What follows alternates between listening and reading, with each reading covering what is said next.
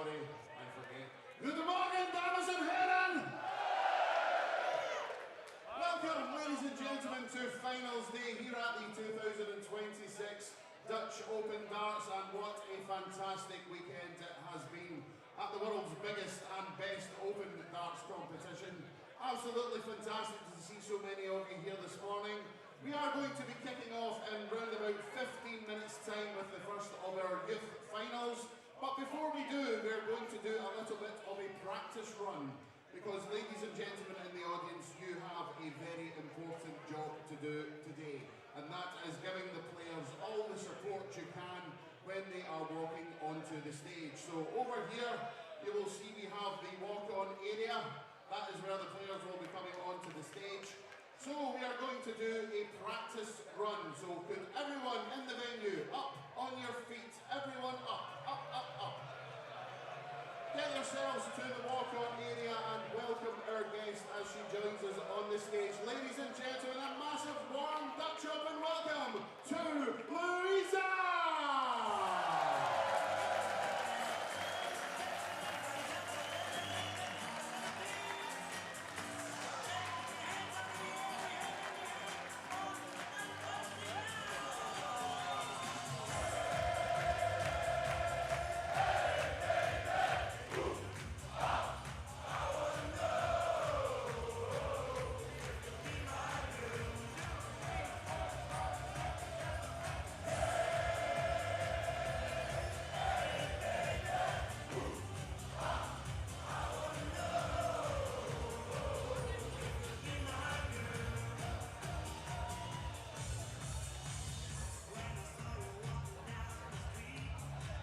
Gentlemen, a massive round of applause for Louisa!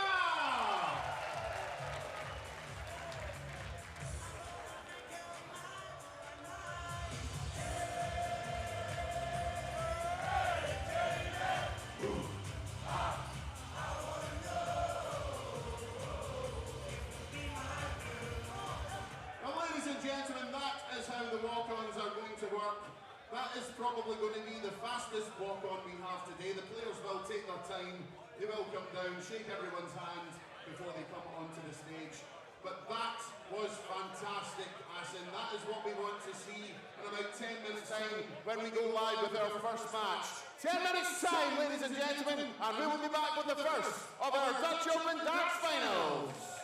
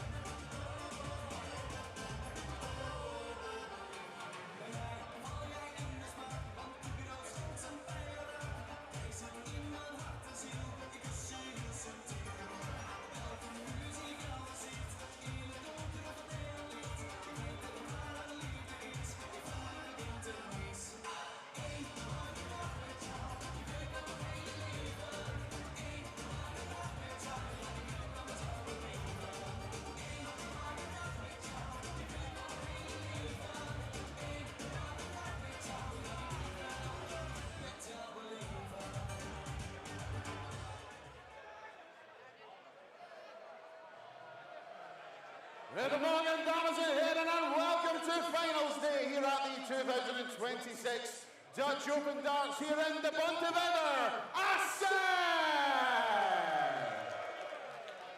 We begin with our girls' final played over the best of 5 legs, and we welcome to the stage first of all last year's Lakeside Girls World Champion, the reigning, defending, two-time Dutch Open Girls Champion from England, Paige Polly!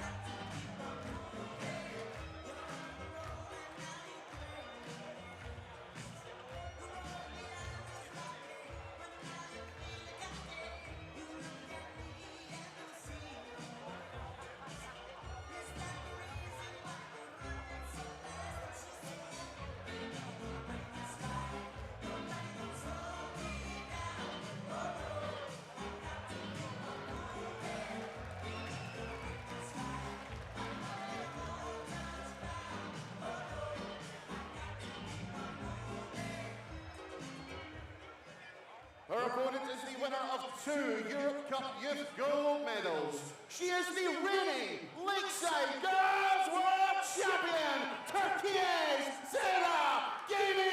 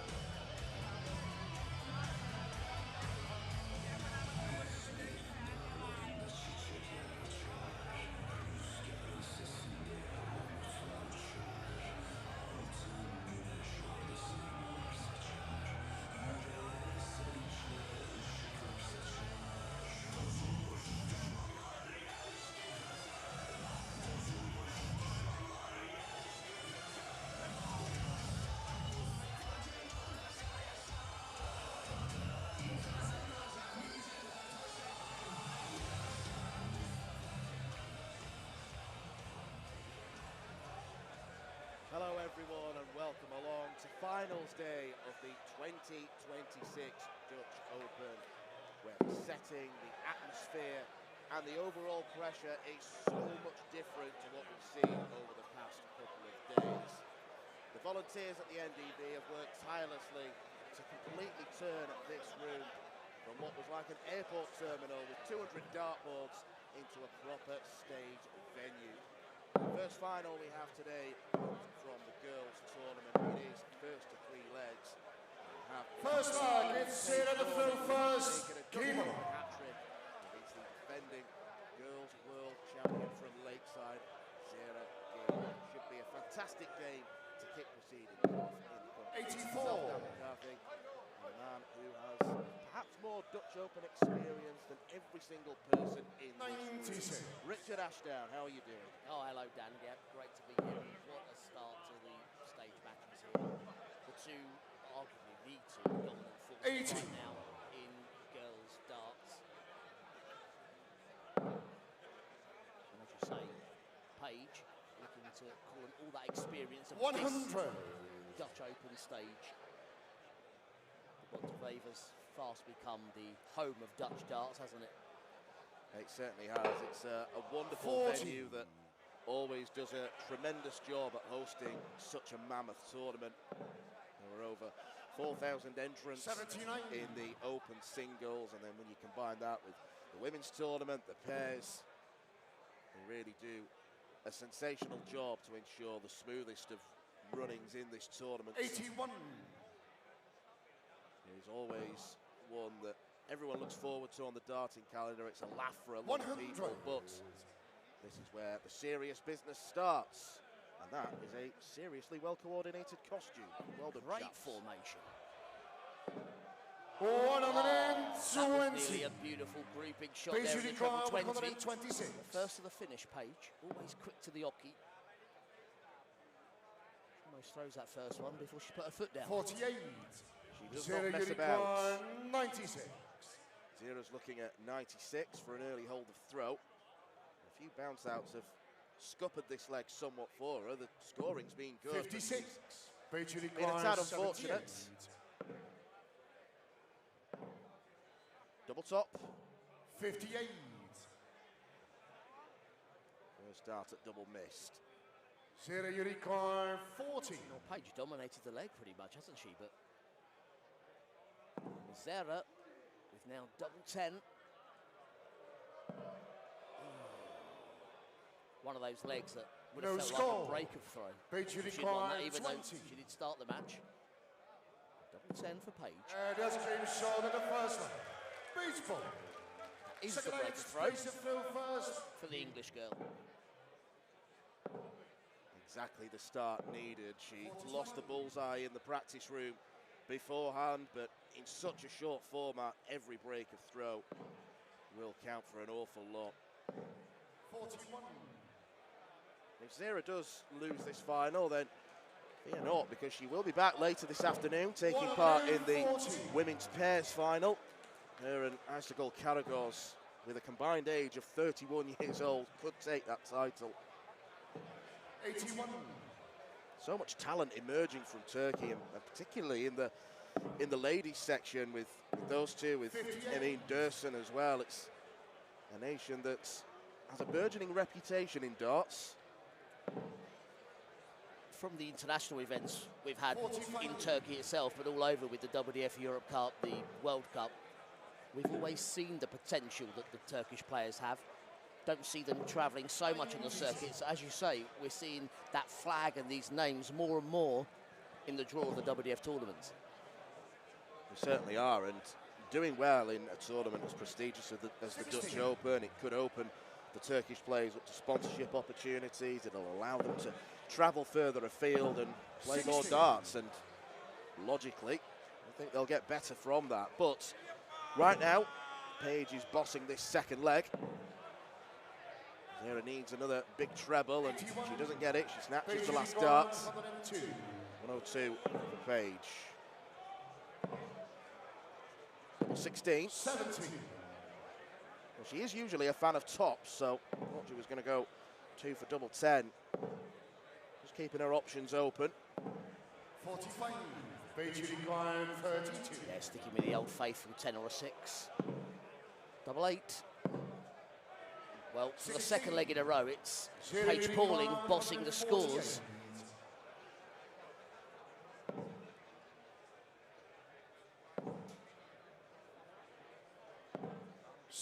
And she finds the double now. Paige requires 16.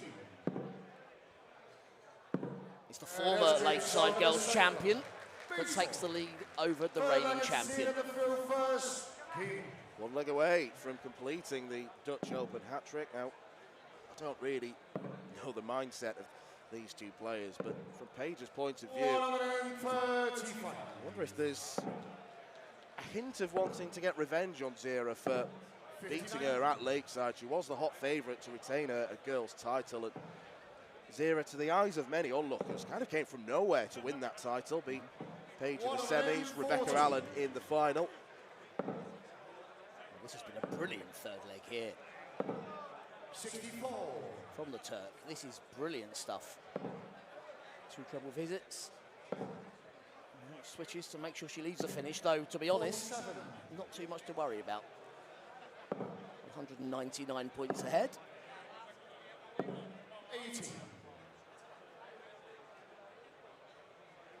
It's no disaster for Paige if she does lose this leg. It's on Zera's throat.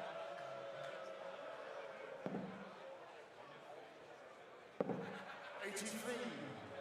This is the first of 3 youth finals we're going to see before we go live on Dutch television. 81. RTL 7 for viewers in the Netherlands, and 97. we're bringing you streaming coverage for the rest of the world, and we're very grateful for you joining us this morning.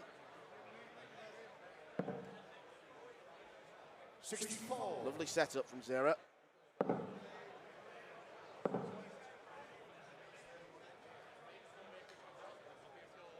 Should look at the ball. Would be the percentage shot. 85. But the gamble. 32. Gamble paid off, but to get on the board, get right back into this match. Double 8. Thread it through the 2 darts. 16. Try to. Basic 132. But what a way this would be to take the title. Needed at least a 25 there on the 132. 56.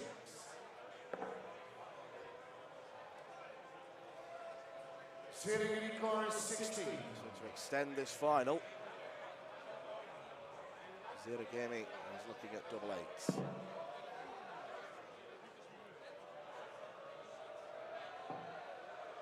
Double 2. Oh, that's a brilliant pressure dart there from Gaming. Falling in space to fill first. Well, Paige has whitewashed her German opponents in her 2 previous wins in this tournament, Kira Mertens and Merv Hummel. So Zera has done something that no one else has managed to do. 43. She find 2 more legs to take another massive title in the WDF system. 41. These two both tried their hands in the senior tournament as well, without success. I know Zera, as she walked off, she was absolutely distraught to lose her game against one of the finalists today, Rachna David. Good run for Paige though, wasn't it? It was. He's Quarterfinals. developing a reputation, not just for playing youth darts, but 60. senior darts as well. Yep, in the top 16 in the world now, in the seniors. Took part, of course, in both World Championships, both the ladies event and the girls at Lakeside. She couldn't emulate what her great friend Sophie McKinley did and reaching both finals, but Ironically lost to her. She did. In the senior event. 45. Oh, this is looking good for the English girl now. Down to 134.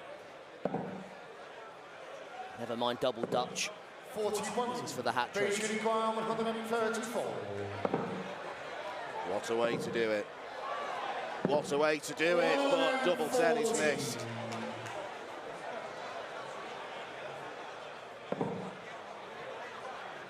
All Gamey can do is put pressure on.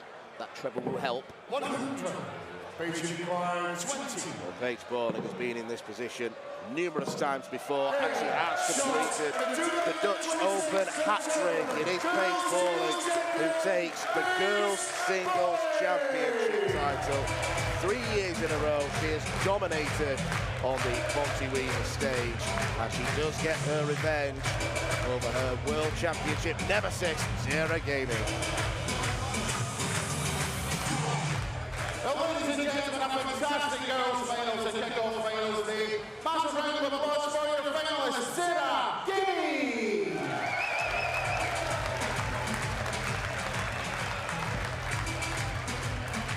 And ladies and gentlemen, 3 Dutch Open girls titles in a row for Paige Borling!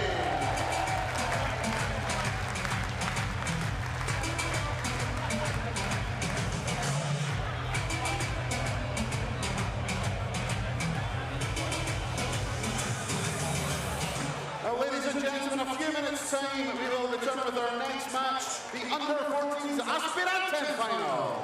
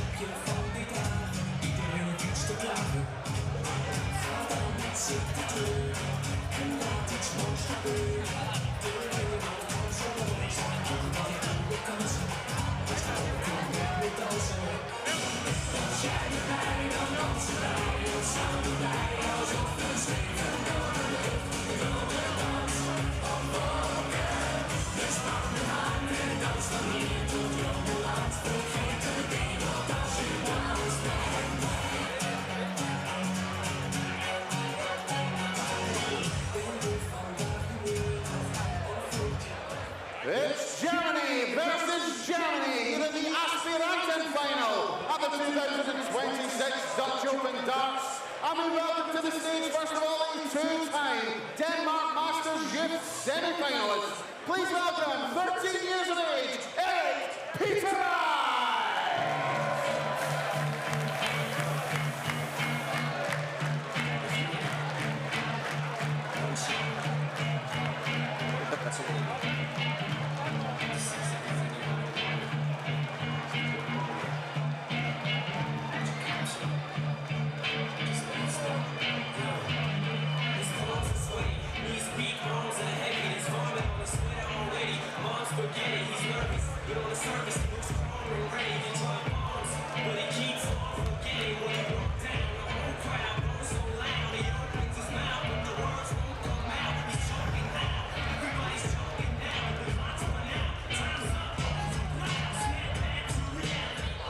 His opponent, also 13 years of age, takes part in his first world ranking final. Please welcome Bruno Willie Sauer!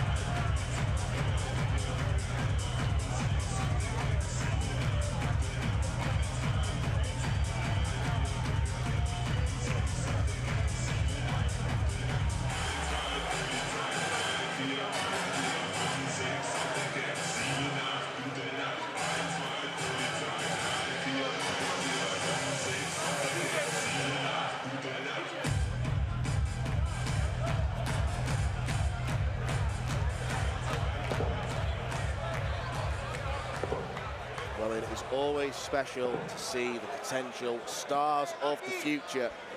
And our second final is the Aspiranten final for competitors under the age of 14. Imagine being that young and being that good at darts to be able to play on the Dutch Open stage. But these two German competitors have proved themselves in qualifying for the final stage. We have Erik Peterite and Bruno Willie Sauer. Now, in the commentary box, we are not meant to be taking favourites, we're meant to be impartial. But I think Erik has already won a couple of fans for the creativity of the nickname. Almost not Peter Wright, it's Peter Wright. I like it, Rich. I love it, and what a first name. I mean, it's an iconic darting name, whether deliberate or not. I mean, what's next? Jockey Van Littler or something, you know? 60. Well, if there are any Van Littlers watching and you are expecting, please consider that. 93.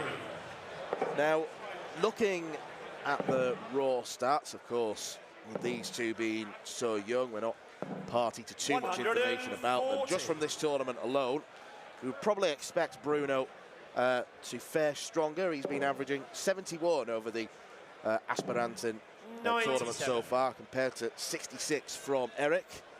But they've both started this game nicely. Have seen some 59. stars play in this tournament before. We've seen some players who are so young in their growth development that they've literally had to jump while they've thrown. I remember a young Finnish lad by the name of Onni Pennanen a few years ago. Why did you laugh and look at me when you said that, Dan? 95. Maybe it was subconscious. Yep, I know how they feel.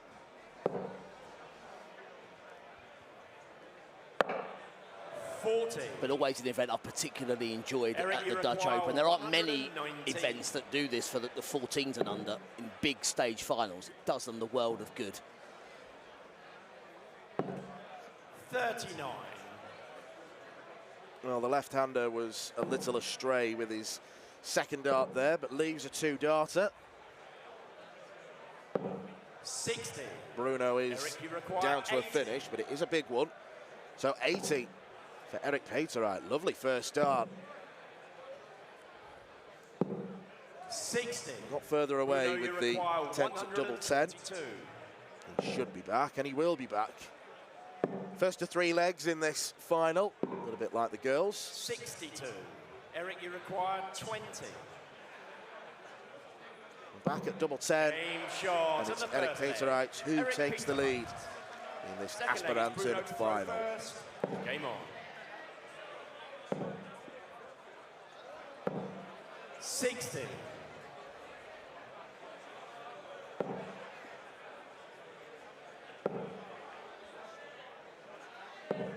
100.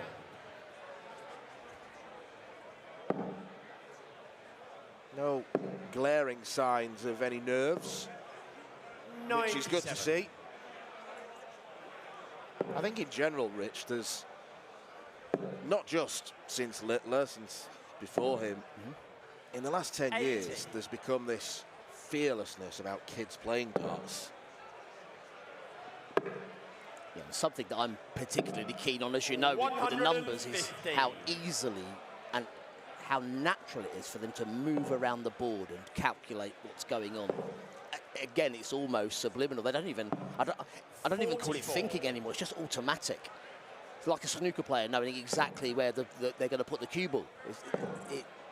You're getting this now with the young dart players. 30. Yeah, a lot of dart players will tell you that it's not necessarily the mathematics, it's about remembering the patterns. And the patterns have sunk into the heads of these youngsters from such a young age 81. that, as you mentioned, it does become subliminal. But I tell you as well, you know, if you imagine how it was for young players 25, 30 years ago, they had 4 or 5 59. tournaments to watch on TV a year, if you're lucky. Now it's so accessible that they're all learning from each other. Gone are the days where it 83. was Bruno, you treble require 20 and the doubles. 140. So much more to it now. Well, treble 20 would leave a double here for Bruno. 60. Lucky. Eric, you require 100. One of these shots, 1-1-3. Pick your route, up or down. Unfortunately, the 7 doesn't leave a finish. Stays on the treble 19. 35. Try to leave tops Bruno, you require 80. to get back into this match. 20 and tops. Moves over to the right. 40. Eric, you require Not 78. land that dart at top. So Eric, you would expect, will get 1 dart at double. And it is the tops that Bruno missed. 38. Yep, the left-hander had to Bruno, move to you the left there. require 40. Confusing the whole hockey. Clear shot now at tops. 2 good guides. Beautifully done. Shot on the second leg. Bruno Willie Sauer. Third leg, it's Eric to throw first. Game on. Young Bruno really packing a punch there with that double top.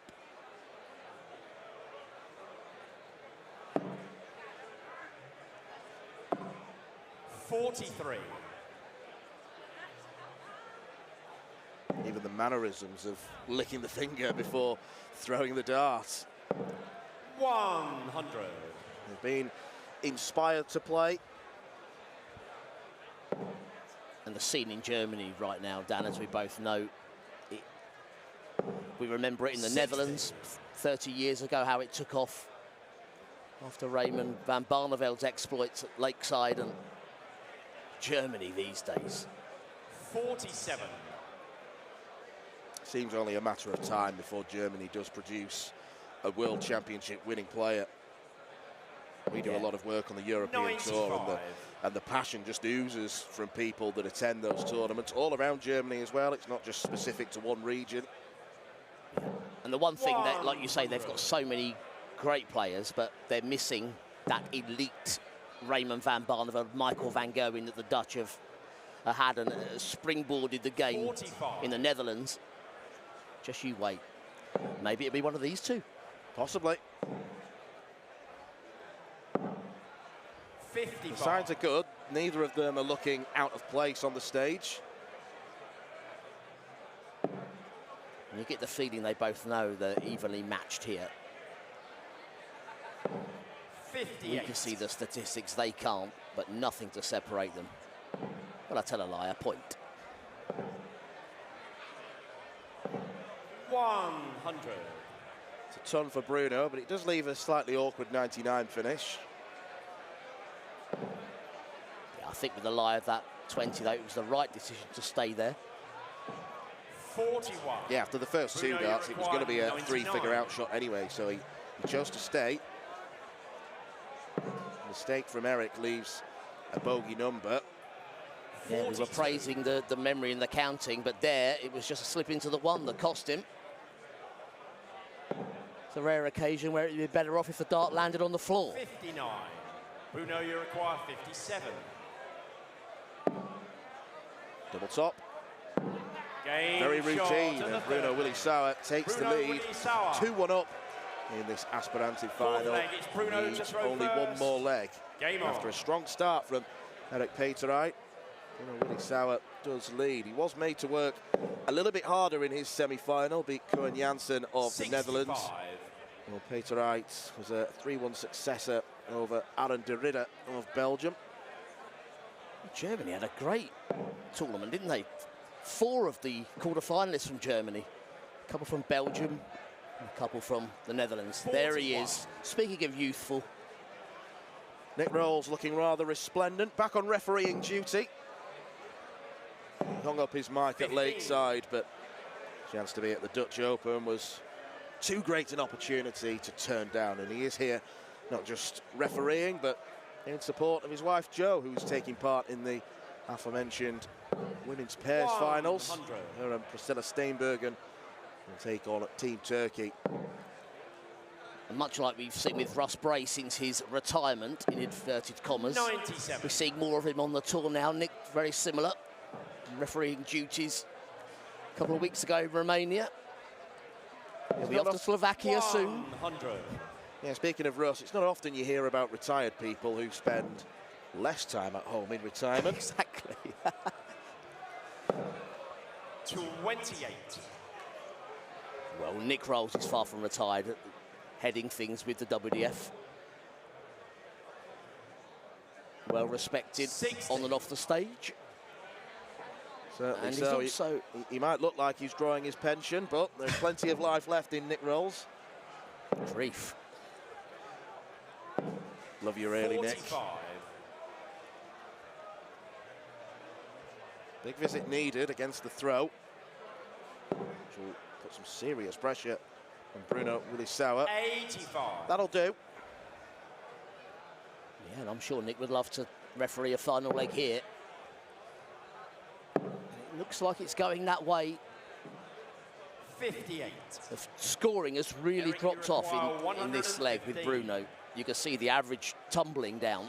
And it was a leg he started. Yeah, good second dart there, single 19 now, or 11 to leave tops. 75. Both players favouring tops throughout the match. Yeah, Bruno had the darts to go and win the title. And to not be on a 95. finish after Eric, 18 you darts require will be a 40. huge disappointment. So Eric looking for a 19-dart Game leg. shot Tops to is the working fourth out leg. very Eric nicely for these Peterite. two. Fifth and final leg. It's Eric So to throw we first. go all the way Game in on. the second final of this year's Dutch Open. perfect start. 123. Well, there was some unfortunate drift, but a 1-2-3 is a very confident start to this last leg. 137. That is brilliant. What a response. Well, these two are producing under pressure. 100.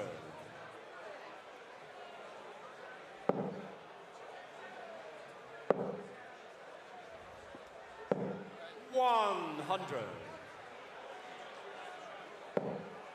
Well, we can see the Peter Wright headgear just behind him. And will Peter Wright take the title here in Assen?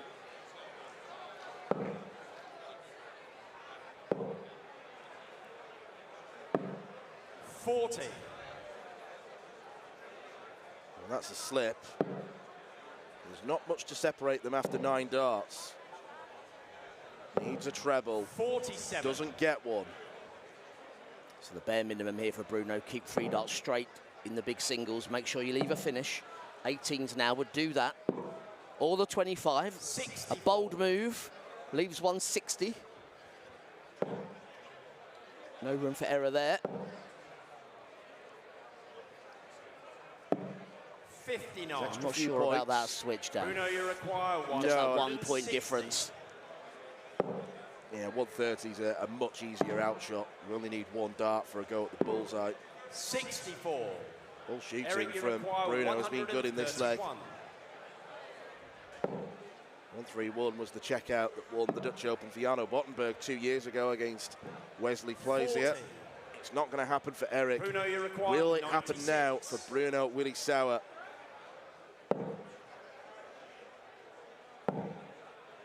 Decided to try and follow that treble. 60. Surprisingly stayed there to leave Eric, double you 18. require 91. How well he's been hitting tops.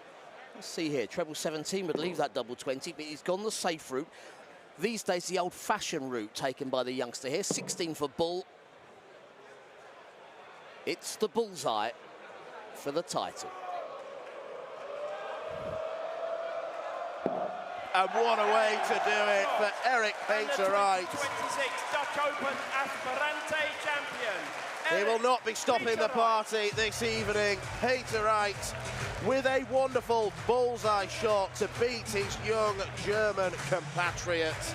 A 3-2 success for the 13-year-old. A potential star could be born. I tell you what, his namesake, Peter Snakebite Wright, would have been proud of that bull Well, finish. ladies and gentlemen, a fantastic final between 2 fantastic young players. A massive Love round of applause for your finalist, Bruno Willie Sauer.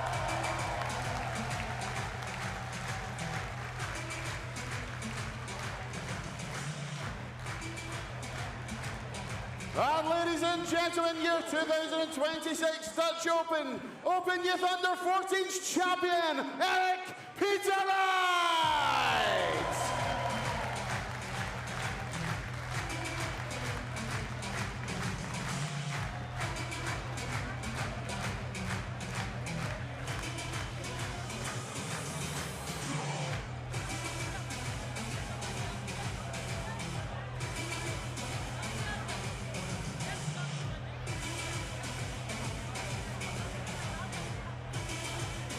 Once again, ladies and gentlemen, a couple of minutes break, a couple of minutes time. We return with our third and final of the youth finals, the Open Youth Under 18s final. Thank you.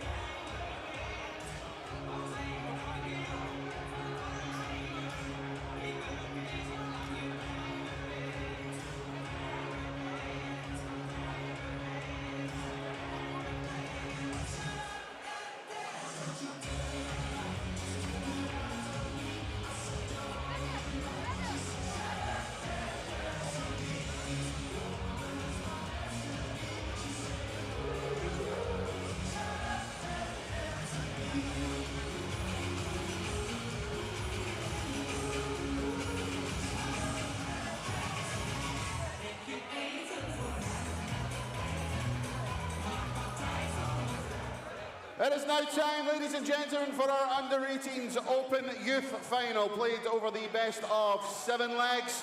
And we welcome to the stage, first of all, the reigning Slovenia Open and Slovenia Masters Open Youth Champion from Belgium, Milan van Utrecht.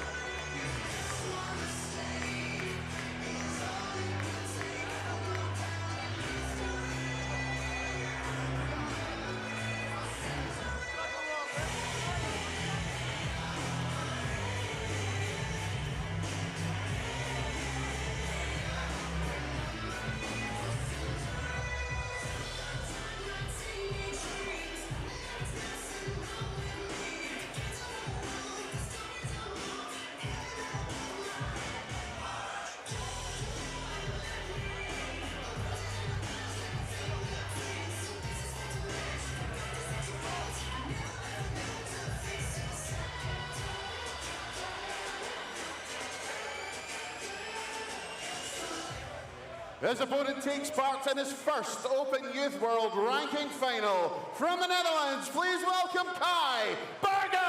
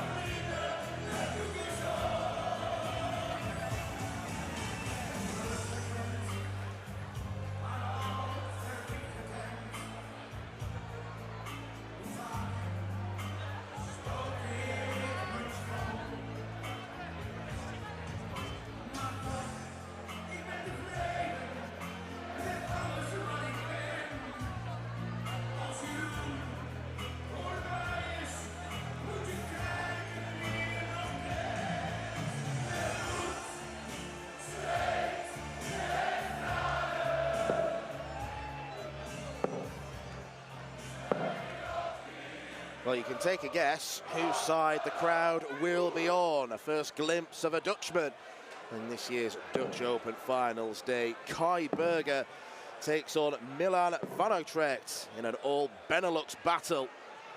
Hopefully there'll be no lucky darts, there'll be quality darts from Kai. And he has thrown some quality darts en route to the final, none more so than his quarter-final contest with another Belgian, Iljano Snoijs.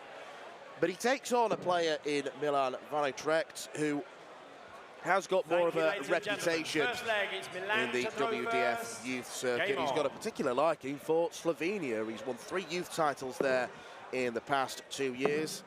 He's looking to add the Dutch Open title to his resume. The crowd is getting nicely warmed up, Rich, as we prepare to watch some comparative veterans to the 2 Germans we saw in the last game. 57.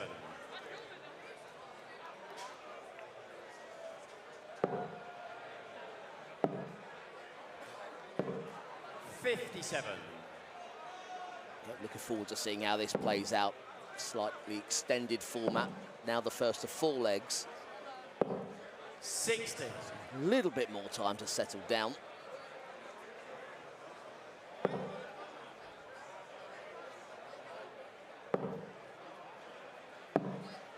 Two You can more. ask any player, it will feel very different up on that stage. Despite everything being the same, the distance, the height of the board, 84. the lighting and the whole big appearance of it, not to mention a referee, the crowd, knowing that you're commentating, Dan, pressure's everywhere.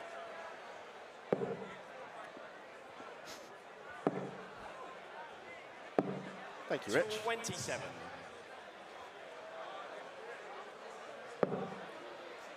I do think the lighting makes a massive difference. It is 96. very different to normal, with all the equipment needed for the TV cameras. You've got the hushed din of the crowd behind 42. you. Milan, you require 112. You've got hundreds of pairs of eyes on you. That's just in this room. But Milan has made a very steady start. He's looking at double 16. Yep, he's throwing as if no one's watching right now. Yeah, anyone that's played in a venue where the dartboard's in a tight corner and then you play somewhere else where it's wide open feels very different indeed. The double 16's wide open here. Well, Olympic eyes are on Milan. No So score. are they in Assen. No score, no drama with Kai back on 172. 100. Milan, you require 32. Probably better take it now. Game shot and the He first. used that first up Milan beautifully. Van Utrecht. Second leg, it's Kai throwing first. Yeah, it was Kai with the bright walk-on, but it's Milan with the brighter start here. 80.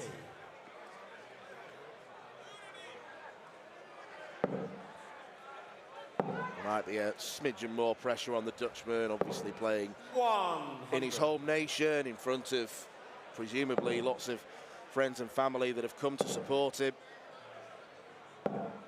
81. We're close to where the players walk on and see his team around him. It's like a pit lane before they go on the 57. stage.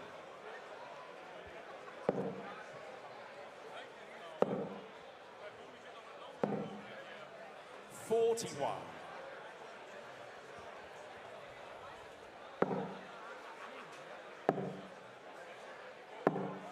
58.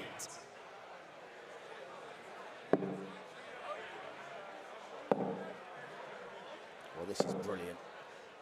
137. Mathematics not so, but he'll be happy with that big score. Yeah, if you are going to nitpick, even if you hit the treble 19 on 299, you've got to go to the 18s, really. But you do if you want to leave a finish, but in the game situation, I think it's fair enough doing this. Pound that treble, as you said in the previous match. Trebles, trebles, trebles, until you leave a double. 126. And that's exactly what Kai has done with the aid of the single 6 to leave double 18. He can do what he likes with Milan way back. 100. Kai, you require 36.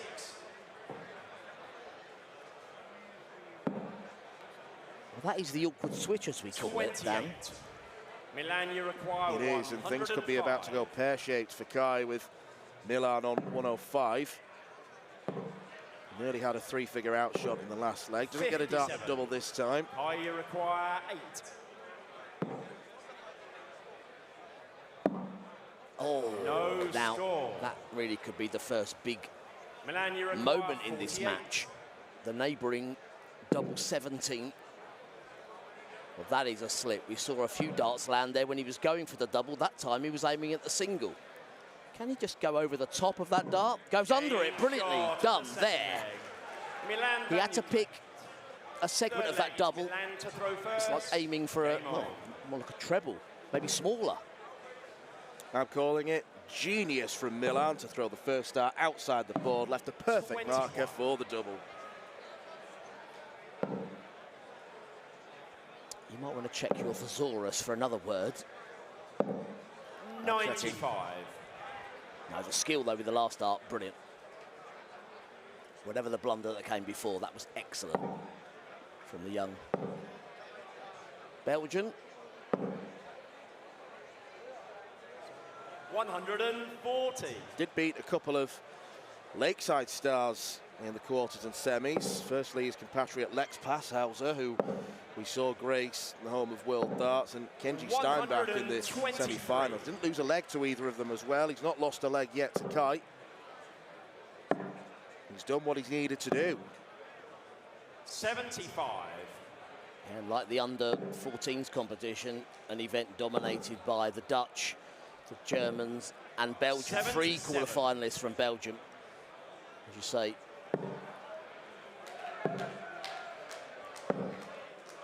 98. Well, that was sensible maths there. 265's a number they all know now to start on the 19s, because even if you hit 2 singles, you can hit a big treble and leave a finish. 60. Milan, you require That finish is 167 167 here. Treble 20, treble 19. Well, at least he has a lovely dart in that treble 20. Ooh, nearer the ball. wanted to hit it Kai, you anyway. require 146. Yeah, that dart was neither here nor there, so Milan comes back for potentially an awkward 83. Might actually leave himself on the ball 47.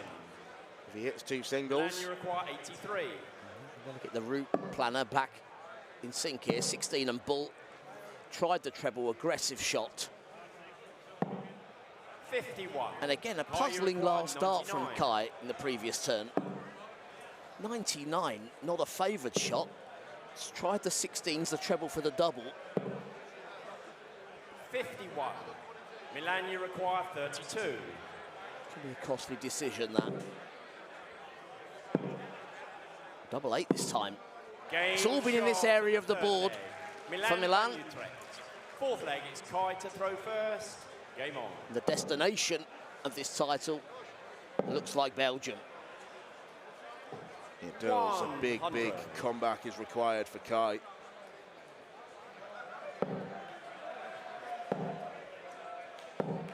$100.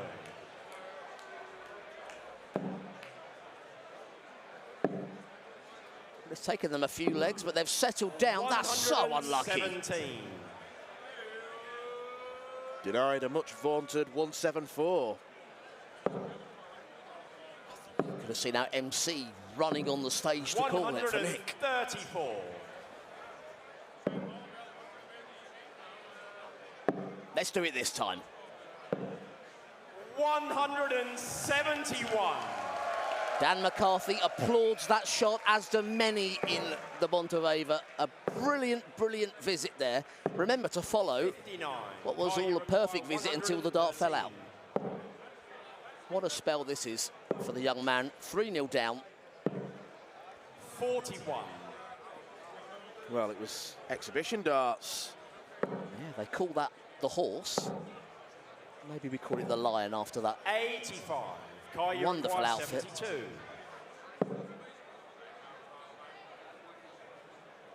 The treble 8 comes into play once again, leaves 48, so you stay in that region. Tops. 32. Milan, you require 123. Well, winning the title here could be as easy as 1, 2, 3 if you hit the 19 or treble with the first dart. Difficult as 1, 2, 3. 45. So tops left for Kai, you Kai require 40. for a 16 dart leg. Game Well, the comeback has to start fourth. somewhere. Kai Berger. Excellent leg of dart. gets Fifth a leg, well-deserved Milan round of to throw applause. first. Game on. Synchronised praise there from the commentary box. 51. Oh, he's on the 9. 140. Oh, he went 2 into the 9.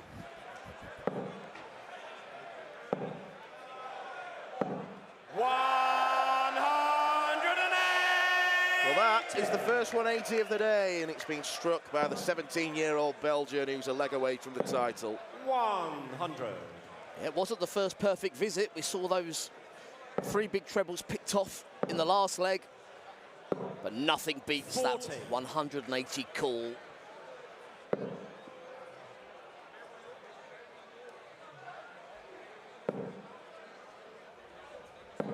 $60.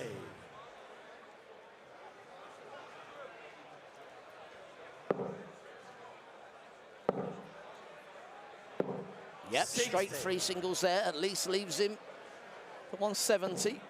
And the trebles really have been going in these last couple of legs from these two. They've really upped the ante. 59. Milan, you require Can we see the biggest 170. of fish reeled in here?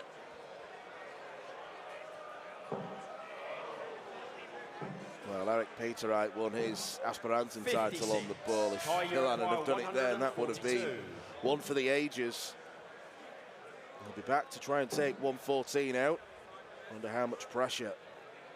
82 left, so I could go for the ball here. I would suggest it, because the 25 would leave a 2-darter, but I can see the 74. eyes there looking at the treble Milan, you 14. require 114. Might mean he only gets 1 dart if he returns, because treble 18 would have left tops. 41. Kai, you require 68. Now double 16. And it is a second leg on the board for Kai Berger, and more importantly, it is a break of throw. Sixth leg, it's Kai to throw first. Game on. Some interesting shot selections there, but it paid off. Finish on the double 16.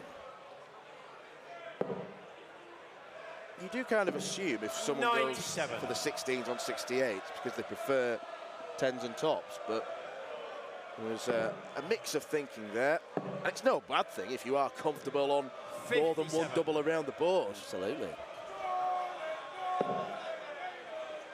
See some players across various circuits who will do everything in their power to leave their favourite double, such as double 3. Rich? Yep. On my checkout card, the highest finish is 126. 96. Triple 20, double 3. You're good. The usual route.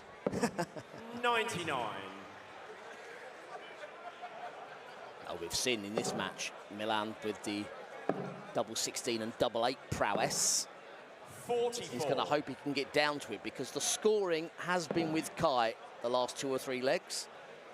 And from 3-0, 68. we could be seeing a mighty comeback here.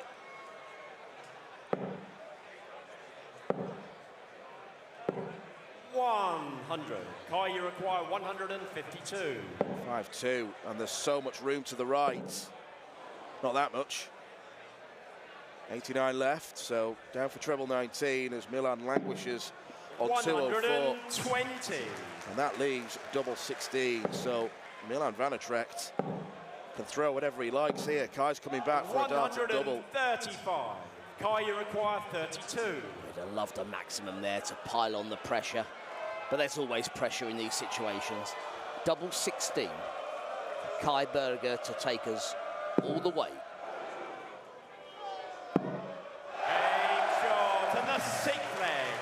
Kai Berger. Well, this did not look likely 3 legs ago. 7th and final leg. And it would Milan be to throw first. harsh to suggest Game that on. Milan has wilted because the level hasn't gone down that much, but in the last 3 legs, he's not had a dart at double.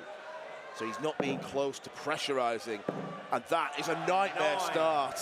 He does hit a 9, but not the one he wanted. Oh, big stage 9 is what they dream of. 140. And you have to say, so unlucky. 3 well-thrown darts, but just to the right. Can he recover? 77. Well, if you want to put all of your bad luck into one leg, we're seeing it so far. If you are going to have one of those legs, you don't want it to be a decider for a title. 2 140s on the bounce from Berger, who has shown all the resilience required. 60. Once again, 3 well-thrown darts, but none of them nestling in the treble. 81. And I wonder if this is the first time that Kai will genuinely be feeling, I'm going to win this match. 97. Kai, you require Because for the last 20 minutes, that 140. hasn't been in his mind. Just a ton will do nicely. Even a straight 20. I mean, that's the key thing here. 41. The key was not to do that, but Milan needs a 140 at least.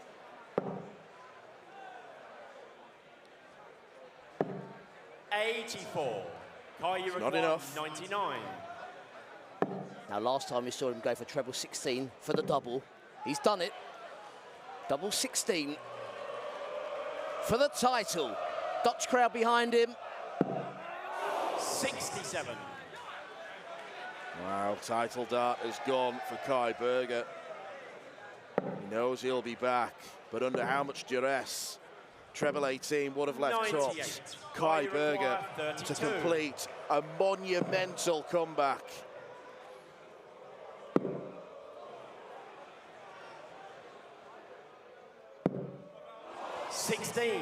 Wow. Milan, you require 76. Started the leg with 3 treble 1s. will soon be forgotten if this 76 becomes 0 with this dart. Tops. Game. Milan takes the title. 2026 Dutch Open Youth Champion. And it's a chance that he probably didn't think he would get. The ultimate game of two halves. Milan started quickly, 3-0 up. Kai brought it back to 3-all, and he squandered 4 title darts. Milan needed just the one. He wins a 4th WDF youth title. Well, ladies here and at the Dutch gentlemen, Open. another fantastic youth final. Please give a massive round of applause for your finalist, Kai Berger.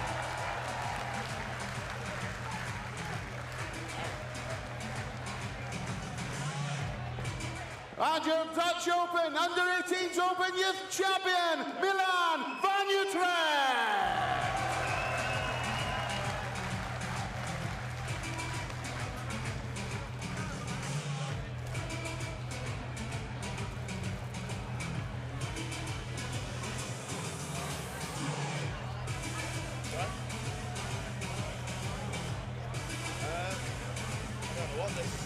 Well, ladies and gentlemen, we are going to move directly into our presentations for the youth competitions, and to do those presentations, we welcome to the stage from the NDB, Francis van Kouten, and a man who needs no introduction, the Obergenius, Dirk van Duivenbode.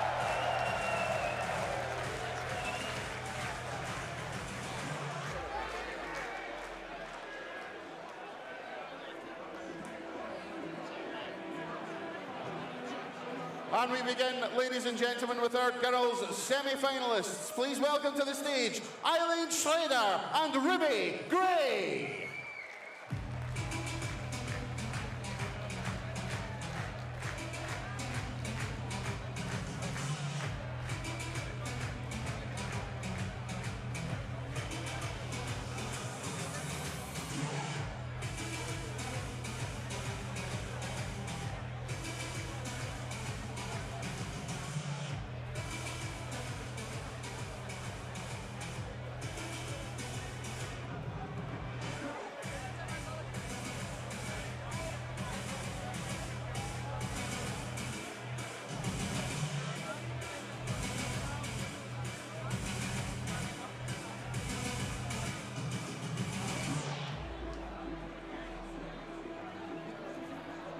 One more time, ladies and gentlemen, Eileen Schrader and Ruby Gray.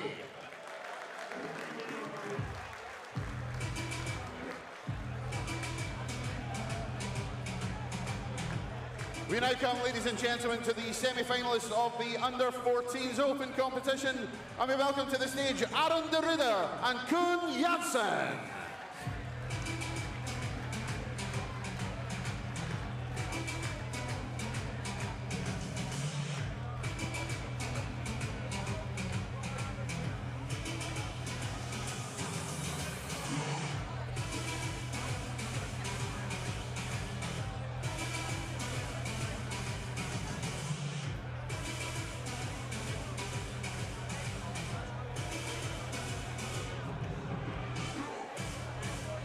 One more time, Aaron de Ridder and Koen Janssen.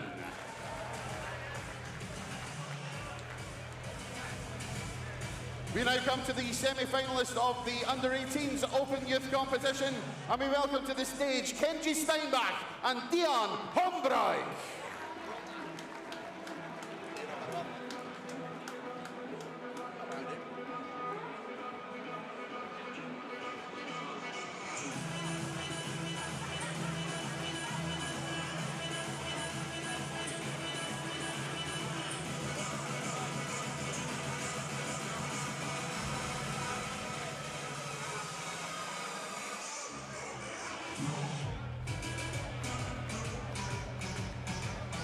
Ladies and gentlemen, Kenji Steinbach and Dion Hombroek.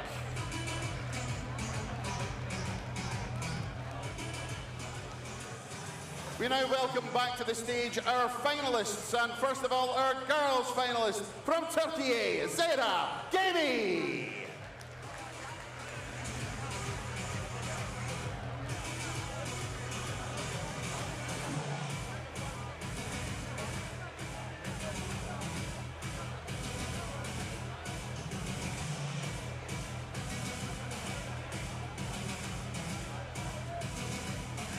One more time, Zera, gimme!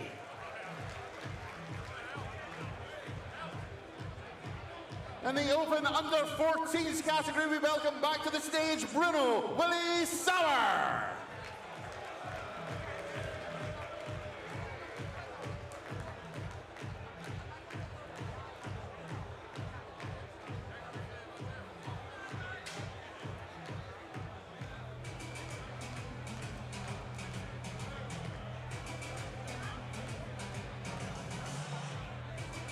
One more time for Bruno Willie Sauer.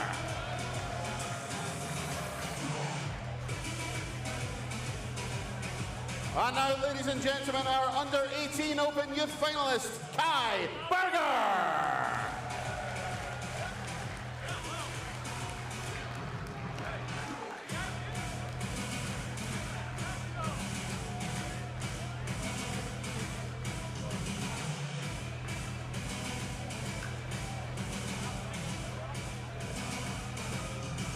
One more time for Kai Berger.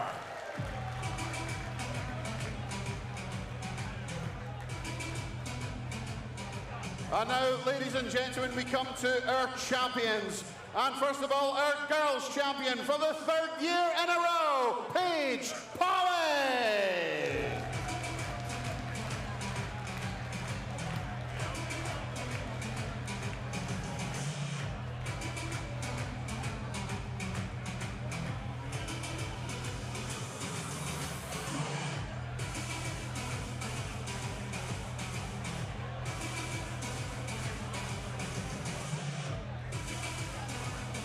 Your girls champion, Paige Polly.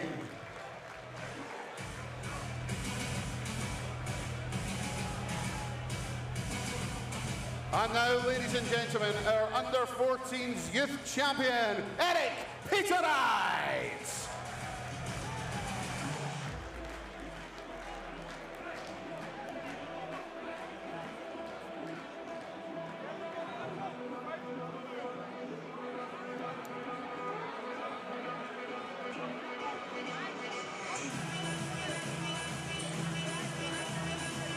One more time for Eric Peterites.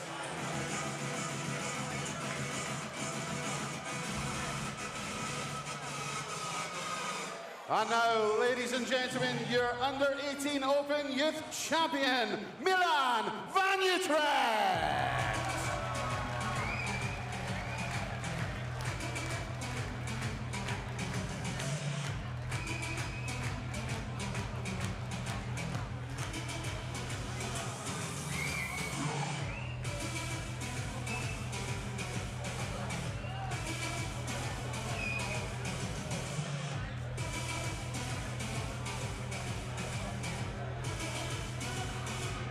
One more time for Milan Van Utrecht.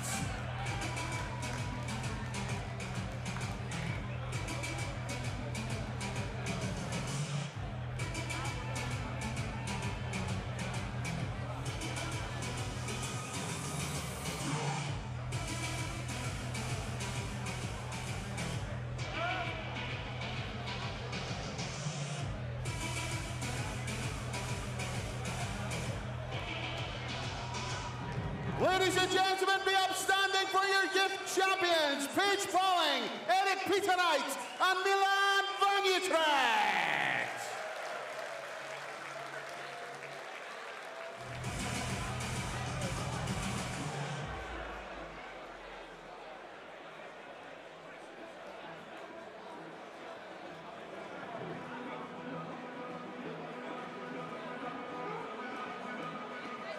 Ladies and gentlemen, a few minutes' time, just a few minutes, we will be going live on RTL 7.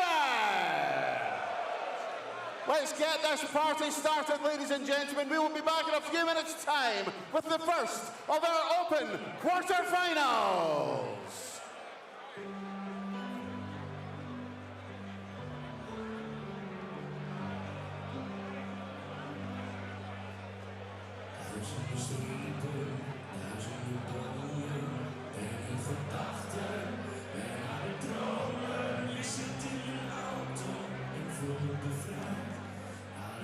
Leven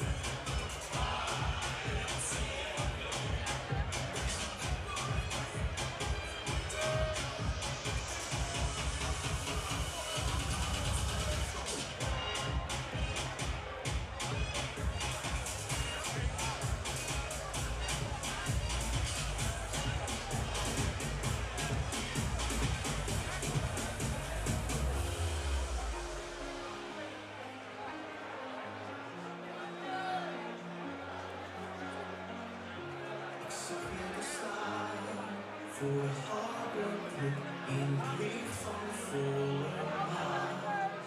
Je keer al gedaan. Je kwam dichterbij, een mooie maand, maar stiekem niks van mij. Maar voordat ik kon gaan, zag ik ineens jou, Maserati, huis op Bali. Doe liefde draai niet om geld, maar het mag niet. Hier op Bali, code bloot. Ik ga maar hier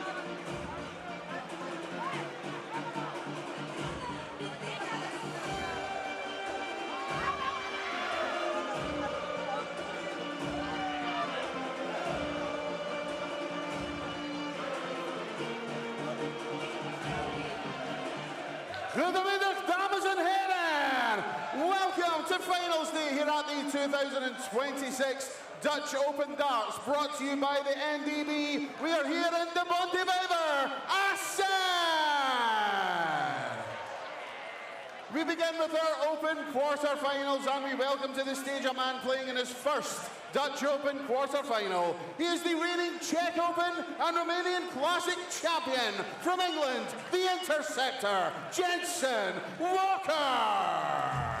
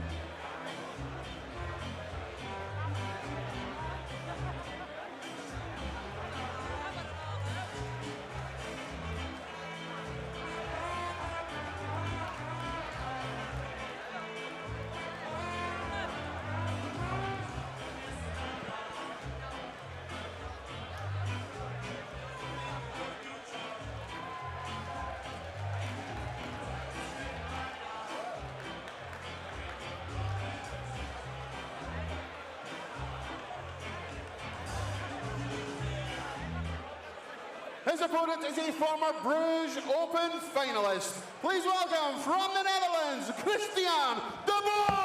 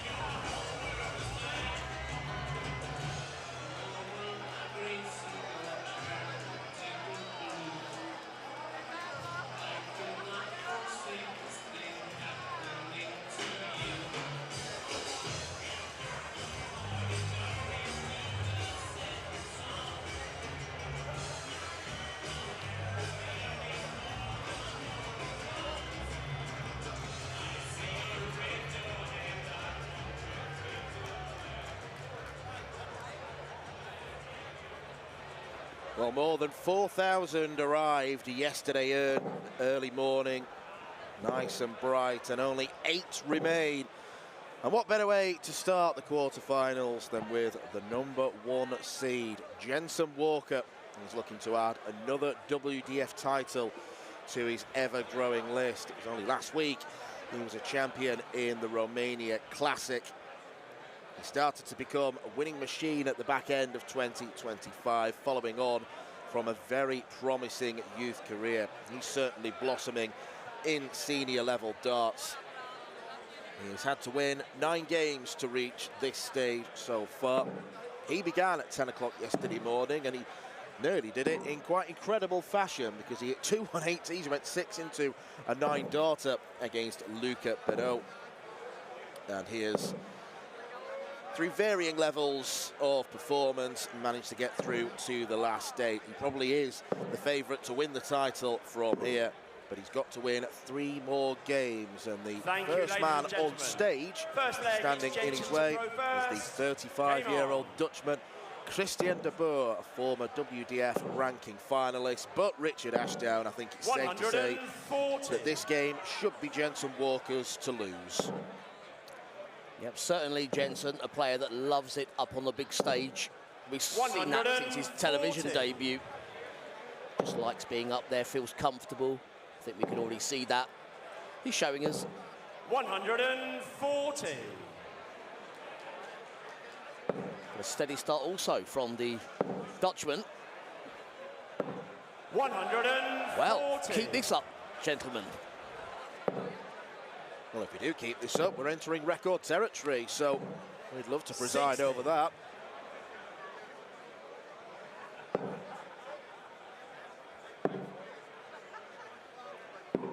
Dutch Open, 40. as we know, is a wonderful mix of semi-professionals and amateur darting stars.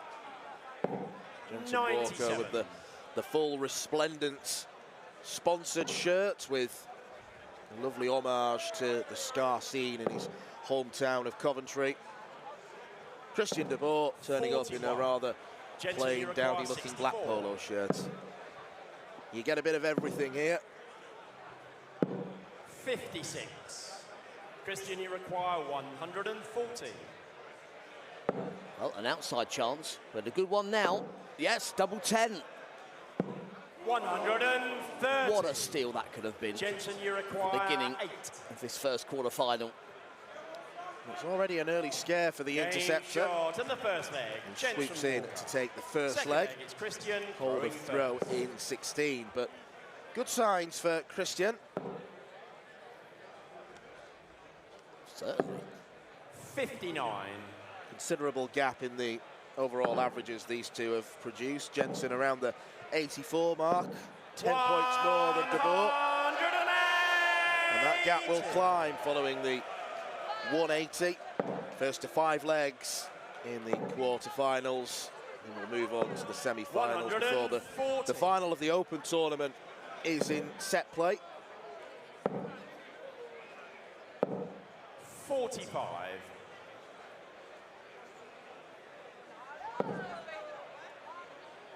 This really is like an advanced course for a darts player to progress in the Dutch Open. So much to deal with. The sheer numbers you've mentioned. There's no tournament even comes close to the amount of people in this venue. As you said, over 4,000. The NDB actually had to cap it. Well, there's no cap here on the scoring. Brilliant stuff once again from de Boer. Had an outside chance in the first leg. 46. Christian, you require 63. 13, often the favourite choice here. Tried the treble 9 for double 18. Now goes to tops.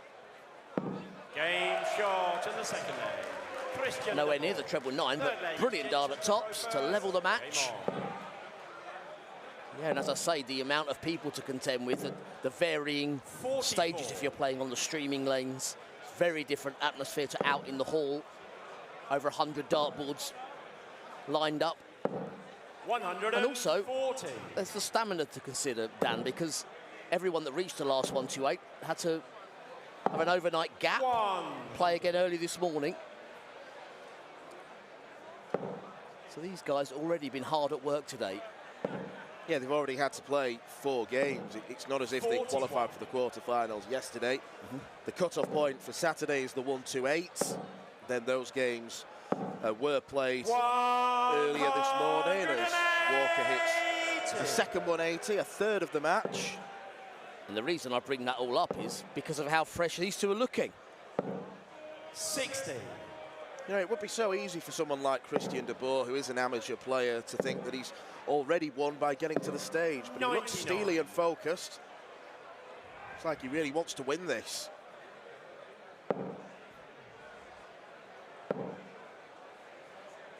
If he carries on like this, there's no reason why he can't. Jensen's going to have to be on top of his game here. 20 for tops. 40. Wrong side of the wire. So Shanghai for Christian de Boer. Couldn't get his way past the first dart. 60. Jensen, you require 38. Splits. And there's no way that he meant to leave double 14. He's gone around for double 7. And that's a mess for Jensen Walker. You can tell by the hesitation that wasn't the intended target. Of course, it's a handy backup, that single 10. That's the move. Over-pitched that with a new angle. 40. Good adjustment, but not good enough. So again, Jensen has the option. Jensen, you require 14. Stick or split. Splitting again. Double 4.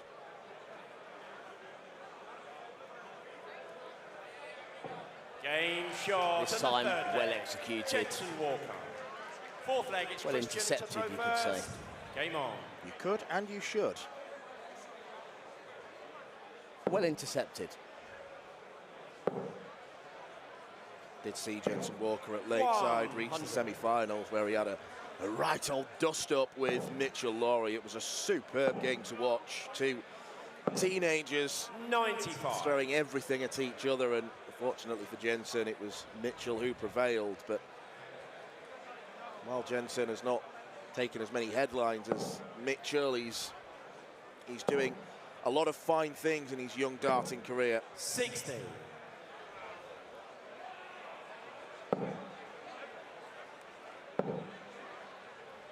Already amassed so much stage experience. Been a winner in the Modus Super Series, played in the UK Open on the main stage. Not forgetting his trips to Lakeside. Mr. Lakeside there on the stage. 133. Referee Nick Rolls, overseeing things.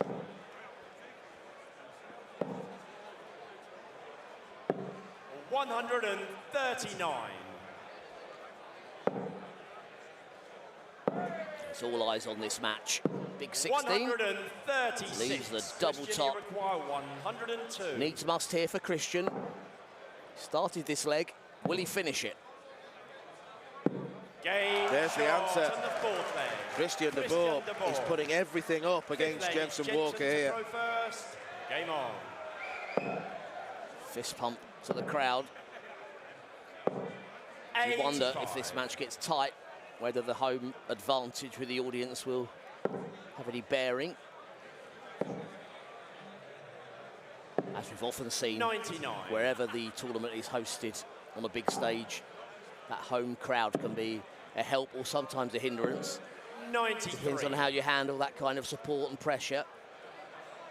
I think Jensen did his very best to try and get the home fans on side during his walk-on. He gave us a questionable little jig as he completed his walk-on. 100. Yeah, trying to shake hands with every audience member. Works for some. I am a fan of the walk-on, I've got to say, and I think you are as well. Bobbing your head and singing along to the specials. 59. A little bit low pitched for me. 134.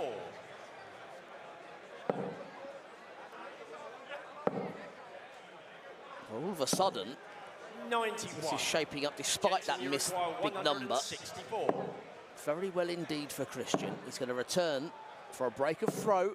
Great setup from Jensen. 124. Leave tops. Christian, you require 43. Let's see what Christian's double of choice will be. 11 for double 16 to break the throw. 35. Jensen, you require 40. Well, Christian has had darts that double in every leg so far. Could have been walking off stage. Game short. Instead, he finds himself 3-2 down. Sixth leg, it's Christian. And I wouldn't go as far to say Jensen has been fortunate, but the 3 legs that he's won, the only legs he's had darts at double in, he's been efficient. 60. We do have our quarter-final lineup sorted and sealed for Dutch Open quarter-finals. Paul Kroner of Germany, who we saw at Lakeside, takes on Heiner Uldrichs. The winner from 2 years ago, Jana Bottenberg, is in action against Brent Pleisier, who I am informed is of no relation to Wesley. And another Lakeside participant, Corné Grunewald, the highest ranked Dutchman, in at number 3, completes the quarter-final lineup against Belgium's Lennart Faz. 81.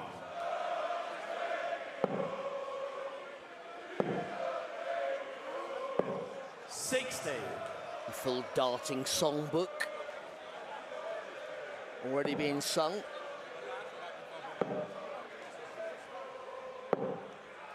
100.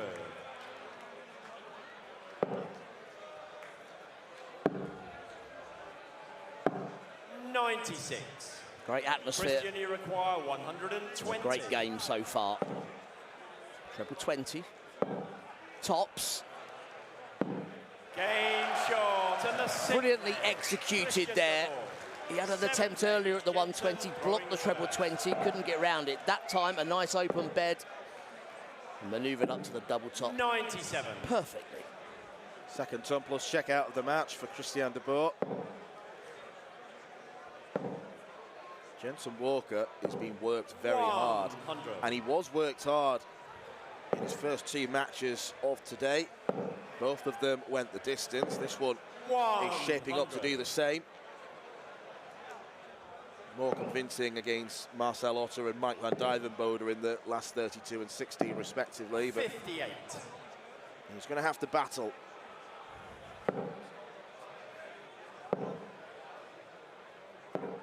$60.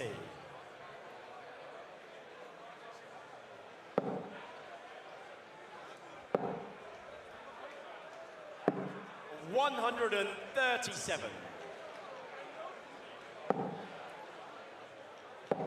If Jensen didn't know much about his opponent before the game, he certainly will now. He has a match on his hands here. The Dutchman steady and strong on those trebles. Christian de Boer hasn't had much success in terms of titles, but he is a solid player. He was a last 16 participant at the recent World Masters. 72. He can clearly play.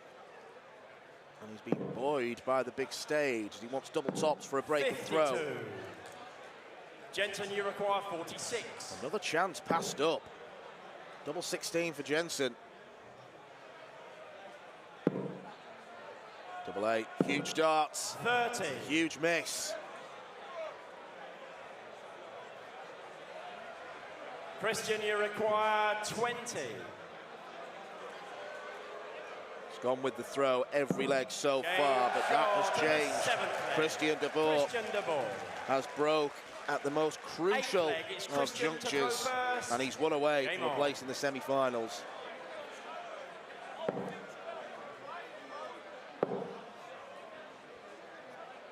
When you are the player throwing second at the start of a match, the penultimate leg you need to break always seems the best time to do it if you can choose that one breaker throw to do it, the leg before you then throw for the match. Number 1 is the smallest number, but it carries the greatest pressure. Do you think that's a factor for Jensen? It could be. Target on his back. Got his shirt as well. It is. Well observed. I'm not sure what's happening on his shirt.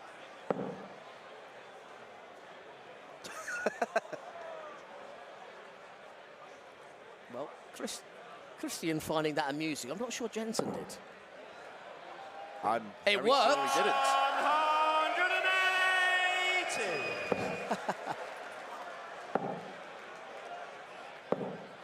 180. 100. Jensen Walker is chasing. Love that 180. I'm not sure we're going to see a better 180 hit today. 96. That kind of panache. Christian. So, 2-ton plus finishes already. 102, 120. Christian, you require Let's see a 105. 105.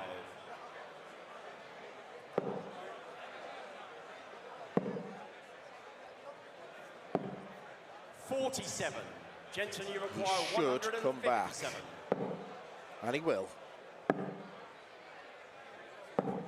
59.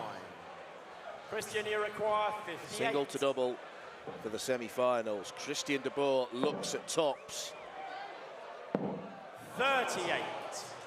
Chances have gone, Jensen, you but require this isn't 98. easy. 98 for Jensen. It's been made much easier now. 79. An aggressive attempt. Fancied that, to be honest. Christian, you require This 20. is the moment for Christian de Boer. Double 10 to take his place in the Dutch Open semi-final. No score. Jensen, you require 19. Can't be affording to miss 5-match darts against the #1 seed. Different route, 11 for double 4. And it's worked a treat on double 2. Jensen Walker. Jensen Walker has dodged several bullets here, Ninth but it's back on and his final throw. leg. 9th and final leg for the match. It's Jensen to throw first. Game on. We saw the under-14s final earlier go 3-2. The under-18s 96. final go 4-3. You see our first quarter-final going 5-4. And your referee, Nick Rose. 60. Half wondering if it was George Noble dressed up as Nick Rolls. 98.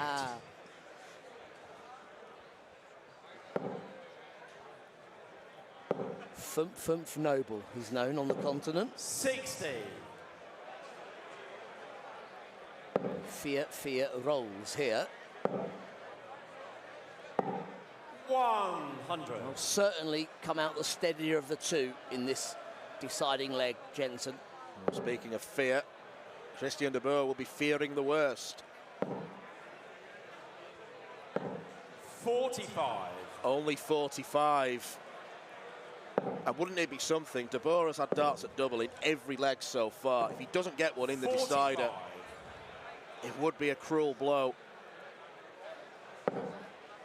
Back in the treble, needs all three. So we've left to finish, but that's putting back in the leg. 140. No finish for Jensen, decided to stay on 20s on his previous shot. Instead of setting up, now he has to be smart. Tried the ball on 90. 89.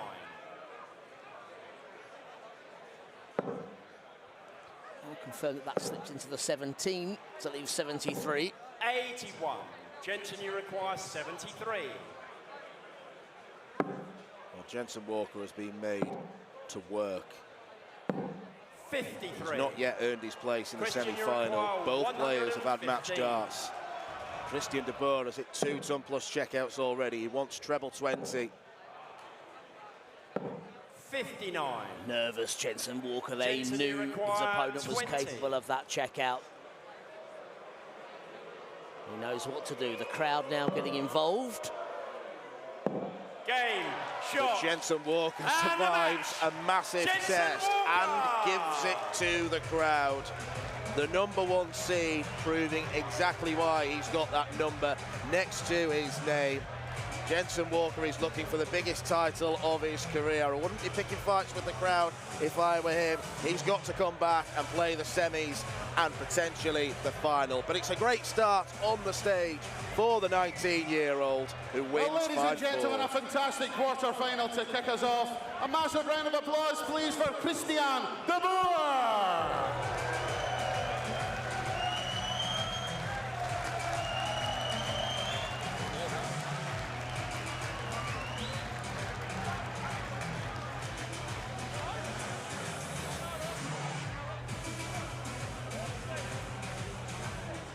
to the semi-finals, Jensen Walker.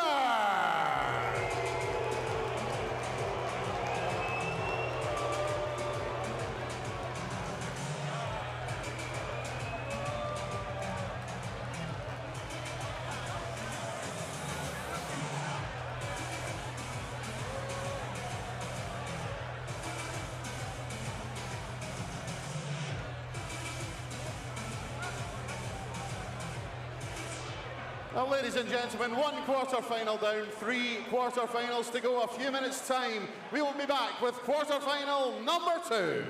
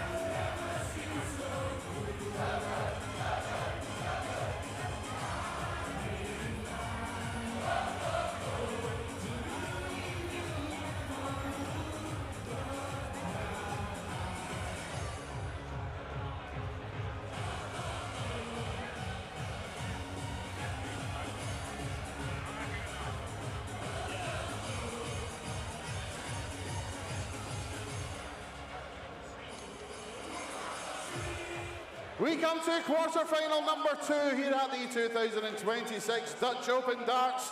And we welcome to the stage, first of all, the reigning Bruges Open champion from Germany, Paul Kroner!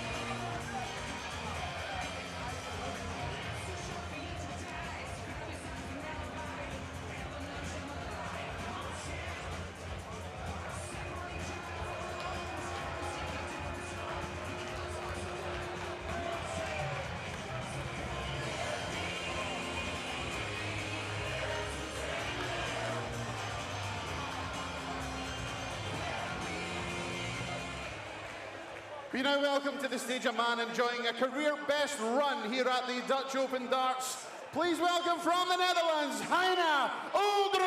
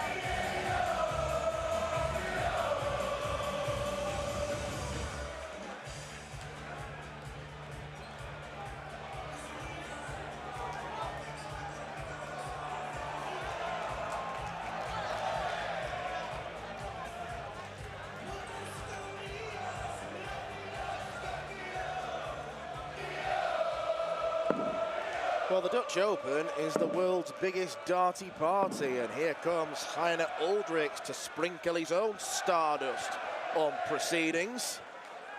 Crowd favourite potential already for the 36-year-old, who is no stranger to the Dutch Open, to continue the point that our MC Anthony Dundas was making. This is a career best showing for him.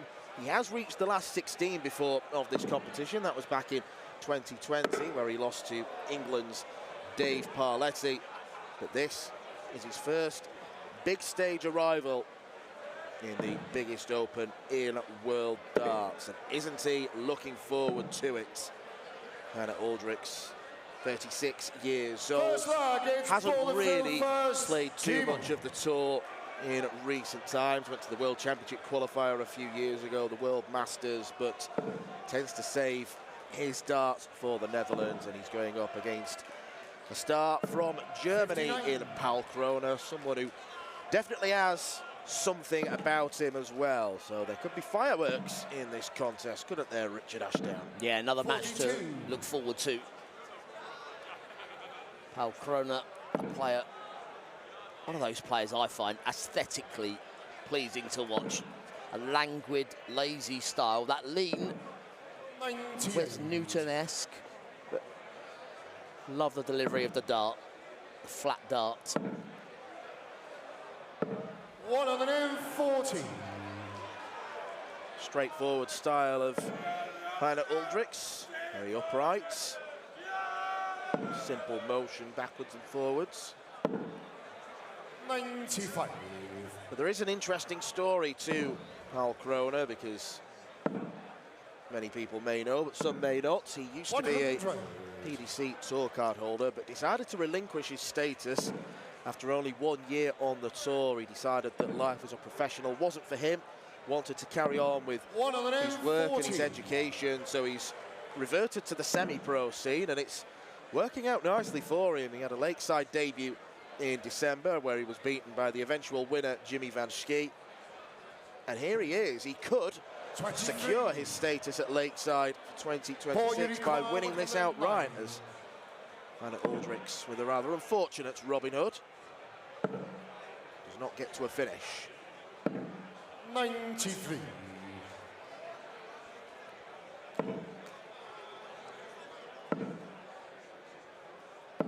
$140. Bit of pressure, but Ball you require 60. German back for double 8.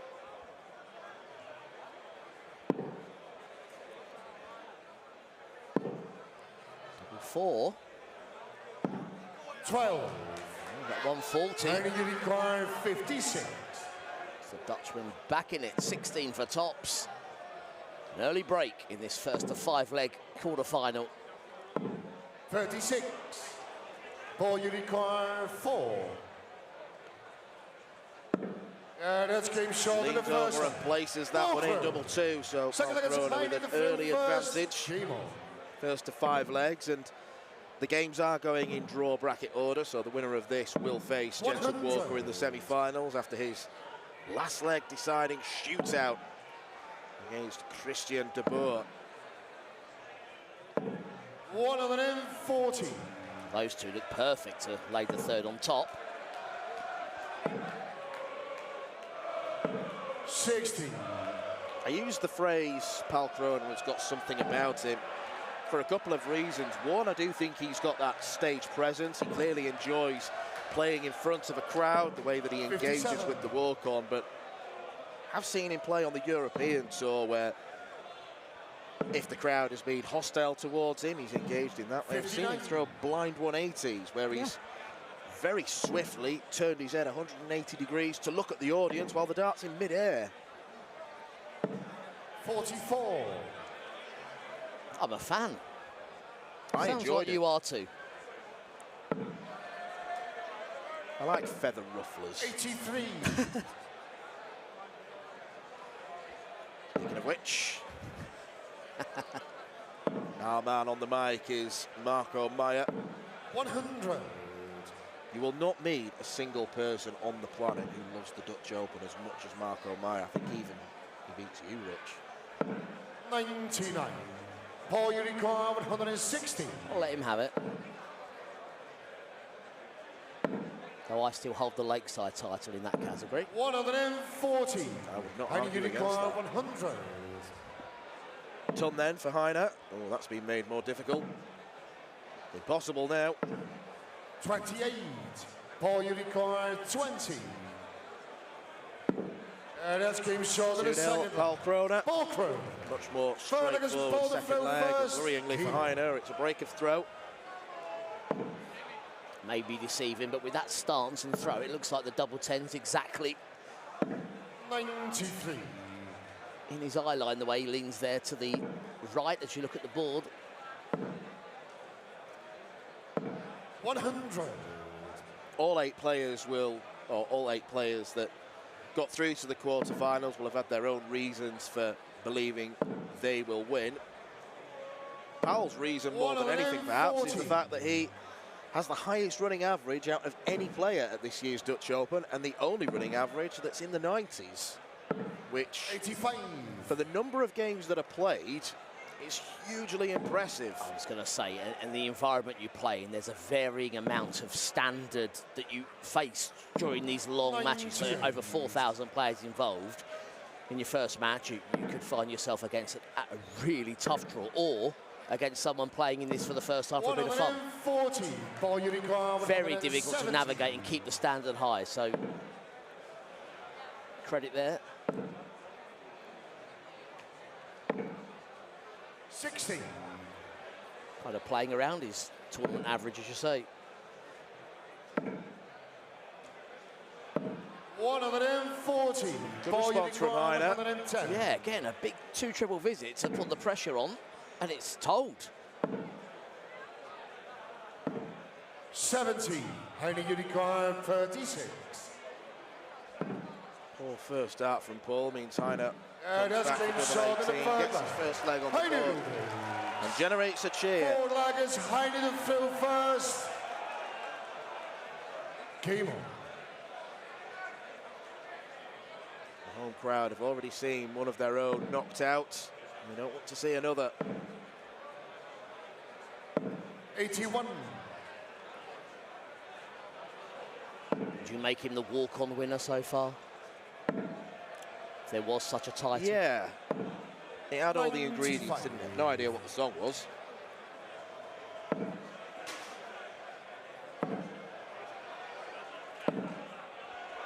But with darts like that, we're going to see him walk on again. 80. I will give the Dutch one thing. No nation on earth produces as many absolutely unnecessary techno remixes of classic songs 140. as passionately and as efficiently as the Dutch. I mean, I think the one area in that topic that the 40. Dutch disagree with you is that they're unnecessary. They deem them completely necessary. Well, that's an awkward one. For Paul. 44. Hence the switch. There's a good angle to see. Heine 60. likes to work, if it's not in the treble, with the dart above, and the opposite for Kroner. Therefore, switches again. Awkward when it's above. That's much better for him. 58. Heine, you require Big stack on top, 140. just didn't find the treble. I don't know why, Rich, but for me, there's something oddly compelling about watching players wwhose darts do lie flat on the board. I think it's because it's Ball, you require just not as common as 164. the upright angle. 164s aren't too common either. They're reserved for brilliance. Not this time for Paul. 124. This time it's Heine, you Kroner require with the 2 20. treble set up to put the pressure on, but to hold throw, double 10. Ooh, big dart, a double 5. 10. This could be where the match well and truly Ball, you swings require into 40. the Germans' hands here. That's Yeah, King break a shot throw in the forward to line. lead 3-1. Ball crew. Fifth lag, it's ball the throw first. Game on. Back to your point with the angle of the entry of the dart. Of course, it was commonplace by one player in particular. The 97. mastery of that particular technique from Phil the Power Taylor for so many years. His dart often varied, the lie of the 60. dart didn't. And he knew exactly how to use it. Of course, it would be fair to say that no player has mastered it quite to that level since. 140.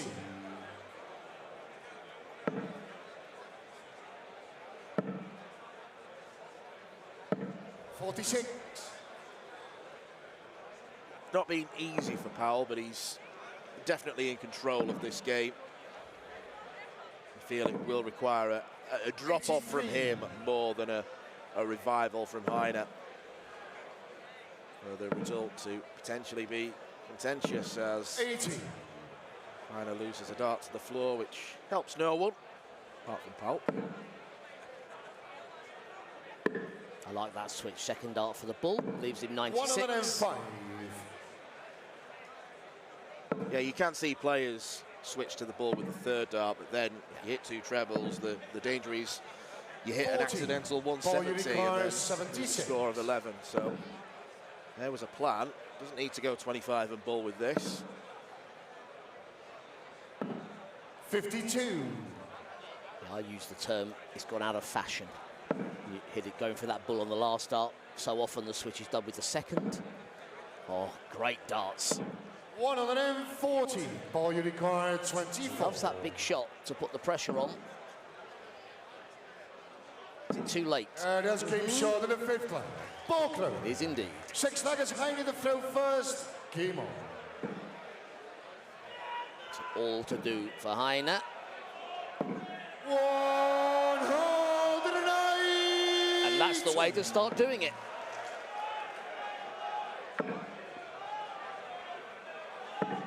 $59.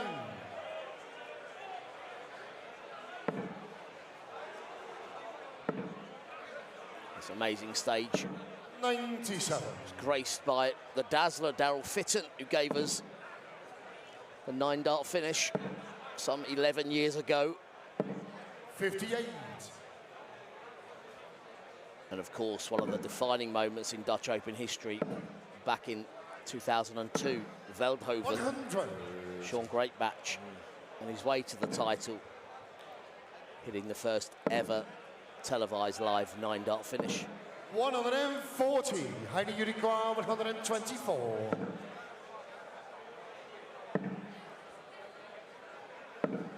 80.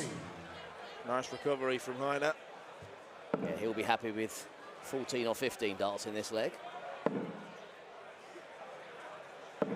Which way do you 60. fancy? 12 double 16 44. or the old Motown route? Well, he tried for 4 tops. Jukebox malfunction. Double 12. 20. Well, it's not the worst miss in the world with Corona back on 184. But given he's in the 96. snooker's required stage, he's got to win every leg 24. from here. Can't afford for there to be too much faffage. And as game short in the Technical sixth term, leg. Hannah Aldrich takes out Seven number leggers for the 12. throw So first. it's not over yet. Rod the 9. Told you. He loves it. 140. Shouldn't have stopped, Paul. I will stop going early with these 59. shouts for the 9-darter. Always a lovely topic. The late, great Sean Greatbatch. And the great dazzler, Daryl 92. Fitton. Our 2 big stage Dutch Open 9-dart hitters. We want another one. 140.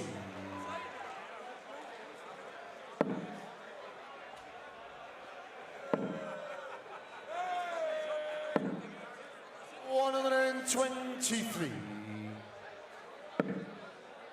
Early visit to the 18s. Still with a chance now of leaving a finish with that single. 98. Could have left For on you 6-4. require 146.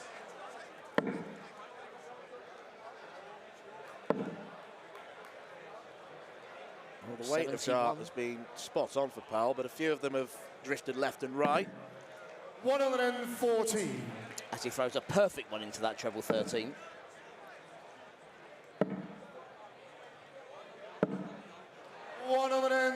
We've seen him use doubles all around the board in this match. To win it on double 16.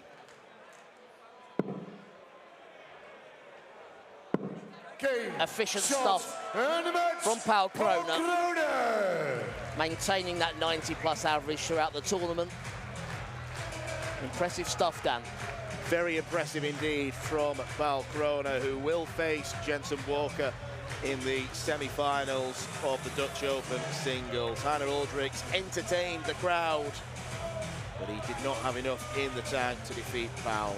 Ladies and gentlemen, keep your applause going for Heine Aldrich!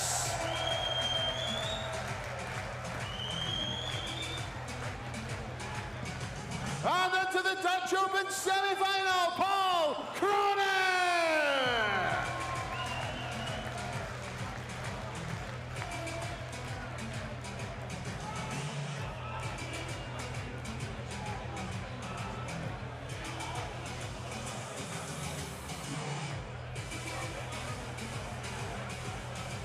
We will take another short break, ladies and gentlemen, 5 or 10 minutes time. We will return with the third of our Open quarterfinals.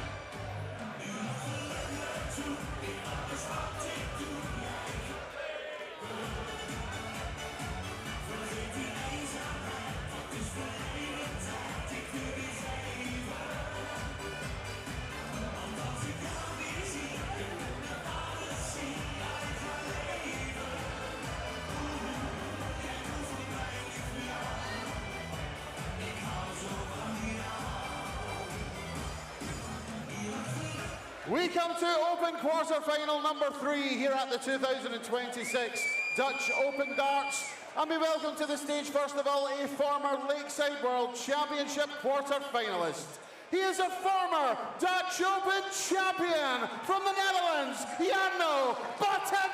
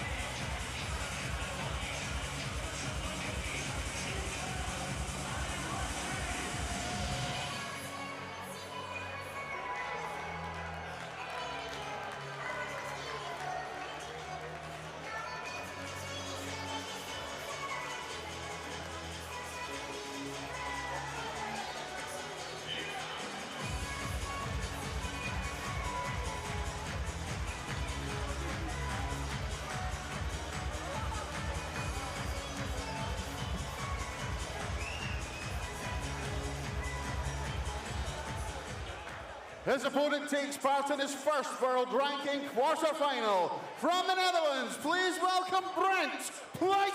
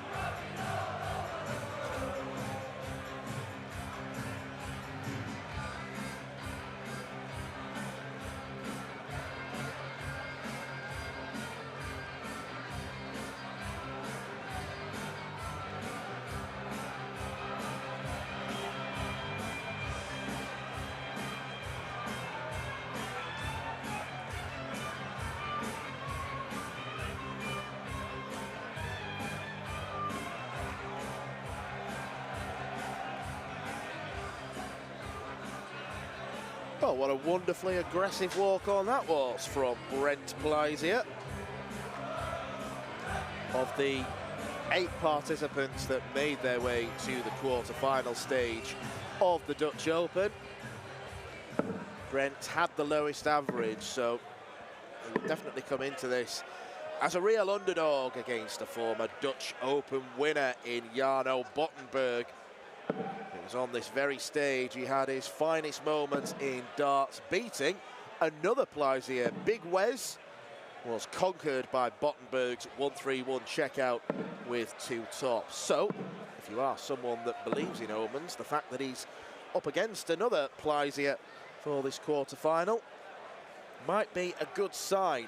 But Brent looks like he's here definitely to enjoy himself. I'm not entirely sure what the crest on his shirt represents, but he seemed Thank you, ladies and gentlemen. First leg, it's Jarno to throw. We might find out later Game on as Nick Rolls will call the scores here. Bottenberg starts as the big favourite, and he's looking to do what only a handful of players have done before, and that's become a multiple Dutch Open winner, Rich. An illustrious list, certainly. A who's who in darting terms over the past 20, 30 years. Jarno's up amongst them. 100. It is amazing to think that It's the only title he's got to his name in the WDF system. 180! Of darts like that, not taking him long to find a perfect maximum. Because after he won the Dutch Open a couple of years ago, it was the automatic passageway to late side, so he decided to focus on the PDC side of things, the Development Tour and Challenge Tour. 101. He still dips in and out of the WDF events. 98. A very talented player. He was a top-up player in the PDC Pro Tours in the early part of last year as well. So, got a lot of experience for someone still relatively very young. As for Brent Pleisier, well, we don't have much information about him. He was a Development Tour player 5 years ago. Played in the World Youth Championship as well, but 95. he's very much an amateur player.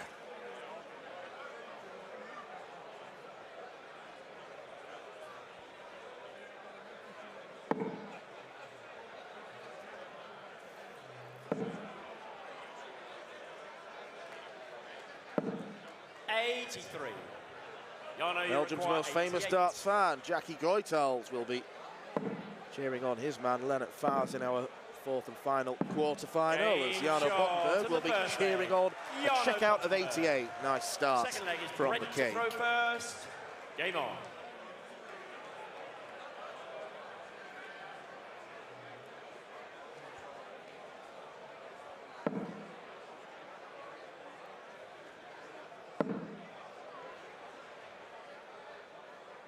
The perfect start from Brent, and he's enjoyed that. The biggest cheer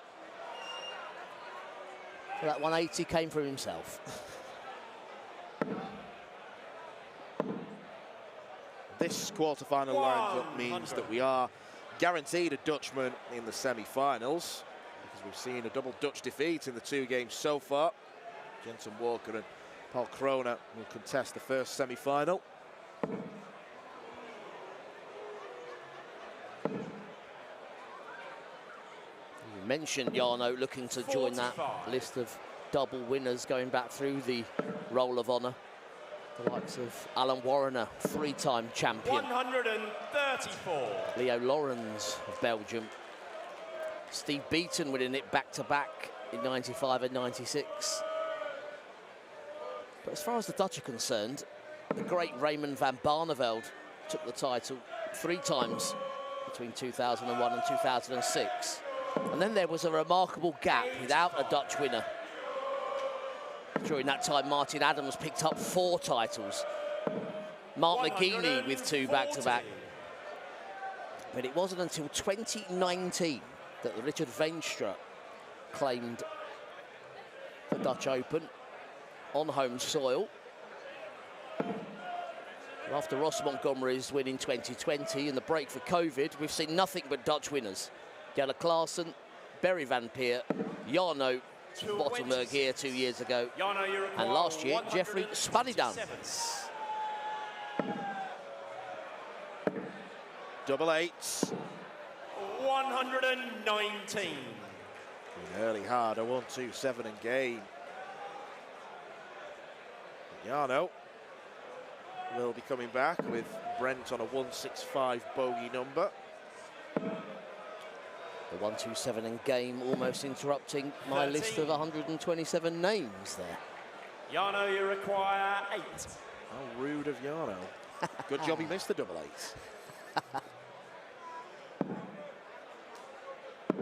Game short. And this is really impressive stuff from the former champion. Third leg, it's Jarno to throw first. Game on. Jeffrey, of course, unable to defend his title due to the fact he's now a tour card holder. Only 128 players not allowed to play under their rules. It's Jarno ruling here. His average still up 110 plus. He's decided to play the role of crowd jester. 100. Must be a great feeling when your name has enough syllables to fit into that chant. Yes. No. 76. I think everyone got carried away, got excited. Why? They went early. I don't like it when they go early. No, they should never do that. No. 134.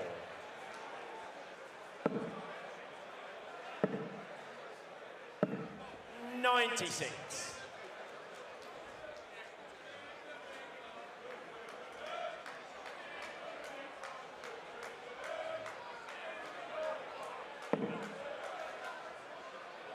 Brent Plazier is playing around 11 points above his tournament average so far, but you get the feeling that average is 40. inflated artificially because of the lack of tries at double. 57. And it's fair to say that he laboured through the last 1 to 8 stage today. Highest average of 76. It was a 65 average that saw him win a last leg decider in the round of 16. So he can be really pleased with how he's done this weekend. And who knows, it might give him more confidence to try further tournaments. Some excellent ranking points have been won. As Bottenberg went searching for 2 double 18s, accidentally hit a double 4.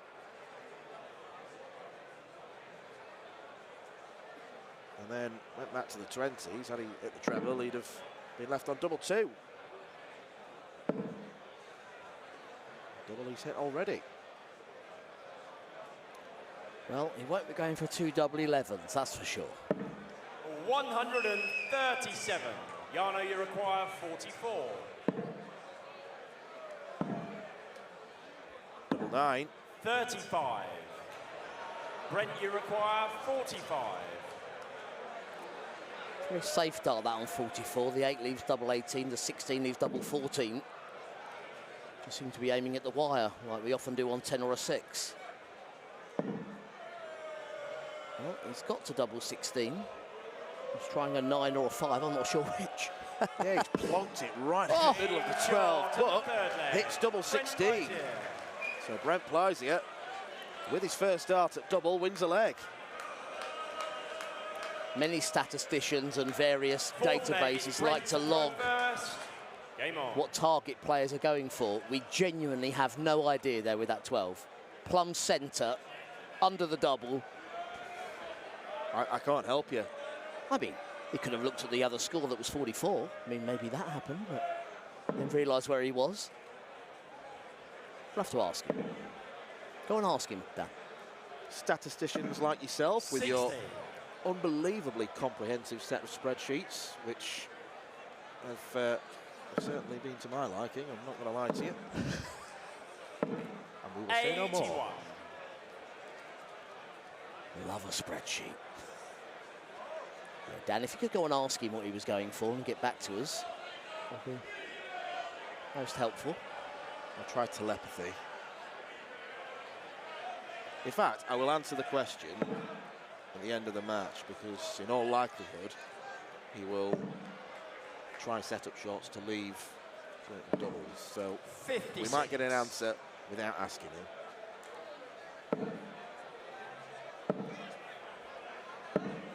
96. Well, from what we've seen so far, Jarno, not just in this match, but of the players we've seen on the stage, looks in fine fettle, doesn't he? 100. And I do wonder, having been up there and done it, how much value that has here in the Bonte Wever. I think we're seeing he knows exactly what to expect, exactly what to do, and he's enjoying every moment of it. Well, it's 3 180s in 4 legs, and when you consider that he's percentage-wise not been a prolific 180 hitter this tournament, he's saving his best stuff for the stage, which is never a bad thing. And not just saving your best stuff for the stage, but saving your best stuff for the latter stages. And get the B and C game out of the way early on in the Dutch Open. 60. This is a statement of intent.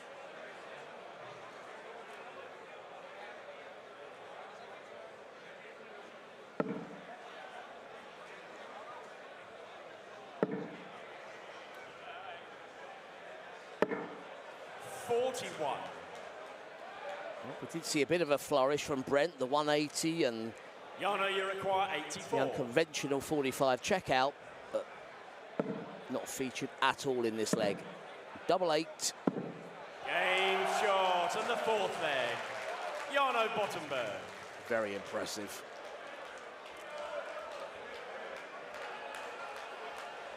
It's those types of finishes that, if they don't go to plan, they can get awkward. You can start leaving. Fifth leg, it's small Jarno number to throw doubles. first. Game on. It's businesslike, and he's playing efficiently and excellently, all while having fun at the same time. 58.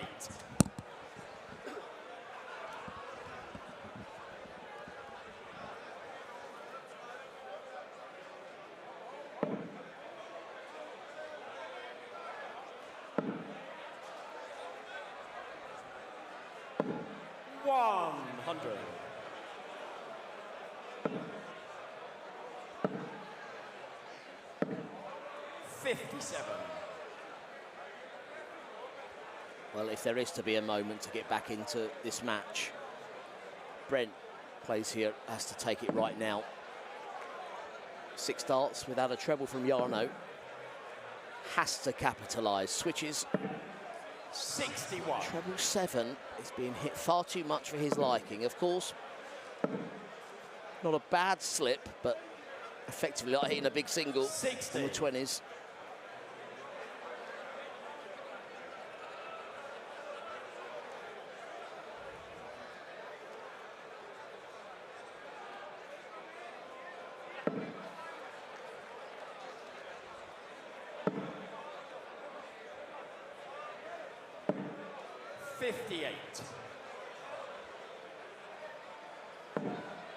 Well, Jarno has left the door open so far in this leg. 66. Looking with that treble, slip either side.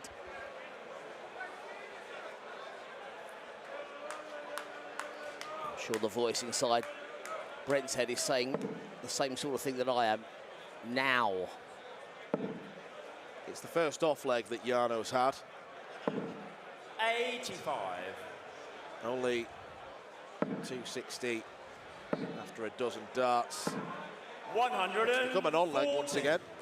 Yeah, it was only a matter of time, and that's the thing.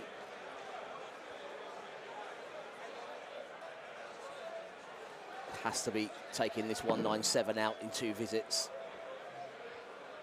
In the middle of that, hoping that Jarno doesn't seal the Shanghai finish. 47. Jarno, you require 120. Treble, a single. 80. Quite climbed the ladder effectively. Brent, you require 150. Come on, let's see 3 bulls. As good a time as any. Well, that is a perfect treble 20. Will he follow for double 15? He'd have fancied it. I certainly did. 92. Jarno, you require 40. It was the positioning of the dart. There was so much room to the left, and he couldn't use it. Wrong double. Right double. Short on the 5th leg. Jarno Bottenberg leads 4-1. And he knows he's on the brink of a place in the semi-finals. Game on. Well, he had a little practice of that double for early, didn't he?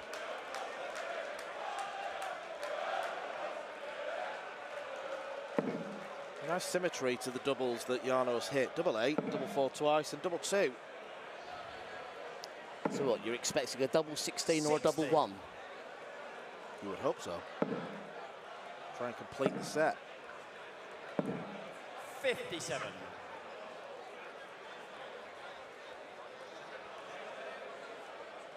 Well, from Brent's point of view, there's not much in the way of analysis. He's simply been outplayed. Only had one dart at double, 58. and fair enough for him, he did take it. Jarno has comprehensively 60. outscored him. Sometimes you don't need commentary. Doing enough of his own up there, Jarno.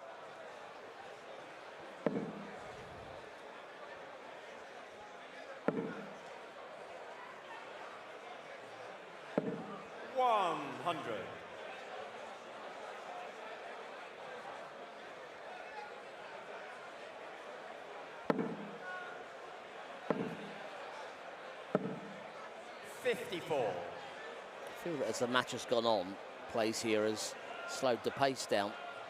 Certainly before releasing the first start, but I'm not sure it's been in his favour here, more to his own detriment. It's become pedestrian. 58.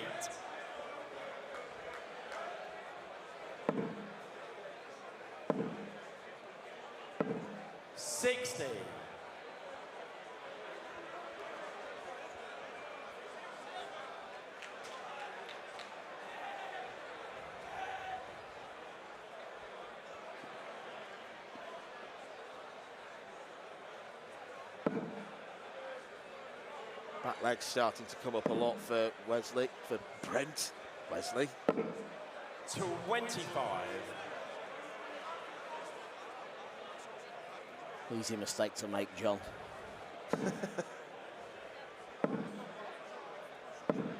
100.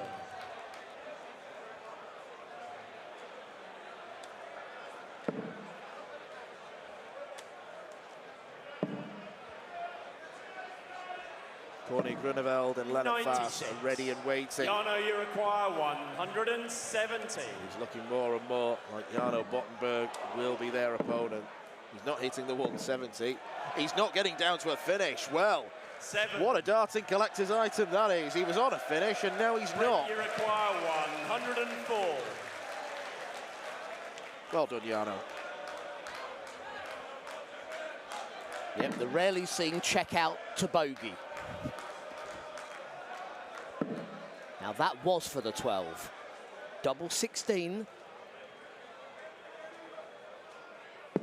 72. I actually think it's better punishment to have missed that double and make Jarno come back for 163. Make him suffer. You botched it, you fix it. Yes. Brent, you require 32. Come on, Brent. You stuck in there, fought hard. You've been through it all. Dan calling you Wesley.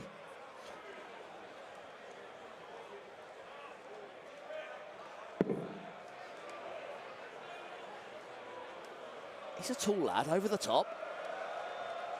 No score.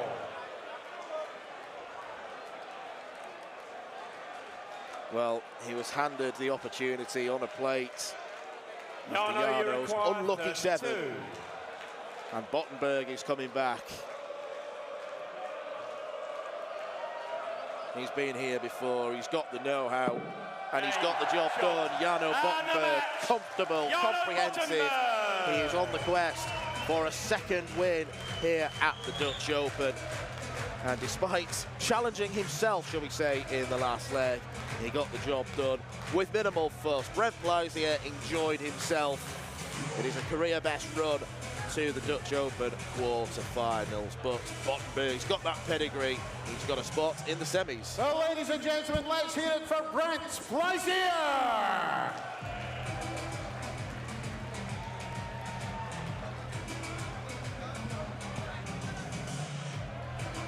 And once again into the Dutch Open semi-finals, Jarno Bottenberg.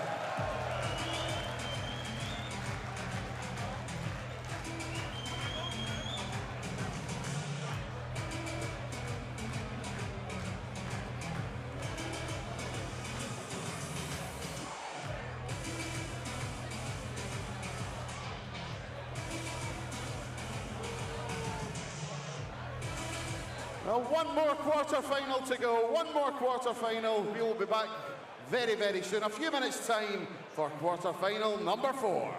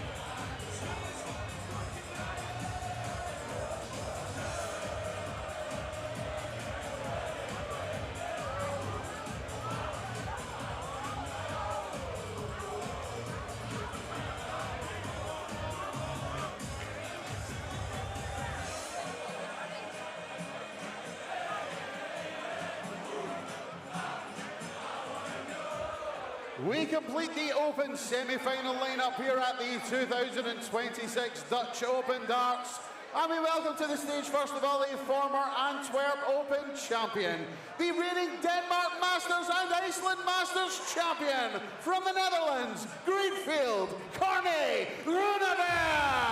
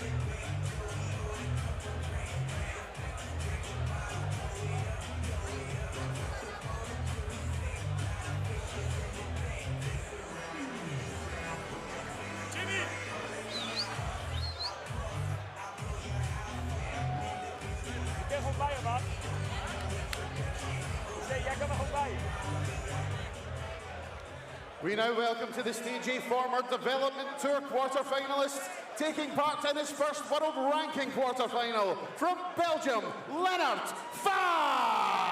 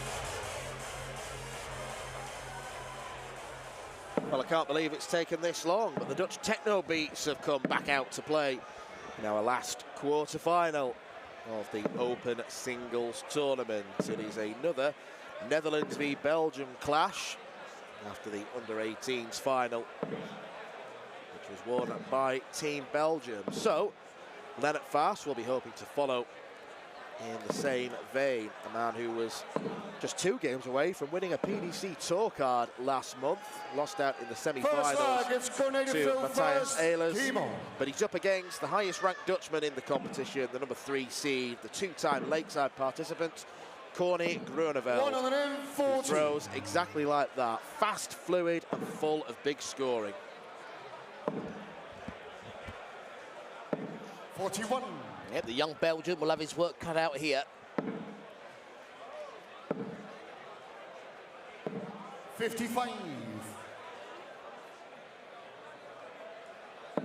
I've seen Corné twice at Lakeside before, and I think it's safe to say that he's been 81. a bit unfortunate. He played the opening game 2 years ago against a player who plays in a very similar manner, Brian Raman, former 58. WDF World #1. He lost on debut. Then last year against Jonas Massalin, despite a flurry of 180s, Massalin's finishing 41. and timing was impeccable. So Corné lost, but he's picked up a number of titles 59. on this circuit in the last couple of years.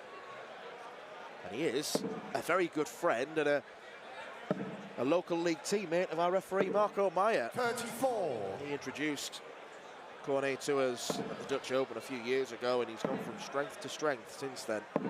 140.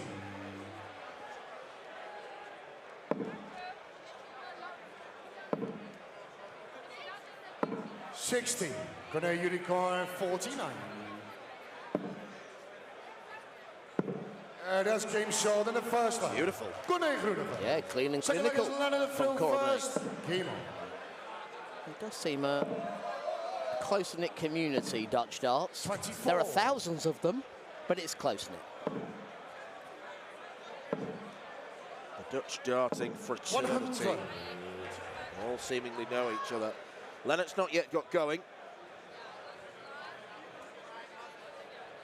Not at all. Not a lot for Jackie, the Belgian supporter, to cheer. As we've been mentioning in all the categories, the Belgians having a great tournament here in the Netherlands. 81.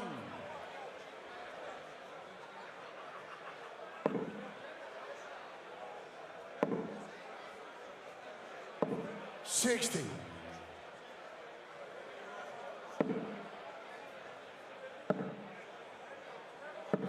43. Jano Bottenberg will be the opponent for the winner of this. So if Cornet wins, we will get a Dutch finalist. 60.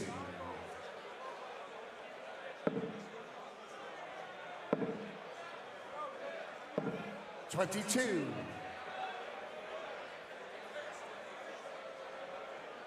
Have to go back to 2020, the last time there was no Dutch representative in the 140. final. That was when Ross Montgomery won his second crown, beating Brian Raman of Belgium. 41. Leonard Unicorn 121. This has been a better leg from Leonard. Did he go for it? 89. No. Unless he did, it was just a horrible dart. You know he didn't. 58. Leonard Unicorn 32. Double 8. That's game short in the second leg. Leonard fires. That's Third what leg we is call Cornet in the through trade a first. settler. Game on.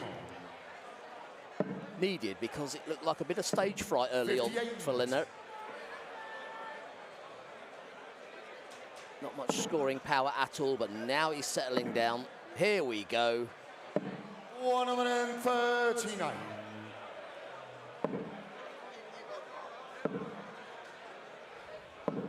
41. This is his turf.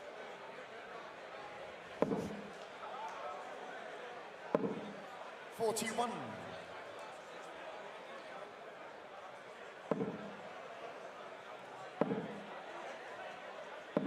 140. Well, I was going to say after a strong start, Cornet's just gone off the boil, but the 140 will help resettle him. 61.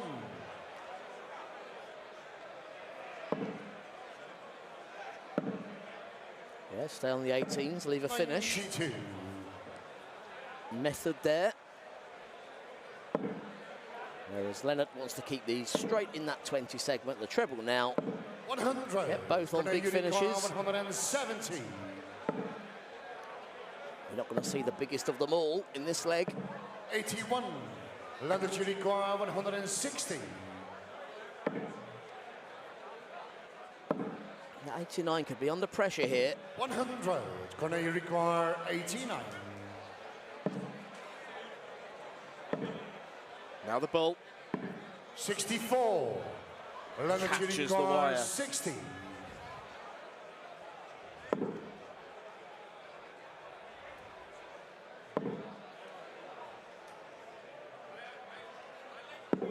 $40. Real Cornet chance Unicorn there. 25. Against the run of play, you could say, to take the lead. But double 4. Well, he's let him in, 17. hasn't he? Leonard Unicorn With the darts. 20. Groeneveld, 21 darts thrown, not checked out. Double 10 for the steal. Does came short in the Does third steal leg. it. Leonard Bass with a break of Four throw. leggers, Goes Leonard 2-1 up. first. Against Game on. Cornet Groeneveld. He carries on like this, he'll have Jackie spinning and dancing in the audience in no time. 60. Wherever there is Belgian darts, you will find Jackie. 140. 121. I'm almost certain he'll be in Antwerp on Thursday evening for the first ever Premier League staging in Belgium. 45.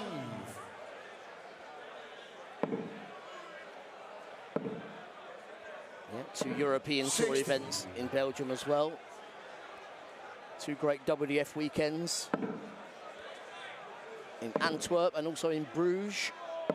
140. For someone that fancies travelling to tournaments, can't go wrong in Belgium. 58. Something for everyone. Whereas if you want a Glastonbury-type carnival, come here to Assen. 130. 72-hour party. 180.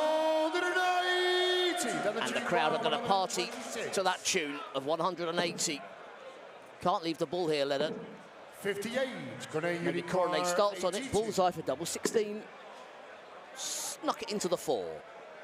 The options double-double. We're up for the treble. Tries the treble 14 for double 18. 34. London Chili Car 68. Yeah, double-double was an option. Double 19 back for tops. Now Leonard has to go 15 and bull, and he's not even managed that. 18. And this leg could be gifted to Groeneveld. That's game short. Takes it out nicely. Cornet Groeneveld. 5th leg is Cornet throw first. Game Yeah, Coronet not phased there.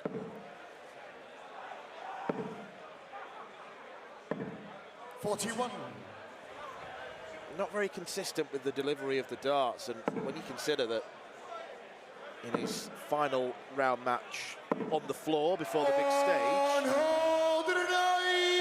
Cornet averaged 102. In fact, he's averaged over 90 in all 4 of his games today, so he's way off the pace compared to earlier on. He is, but this will not only a different stage, literally, but he's had quite the weight, hasn't he?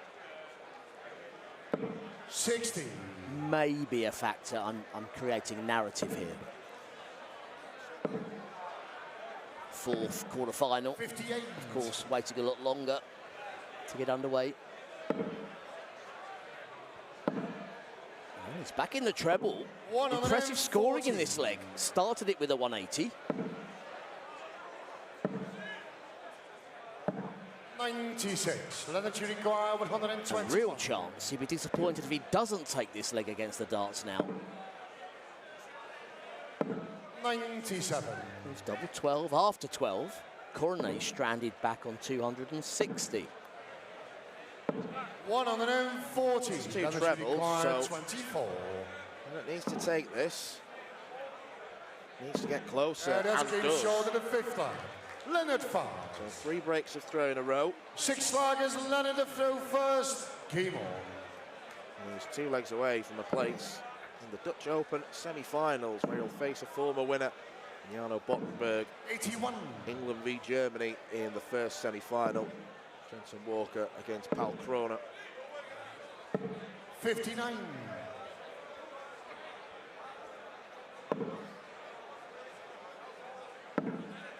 Guaranteed an international final, whatever happens. We could have international semi-finals if the Belgian can take it here. 46.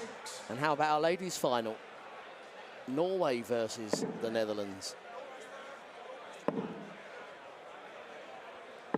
60. Yeah, plenty of international nations represented. It's not just about the Dutch. 56. They come from far and wide to play at the Dutch Open.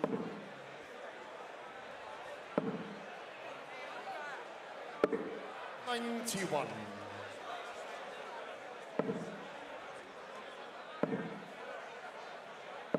$140. Leonard Chili Car Needed all 3 to 170. leave a finish. Oh, that's perfect. Well, it's hard to tell now, but Woody have gone for the Yes. bullseye. I won't be told otherwise. Well, actually, it's not hard to tell. Leonard Chili Car 72. Double 16. 56. Cornet, you require 160.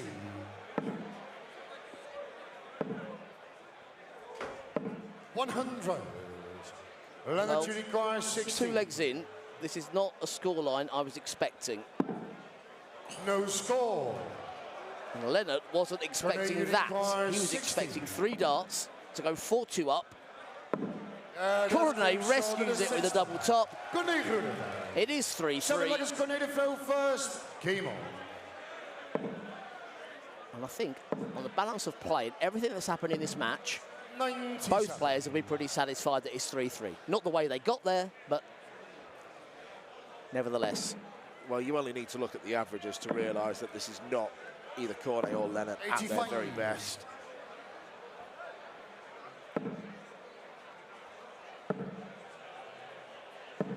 $58.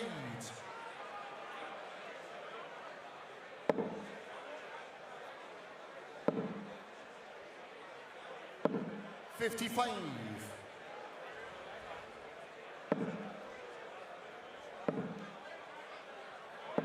$140. Better from Cornet, tighter with the grouping.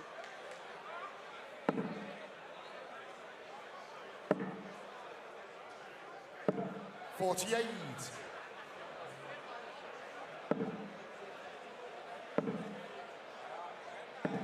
$138. Sped up the pace, up the power scoring. Need the lot. Got the lot. Down to a finish. Cornet on 68. Can't throw them quick enough. Yeah, das came short of the 7th line. I think he threw the first dart over Leonard's shoulder there. Like Leonard to throw first. Game on. Brilliant burst there from Cornet. The doubling has been good from the Dutchman, 4 from 7 on the 57. outer ring. So that's kind of compensated for the fact that the scoring hasn't really been there like we know he's capable of. 60.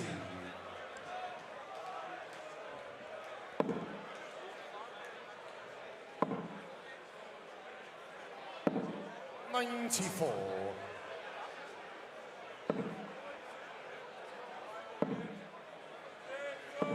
$100.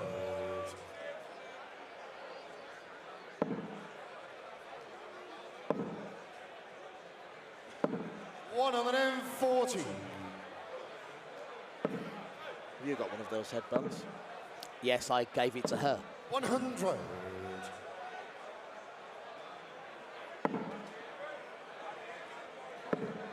Here's a question for you, Rich. What's your weirdest piece of darting memorabilia, 65. merchandise, whatever you want to call it? Weird as in no one else would want it, or 58. Most notable. weird to wear in public? Anything. You set the terms. My 84. nephews gave me a life-size cutout of myself. Well, that passes I the have test. that. No one else would want it. No. Leonard requires 61. We wanted the 25 there. Let's see if we can take this all the way. Before we return to our edition of the Antiques Roadshow. Double 16.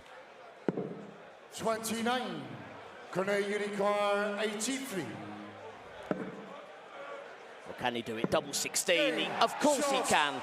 Brilliant finishing throughout the match, Dan. Absolutely clinical there on the finishing in the last couple of legs to seal what started to look like a tricky match for Cornet Groenewald.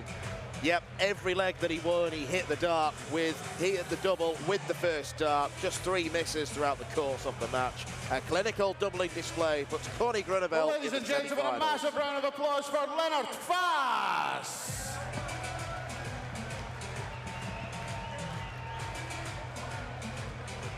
And into the Dutch Open semi-final, Cornet Groenewald.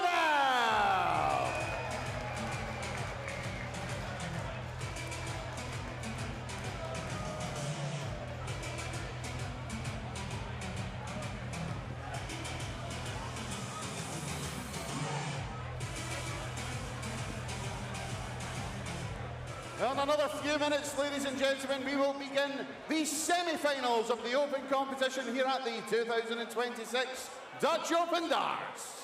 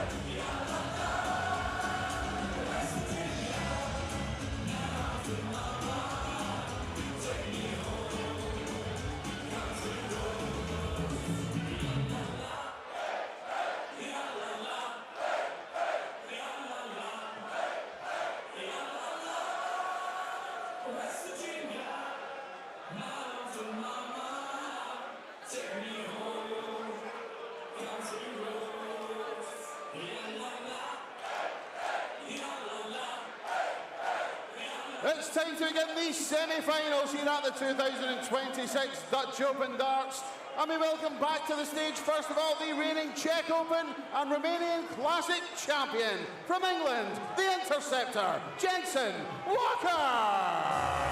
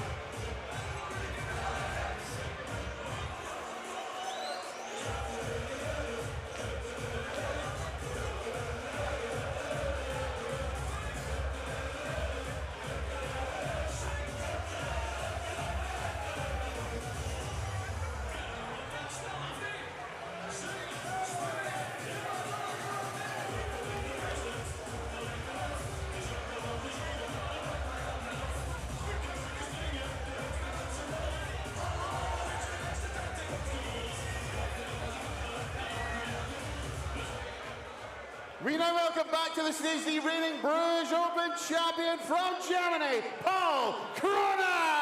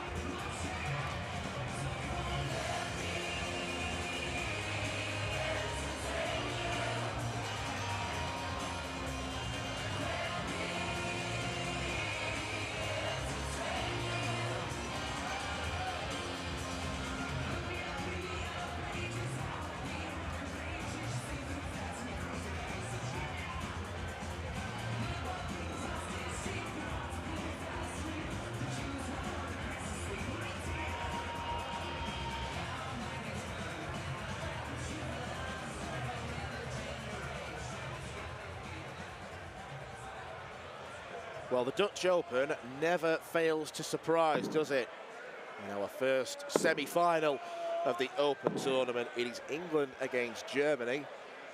And there was a distinct change of tack there from Jensen Walker, ditching the Scar walk-on in favour of something a little bit more continental, seemingly to get the crowd back on side after there were a smattering of boos towards the end of his quarter-final win over Christian de Boer.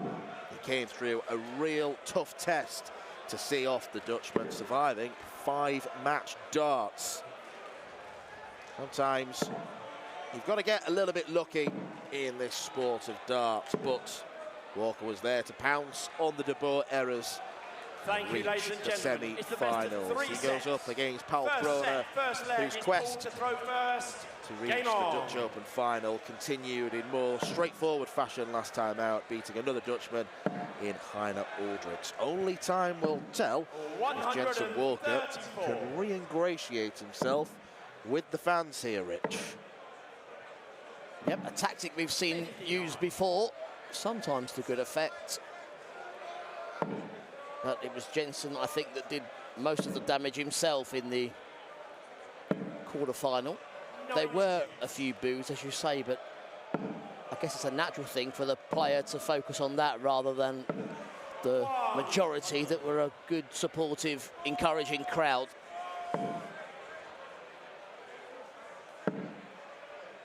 It's like buying something online. You can see 99 good reviews, one bad review, and what do you focus on? The one bad review. So Jensen's got to put that to the back of his mind. I do like the choice of walk-on. It's borrowed from Damon Heta, you could say, from his games on the European Tour. But Powell has made the stronger start here. 70. Yeah, his temperament will be difficult to test, I think, because very laid back in more ways than one. 100. Quite literally on the hockey. The treble 11 for double 16 was the attempt, but now it's up to tops. 25. 108, one of those numbers where you just pick your favourite treble to leave your favourite double. Double 14. 94. One dart at double apiece. Kroner gets more opportunities. Awkward for him. 20. Jensen, you require 14. Well, we saw him splitting doubles in his previous match. He's done the same here. Double 4. Double 2. 10. Serving well this time. Well, it was that exact ploy that saw him equalise in the game against Christian de Boer. Yeah. Double 5. Game shot to the first. Paul Kroner. Second leg. Lucky number 7 on the doubles for Paul Kroner. These two do have some history, and that's not meant in a salacious sense. They actually played in the Italian Open final at the back end of last year, which was Jensen's first title in the WDF. He's gone on to win 3 more since. 58. Very committed to darts at a young age. He does travel around Europe quite a lot, chipping away and picking up points.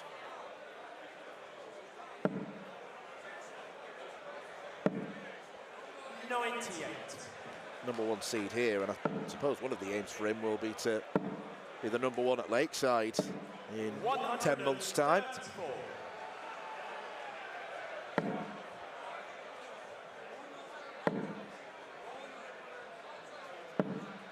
99. We are playing to sets rather than legs in this semi-final. 45. It's unusual to change format mid-tournament, certainly mid-stage finals, but that's what's happened here. So 100. all of those of you familiar watching World Championship darts, sets played over the best of 5 legs. 100. So you can still win this match in 6 straight legs. That's what Paul will hope to do. And they could be playing up there for 15 legs if each set were to go the distance. 90. Jensen, 98. treble 20, double 19. Now, will he follow that for double 9? Yep, it looked good, didn't it, 50. to follow. Paul, you require 56.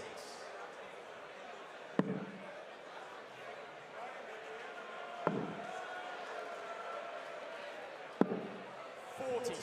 Tops and 10s causing him problems once again.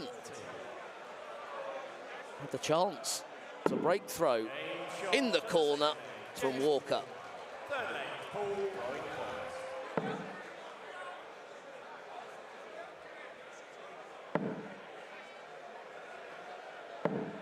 100.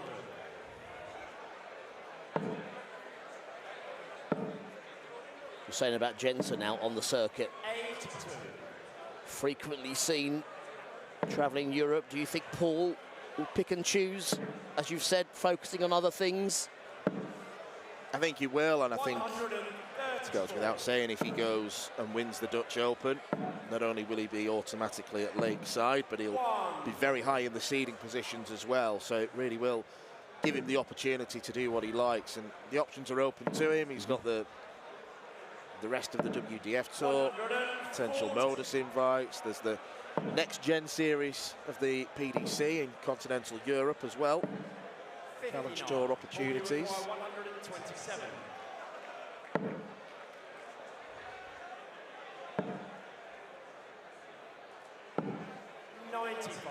We are seeing it more and more in the WDF in recent years because there are so many opportunities, so many events.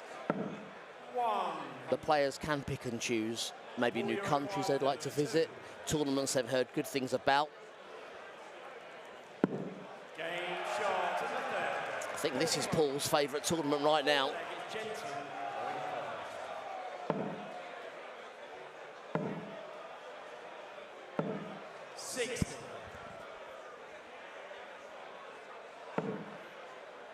We've seen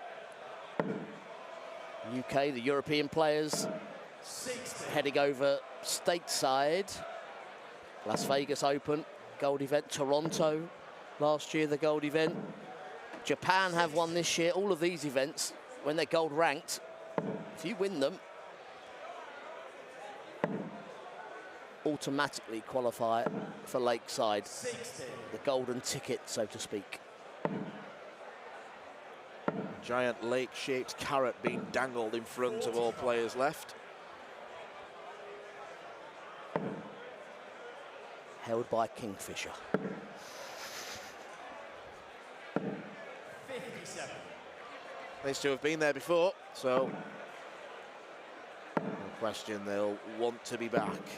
137.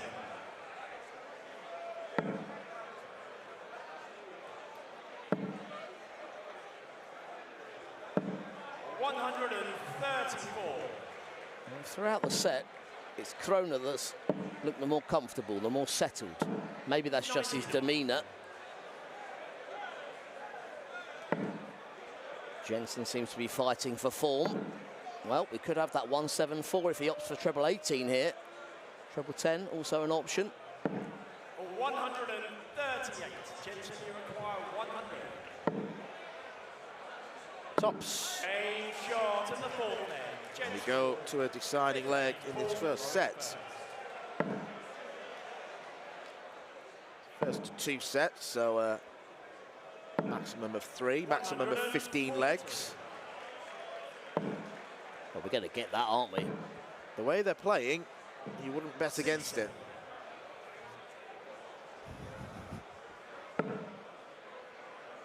And of course, because Nick Rolls is officiating. 100. 100.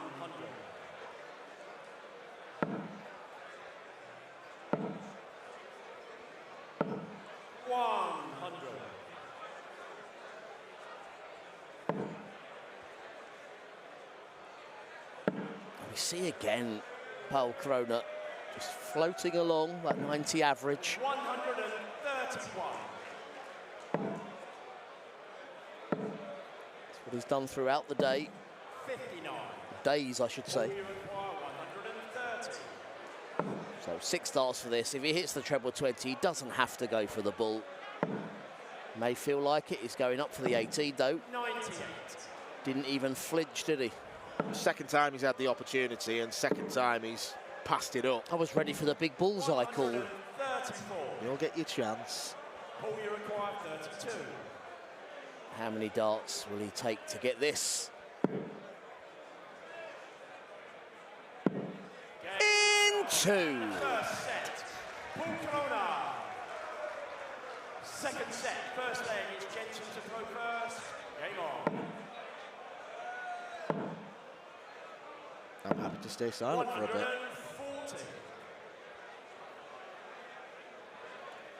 140.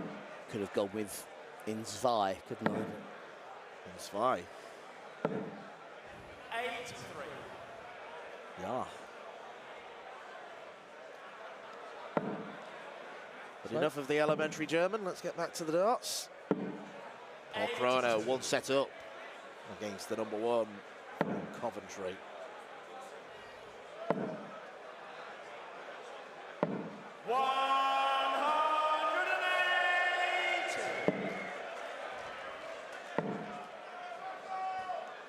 Oh, great last start there from Jensen. Just to keep him in this leg. A leg he started, a set he started. 96.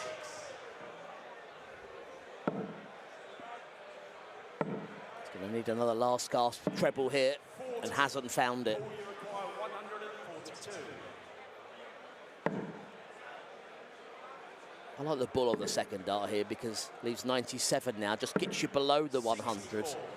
Jensen, you require 140. For those listening earlier, Dan and I were pointing out that so often now it's done with the second dart rather than trying it with the third and not quite knowing where you're going to leave yourself. We know where he's going to go here. He went for the 20. 38. Radar off. Require 60. Oh, that nearly missed as well. 50.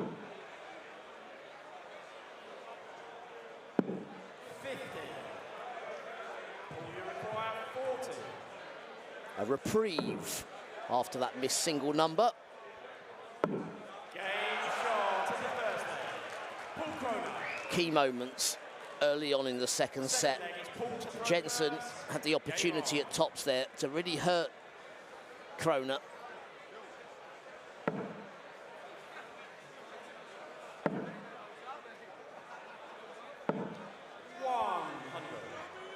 Snuck it in the treble 20, confirmed by Nick Rolls. 97.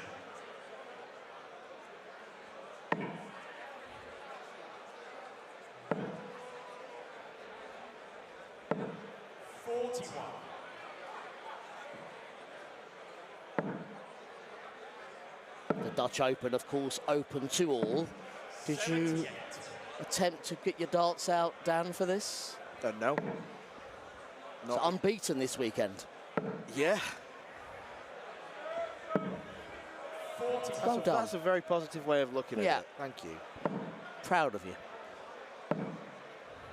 Well, we've waited until the first semi-final, but you had a decent run yourself, being Michael van Dijk's wingman in the pairs. Indeed. Young man I look up to. Literally. He was in charge of scoring and you were taking the doubles out. That's the way it generally worked from what we were watching on Dart Connect. 140. A wise man once told me, scoring's for show, doubles for dough. He's right. 56. Jensen, you require 103. Treble 17 to leave the double here. Good response from Jensen, sets up the double when he returns, if he returns, of course, because 2 treble 20s would have given a shot at tops, but to break straight back, double 18. 65. Jensen, you require 36. Double 17. 2. Paul, you require 95. Well, a real chance. Krona, he went safety first. That leaves 83. What a recovery. 79. So we've seen a bit of splitting from Jensen Walker on the stage. He's done it again, double 12. Will it work this time? Nope. 10. Paul, you require 16. The opportunities have been there in this second set. Game shot in the second leg. Paul Krona. No more room for error. Throw first. Game on. Well, 2 darts missed at double in the first leg, 5 in the last. 108. So 180 for Walker, which will inject some positivity into him, but this set should have been his. And he's 1 leg away from crashing out at the last hurdle. A positive he can take from this match, Jensen, is the crowd haven't given him any trouble whatsoever. Very quiet out there. He's been sent to Coventry. 134.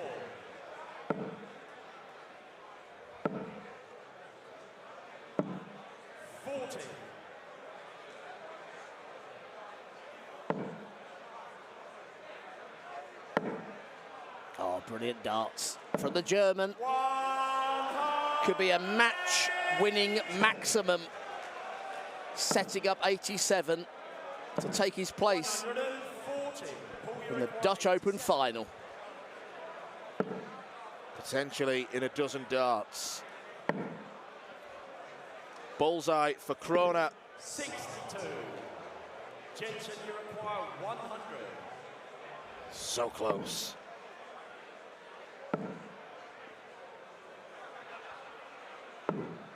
40. Paul, you require 25.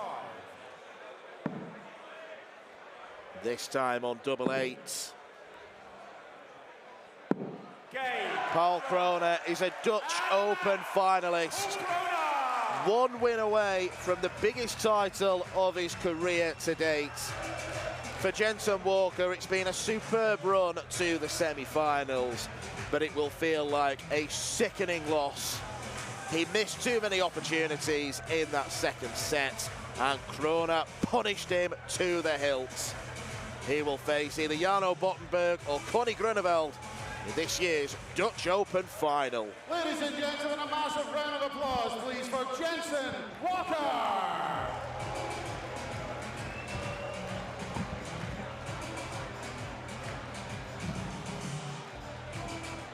And into the Dutch Open final, Paul Krona!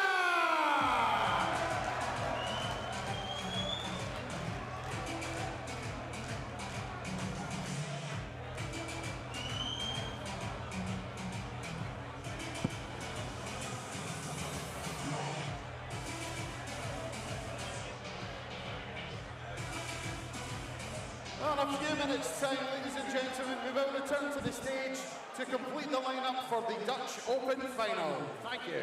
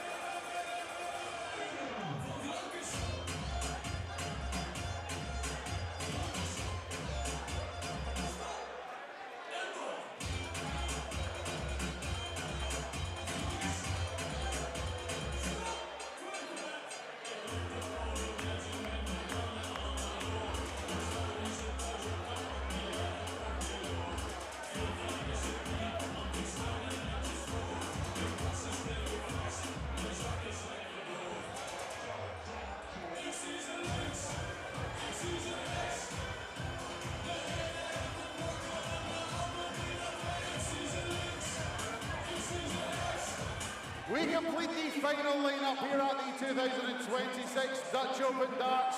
And we welcome back to the stage, first of all, the former Lakeside World Championship quarter-finalists. The former Dutch Open champion, Bonte.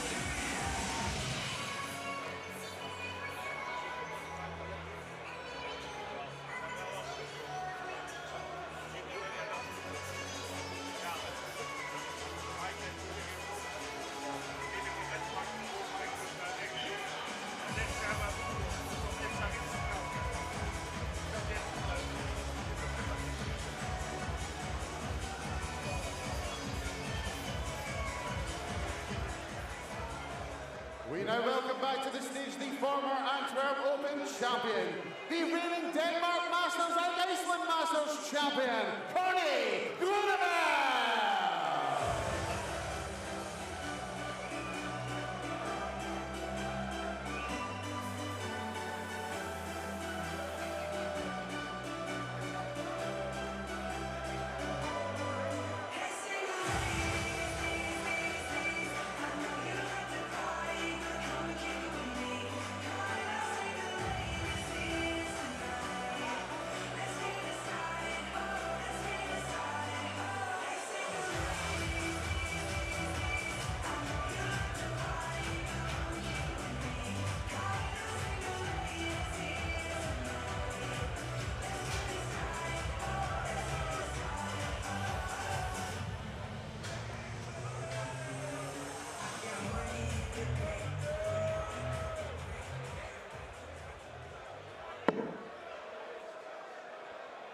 Last semi-final before 4 more trophies are dished out. We've got the Women's and Open Pairs tournament, the Women and Open Finals, but one of these two needs to book their place in the final match of this year's Dutch Open, and it was a noticeably business-like walk-on from the pair of them, not willing to engage too much with potential autograph hunters and selfie getters. They just walked down, heads bowed, wanting to get on with it. Big embrace between two good pals in the Dutch dart scene, and there were plenty of their darting colleagues on the sidelines giving them well wishes, the likes of Danny Jansen, Dylan van Dijk in attendance. One of these two will face Paul Kroner in this year's Dutch Open final. Will it be the highest ranked Dutchman in the tournament, or will it be the man who won this competition 2 years ago? Well, based on those first 3 darts, there's only one answer. Yes. 95. I was getting excited. You went too early. I did. 57.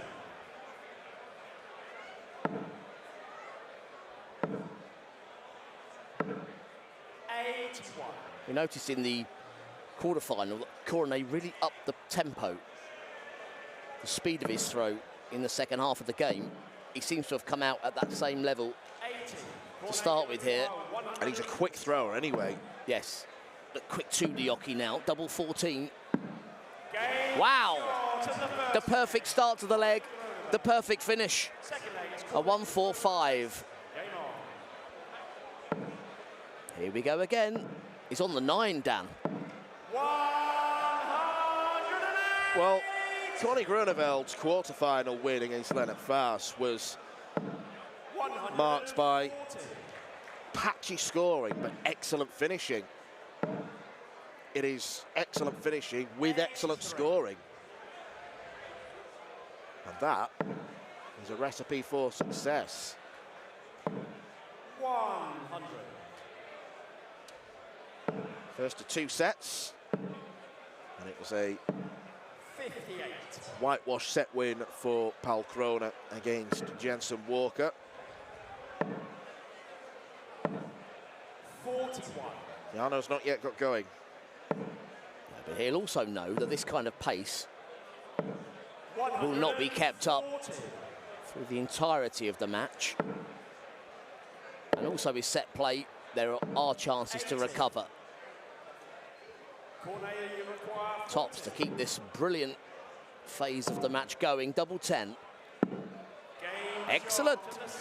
A break of throw in 12, a hold in 15.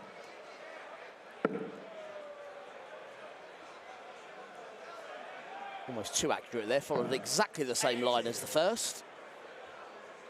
Collided into the tungsten.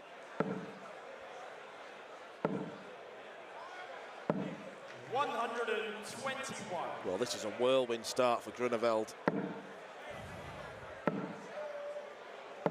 Winning this tournament means so much to any player, but particularly to the Dutch, winning their home open, knowing that it is the biggest open in world darts. Chance to add your name to the illustrious collection that have won it in the past. And as I mentioned earlier, it really is a who's who. So many great names on the list. 140. I still speak to the likes of Alan Warrener, Little and Steve Beaton that will say this is their favourite tournament they've ever played in. Double 16. 88. Well, that could have been one of the favourite sets we've ever seen. I mean, the numbers are off the charts right now. Yeah. 100. And it is a set that Jarno had the darts in, so in every sense, this is blowing him away in the first set. Corne Grunewald, what a start. Legs won in 12, 15 and 14. 59.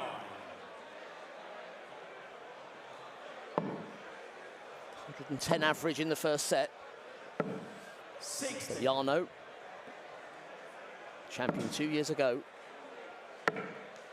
A new set, a new start, so to speak. 42.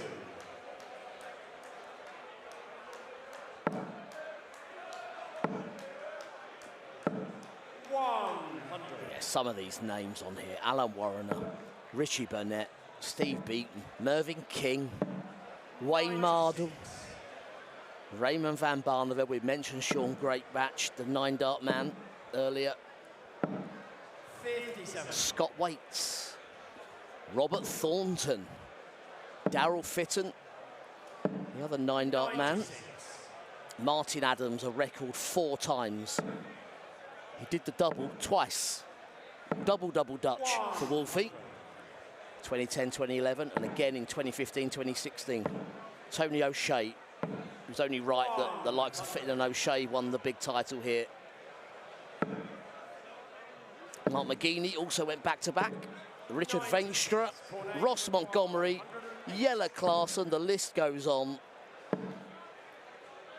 Jarno on that list in recent years. Corne wants to join them. Tried the treble 18 there. Well, all Jarno wants is a dart at double. All he wants is a chance. And even in, for Corne's standards, what has been a leg off, he's still got the chance to win it. And he takes that chance. And this is turning into a darting annihilation at the Dutch Open. Yeah, I mean, the mindset at the start will be break the throw if I can. Corne threw 21 darts there. Jarno had 18 to break and get this set off to the perfect start, but we've just not seen any of the quick power scoring that we saw in the quarter-final from Bottenberg. It's all coming from this man. 100. It was those mid-range combination finishes which did the goods for Corne Groeneveld in the quarter-finals, and that 68 he just threw was an example of another one. 97.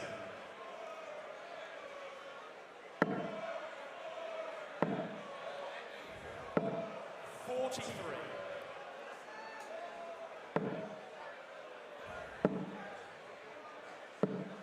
96.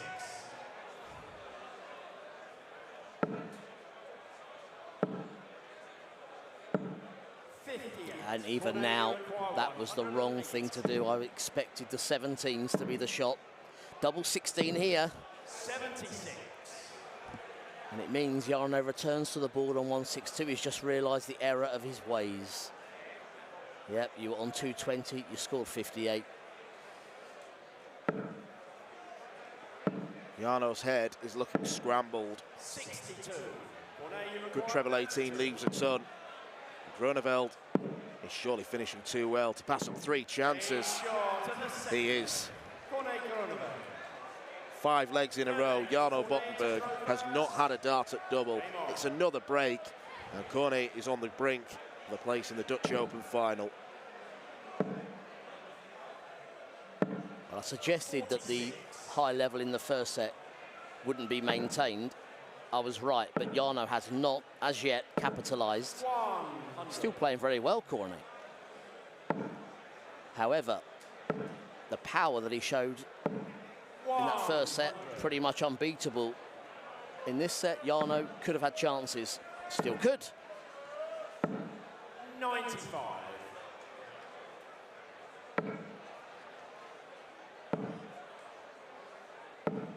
100. Yep. The right way here. Brilliant shot. 106. That setup, absolutely fantastic. 60.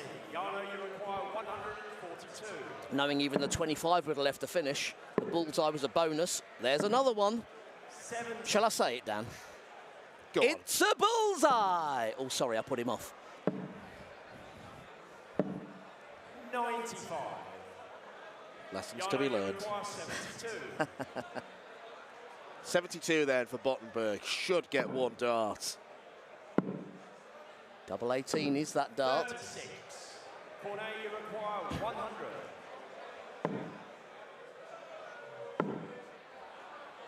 The right shot 36. went double-double and then decided to seek out the 16. So Bottenberg to extend the contest and to register his first leg on the board. It's something, and it is a break of throw. How quickly things can change in set play. We've not really mentioned the differences between that and straight leg play yet, but there are more pivot points in set play, and games can be turned on their head rather quickly. 121.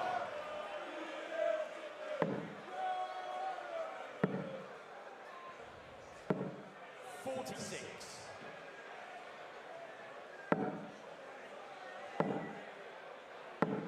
100.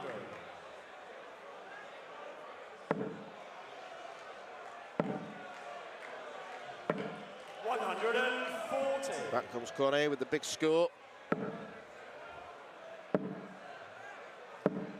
100. Well, he's left it late, Bottenberg, but he's getting himself back into this set.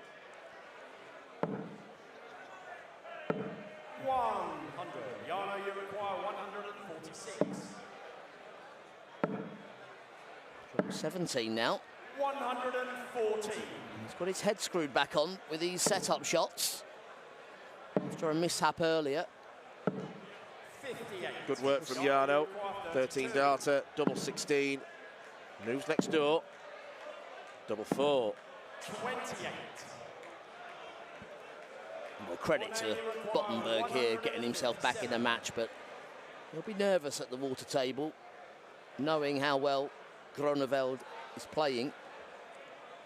Treble 20. Treble 19.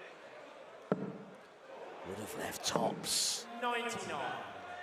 It would have. Yano, you require 4. Bottenberg looking at a very awkward double.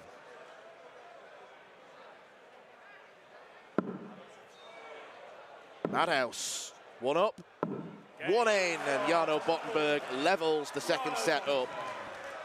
Fifth leg is Cornet to throw first. Game on. And look at that, Cornet was straight to the Oki. 60.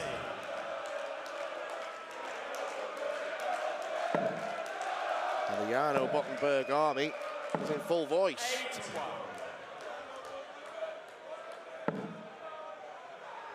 And if he wins this leg, that immaculate first set from Cornet will feel like ancient history, but Cornet is proving to the crowd that there are 2 players in this game, and he's the superior one. Yeah. He's there to stay. 60. 180. Said more than we ever could, Dan, at the position of this match. 85.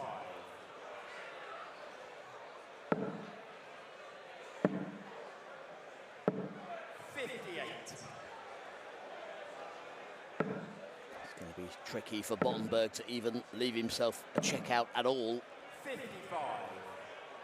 And if he does, it's going to be a big one. Tries the 18s, needs all 3 trebles. Wonderful shot. 162. Cornet, you require 121. As I say, oh, he's still on. That's 17. He wanted the 25 or the bull.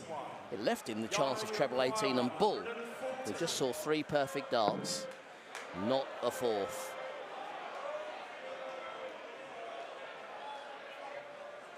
Tempting the Rob Cross route of 2 treble 18s for double 16. Bottenberg comes up short. Groeneveld, 80 left. Double top. Cornet Groeneveld is a Dutch Open finalist, defeating a former winner in the semi-finals. 1 game away, just like Palkrona, from collecting the biggest title of his career. His home Open is well within range now. 1 more game to go. Groeneveld, after a blistering start, beats Bottenberg 2-0.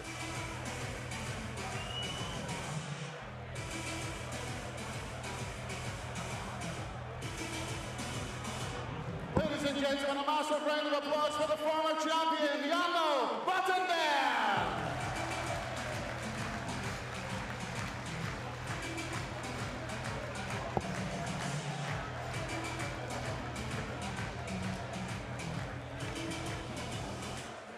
And into the Dutch Open final, Cornet Groeneveld.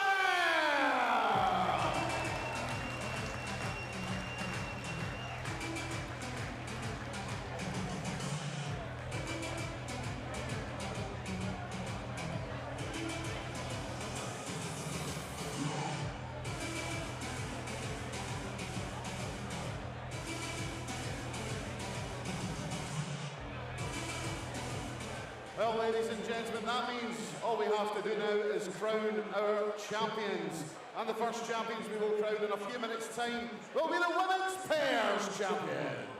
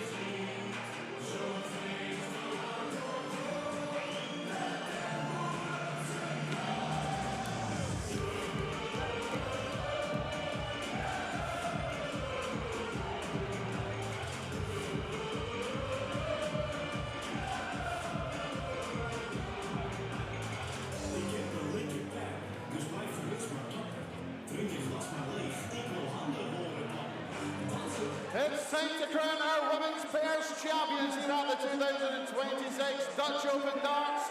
And we welcome to the stage, first of all, the team of, from the Netherlands, Priscilla Steenbergen, and from England, Joe Rowe.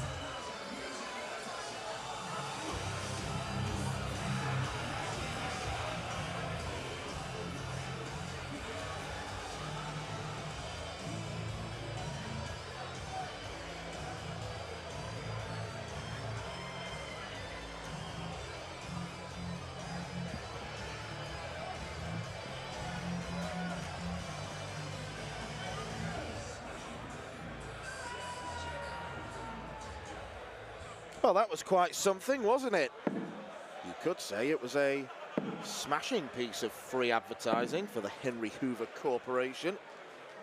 Not to mention the World Vacuuming Championships,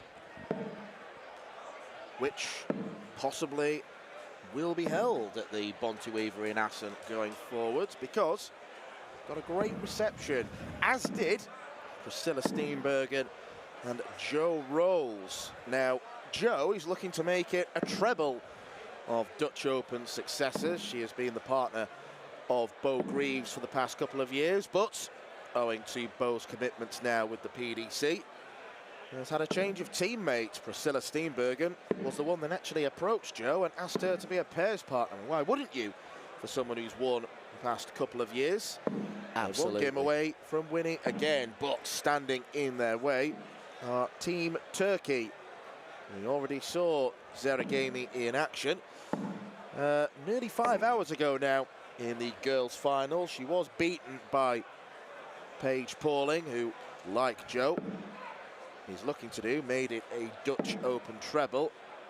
But that will serve as a nice bit of practice for this pairs final, because this is potentially a hugely exciting team, not just for the future, but for the now. Combined 31 years old, Zeragami and Aysegul Karagos. They've both shown what they're made of. It is the pairs format, remember, so we start from 7:01, not 5:01. And it is first to 4 legs. How do you call this one, Rich? Well, you've described it, set it up pretty well. Jo Rolls certainly regarded on the women's circuit in the pairs as the ideal wing woman, so to speak, because so many of the top players have asked her over in the past to team up with them. Maybe not as heralded on the main tour as many, but she'll play her part, as has been proven over the last 2 years. Two-time reigning champion. Without Jo, Bo would not have been able to hit those 3 180s in a leg. It wouldn't have been possible. And Jo still lays claim to that to this day. Yep, but the Bojo team no longer.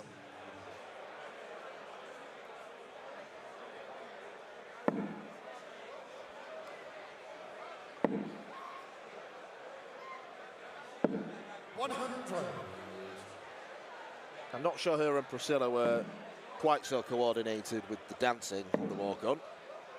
I mean, a name like Priscilla of the Presley links, you could have a rock and rolls team. But however, watching them jive together, I'm not so sure. Yeah, it sounds better on paper, doesn't it?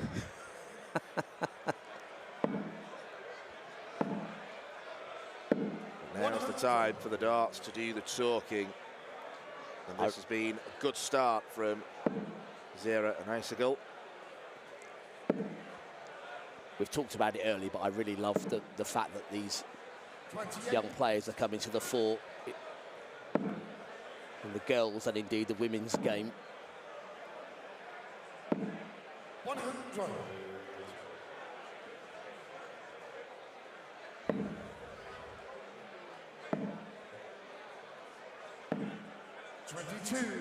More visit from Priscilla, so chance here for Karagos to get the first leg.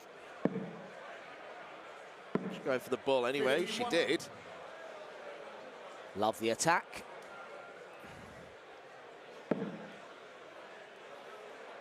And the more experienced pairing yet to settle.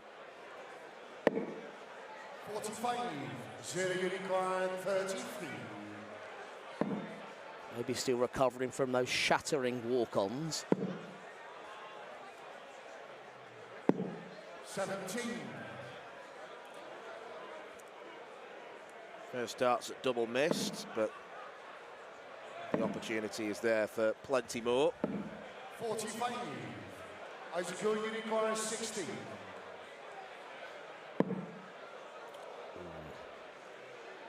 From a good position to potentially awkward here. Yeah, they're down to double one. It can all turn around very quickly. No finish here, but a big treble. Set Priscilla up nicely when she returns. Well, down to a checkout, but it's a high one. We are looking at 2 checkouts, 2 rare checkouts, Dan, that can only be completed one way. So what way is she going here?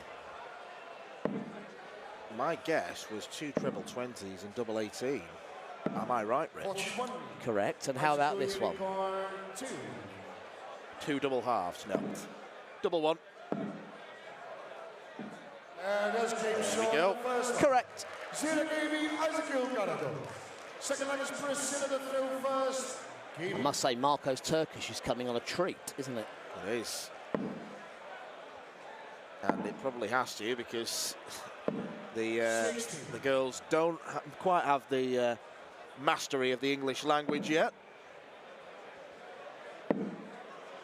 There is a Turkish contingent that travels with them, makes sure they're well looked after. I mean, there's obviously a duty of care with them being so young, but despite their tender ages, there's so much maturity on the hockey. Oh, certainly, and you're right. And you're right, actually, joking aside and mentioning Marco, he has become a bit of a liaison for the Turkish management, going to certain tournaments, always checking in with them and making sure everything's arranged. So, yeah, it's important. And I know we talk about it a lot. The WDF's aim is we want to see as many nationalities as possible up there on the stage. And events like this, and the World Masters that was held here a couple of years ago, we've seen so many nations break through. Spanish women's finalist, New Zealander in the final. You know, that's what we want to see. And Turkey here, bringing that international flavour. Yuki Sakaguchi from Japan came over to compete, reached the last 16. Yeah, you ideally want competitors from every corner of the globe, because we do truly want darts to be a worldwide sport, and it's going that way. The talent is there as well. You need the opportunity. That's what it's all about. We know that, whether it's academies in established countries like England or the Netherlands, or whether it's ranking events to give players from other continents the opportunity to compete at these big events. So long may that continue. 60. I wonder if any of these ladies fancy the trip to Japan this year, the gold event in the summer. 7. Sarcastic thumbs up from Priscilla. It's becoming quite the trademark, isn't it? It is. 19.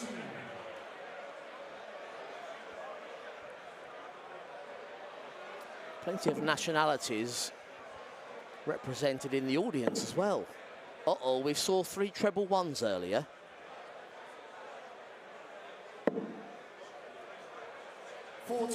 Well, I'm going to put a positive spin on it. Fabulous grouping. Just the wrong side of the wire. 95. As good as a 180, let's say that. It was nearly a 180. That youngster knows how difficult. You've got to be good to do that. 60.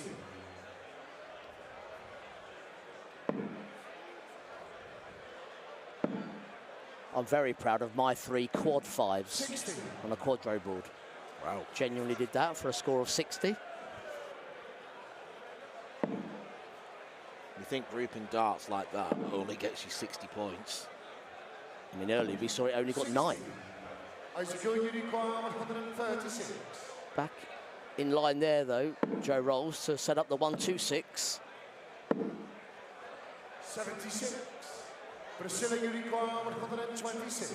Her partner might be glad that didn't go in the treble 20 there to leave 15. It's a very good job. Oh. 90. Oh. Sarah Unicorn 60. So, Getting ready to set you up for that. I was ready. Took a deep breath and everything. Double 10. Yeah, well, we know you're on double 10.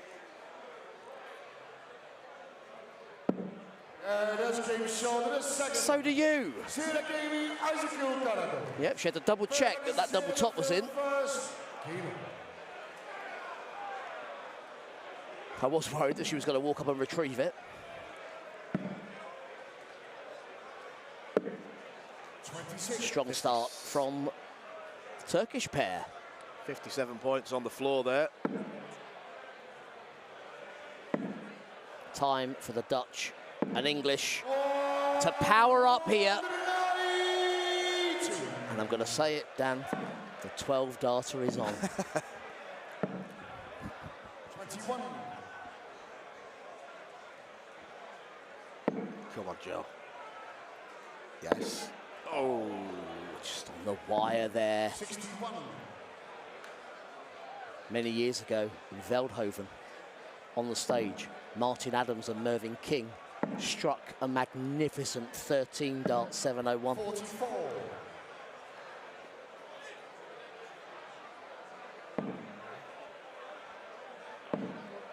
moments that you want to take in forever. 22. Yep, 180, 140, 180, 177 and double 12. 45. How close did you and Michael come to hitting the perfect leg in your quest to the last 32? Well, you know, I can blame Michael because he started the legs, you know, so didn't really get too far. Here, plenty of 180s, I believe you me. So at least 3 darts in. Did he start any legs with 180? 127. I don't remember feeling the pressure of that 4th dart, so no. Usually hit them to leave me on a double. 100. Yep, it's a long day here. Always Dutch snacks and treats. Yeah, we've been handed some spring rolls for our afternoon snack.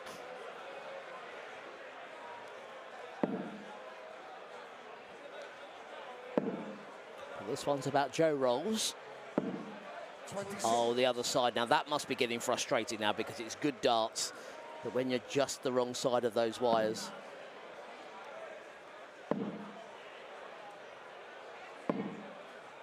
41. But because of the strong start to this leg, Priscilla still with the lead here. 60.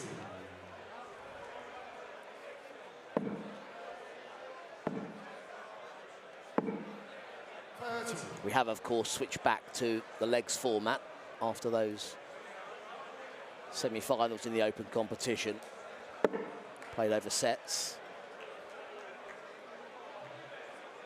Another bounce out there. Triple 20 now. Nope, she didn't try it to leave the finish. Just chose to score.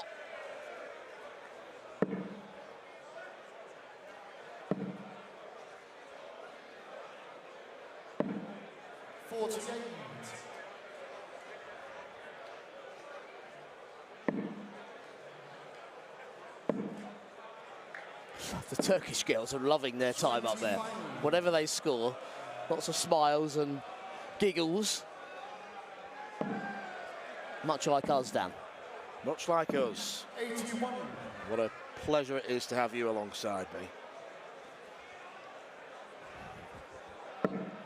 He looks like he doesn't know where he is right now. This is unbelievable from Joe. I mean, we should have had a treble count. 62.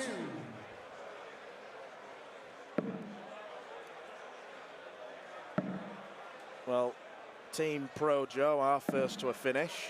80. Priscilla Unicorn with 140. It's in the corner. It's in the double, right in the middle. And that's a leg back for Priscilla Steenbergen and Joe Rolls.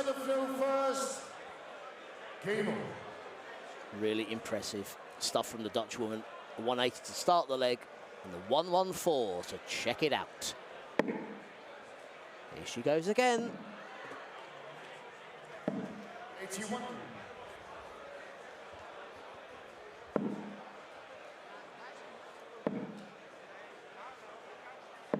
60.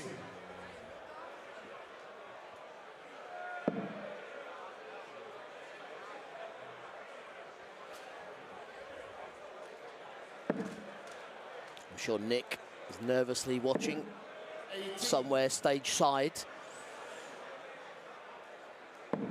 Just to clarify, that wasn't Nick Rolls. And I don't think it was an official NDB VIP invitation either. Steward's inquiry. Checking all tickets from now on. 42.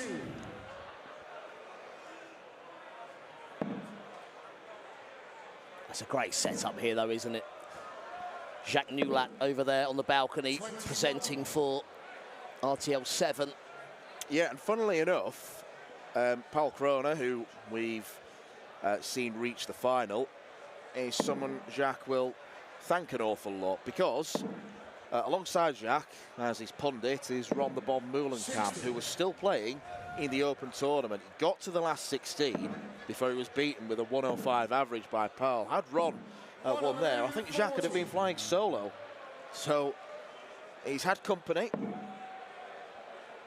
Would you believe it? After this, he's getting in the car and commentate on the Super Bowl. Never stops, that man, never stops.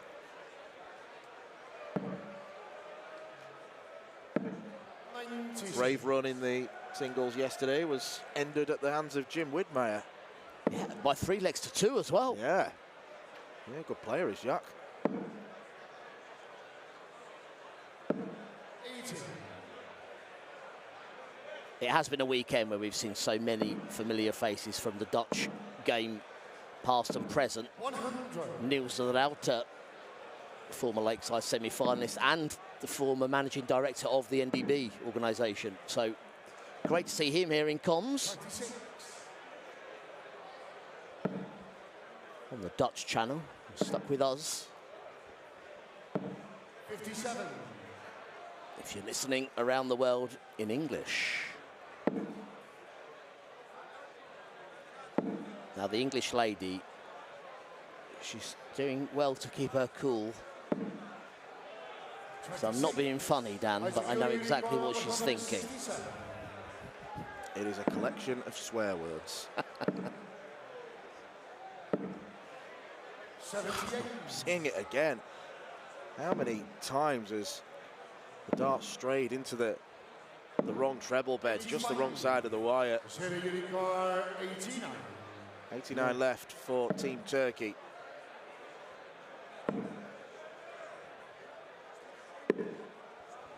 $52. We're getting closer.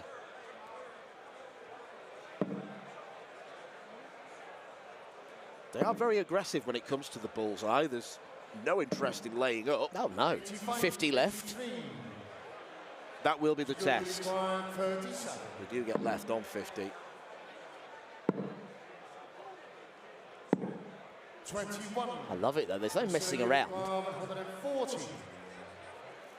Icicle Karagos in particular has got a really rapid throw. How about this? Once again.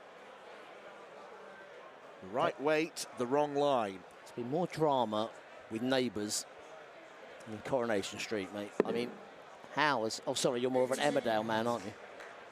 None of that nonsense for me. 16. Double 8. That's game shorter than 40. A measured approach there. Works. Fifth flag is Zero Gamey. first.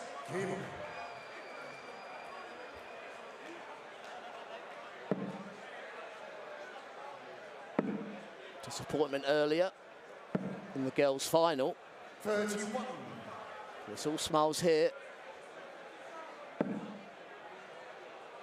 And the 2 young ladies from Turkey. 100. Can confirm, by the way, that the smashed glass at the start of this match, it wasn't either Priscilla or Joe, you just accidentally knocking it off the table. It was the thumping bass. I mean, you're a particular fan of that style of music, Dan, so Yep. you won't be asking them to turn it down, will you? Always hoovering.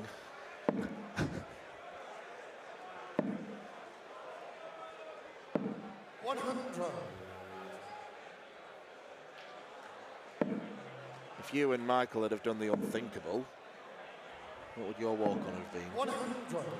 Probably the same as theirs. Yeah, I'm not sure how familiar the Dutch are with the Laurel and Hardy theme tune. Right. Good shout, left field. The cuckoo clock.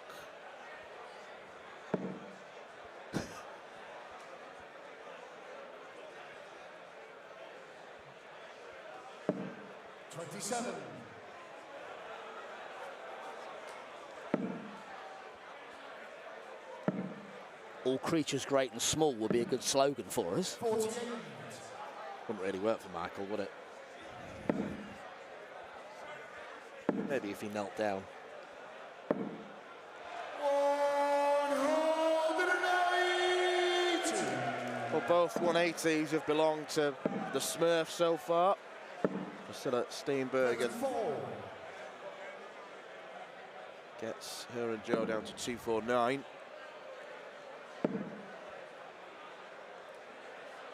Big treble needed to leave a finish. Any of them will do. 44. Not only was that a brilliant shot, but a timely one. It was needed, that 180. They are in trouble here. 140. The fancied pair from the Netherlands and England. 140. As you go, you require 108. Match-winning chance. Title-winning chance. Priscilla smiles. 22. It's the first time she stepped back. Joe, you require 65. Reigning champion here. If she's going to make it a hat-trick, you feel this has to go. 52 left.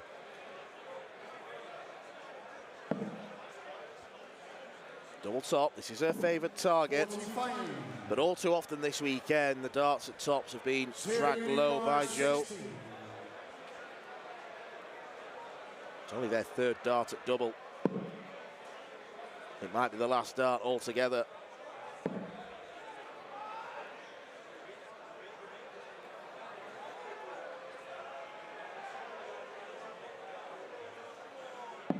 The Teenage Turks are the women's pairs champions. Zeragemi does not walk away today empty-handed. And her and Icicle Caragos have taken the spoils. It's not going to be 3 in a row for Joe with her new partner, Priscilla Steenbergen. They were fancied from the off to have a good run, and they've gone all the way to a 4-1 victory to take the title.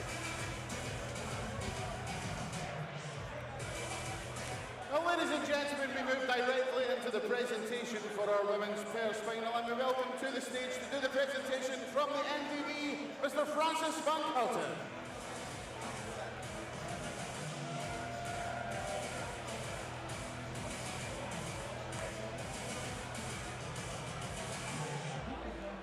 And ladies and gentlemen, first our finalists. A massive round of applause for Priscilla Steenbergen and Joe Rose.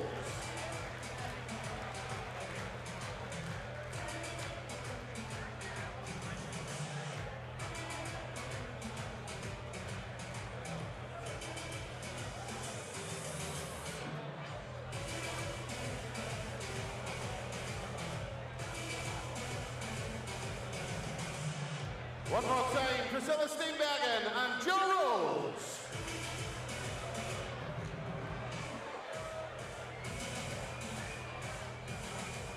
And now, ladies and gentlemen, your 2026 Dutch Open Darts Women's Pairs Champions, Zeragemi and Icicle Caragos.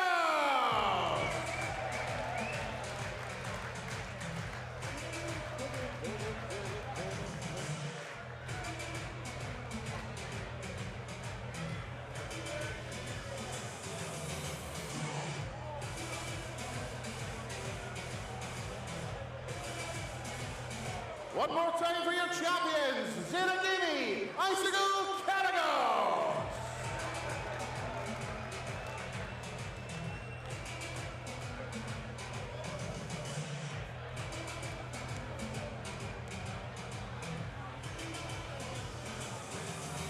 Well, ladies and gentlemen, another few minutes of break, and then we will be back with our next final, the Open Pairs Final.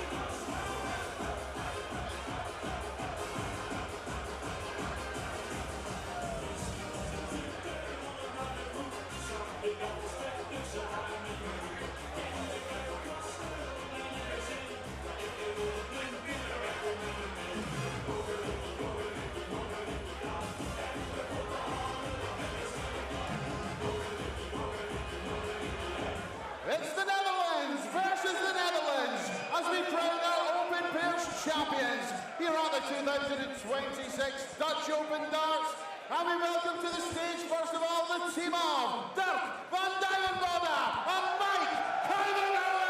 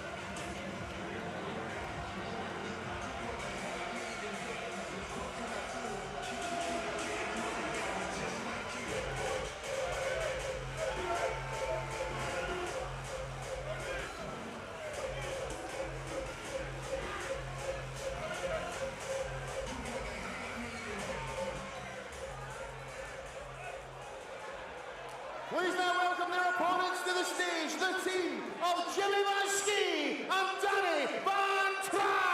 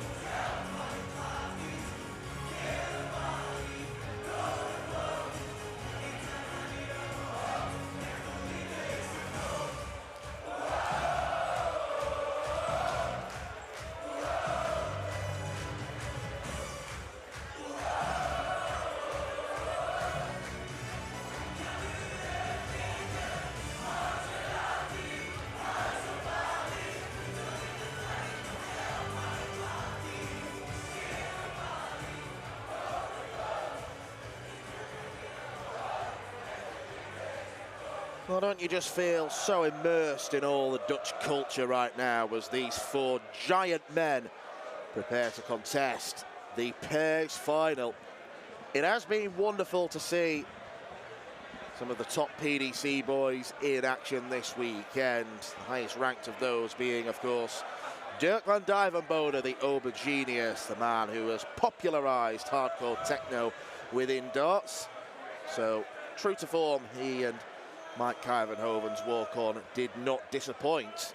Something a little bit softer and more easy listening for the pair of Jimmy van Schie and Danny van Trijp. It certainly got the crowd going. Van Trijp for the second year in a row, bellowing lyrics straight into our camera. But now it's time for the serious business. There's the most recent title winner of the four, Jimmy van Schie, the defending Lakeside champion, who won't be able to defend that title in December because of his commitments now with the PDC Tour Card winner. So he'll be heading to Hildesheim along with Dirk and Mike overnight. Danny van Trijp, the only one of the four that doesn't have a Tour Card, so he was able to play in the singles and get a bit more match practice under his belt. This promises to be a quite spectacular pairs final, and fittingly it's going to be refereed by another giant Dutchman, our #1 referee in this nation, Marco Meyer. Anything could happen in this one, Rich. Please make a prediction for me. Dutch winners, without any shadow of a doubt. I think you might be right. I'm hoping that we see a bit of everything in this. First round against Mike to fill first. Game on. In any match that Dirk van Dijvenbode plays in, he takes you on a journey. He'll let us know exactly what he's thinking, how he's playing. You won't have to look at the ball to find out. Just watch the man. 57. So plenty of these guys in action on the stream on Friday when the pairs competition was whittled down to the final. Lots of fireworks on there. Weirdly enough, though, I think Kuyvenhoven was the strongest scorer. Dirk does have a reputation as being one of the biggest 180 hitters on the planet. And I think he's already noticed a loose floorboard that he's pointing out to Jimmy. 140. Yep, happy with this start. And there's a lot of big feet up there.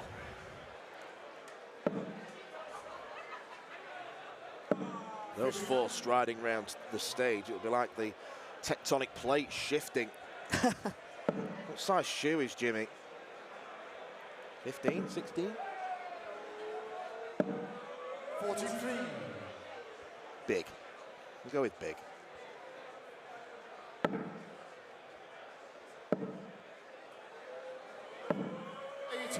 Better start has been made by Van Schie and Van Trijp. 96. It's nice to see Van Schie back on stage so soon after his exploits at Lakeside in December. As you say, winning that tour card. Straight away he made it through to the PDC World Masters stage finals. Did go out in that opening round on the stage, but 84. again here, you might have been thinking that the TV opportunities would be few and far between in his first season, but 96. here he is again on the stage.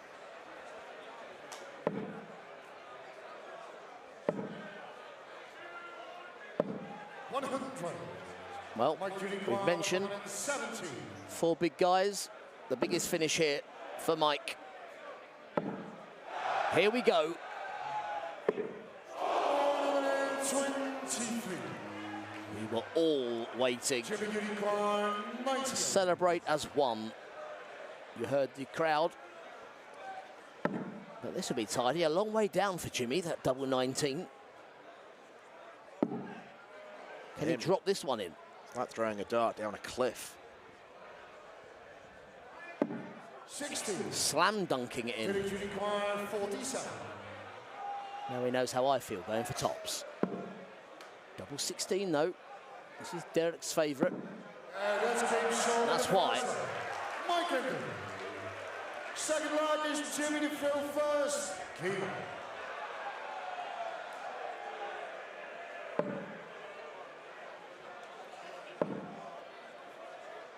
Something worth noting regarding the starting player in pairs, whoever starts does the bull up.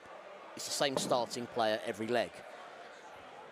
But this is the lesser played 701 format. 60. So at the top level, you do expect player B, so to speak, to feature far more than you would say in the 501, the World Cup of darts pairs that we're used to watching. If both players are on form, player B should be the one checking it out. 180. Check him out. Yeah, I think logically the bigger scorer is the one you put into bat first, but you mentioned 701. 100. Both players will get more opportunities, scoring chances, so it doesn't really matter. Was there a big decision-making process behind who started first out of you and Michael? I think the fact that I walked away when the bull-up began in our first match told Michael everything he needed to know. He was El Capitan. 140. You were the Robin to his Batman. I was his Little John to his Robin Hood. Yes. 180. Nothing little about that scoring. Well, the man throwing. No. Oh, we knew this was going to be great. I wish this was over a longer format. Could watch these play all afternoon. It is the first of 5 legs to level things up here. Tried the 2 double tops. 60. I think the first start was a decent enough guide for treble. Dirk often likes this treble 17 route here. It's just not many players do that. Phil Taylor used to like that way to start the 1-2-1, as did Bob Anderson, but the players in days gone by, Dirk, one of the few, the current bunch, starts 1-2-1 on 17s. And that's a far more accessible double. Jimmy Van Schie. He also likes doing it when he's left on 1-4-1 for a 9. He goes the John Lowe route, doesn't he? Yes. Treble 17 for the 18s. 120. Oh, Dan, the 12 darter was on. The Pharaohs can't believe it.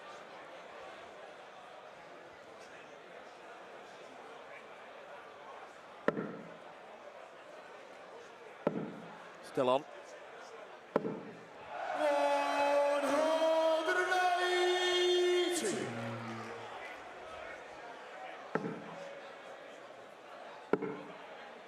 Just imagine 47. the scenes, the raucousness. I mean, if it happened, they should just play Dirk's walk-on music 55. regardless of what point in the match and a 12 darter, the perfect leg of 701 happened.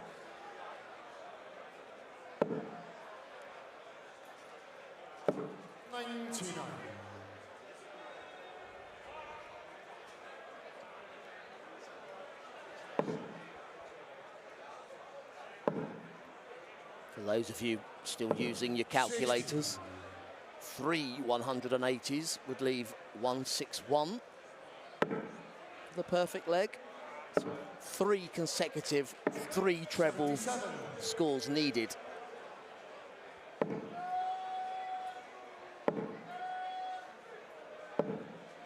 I'd go 177, 177, 177, 170 myself. Show off.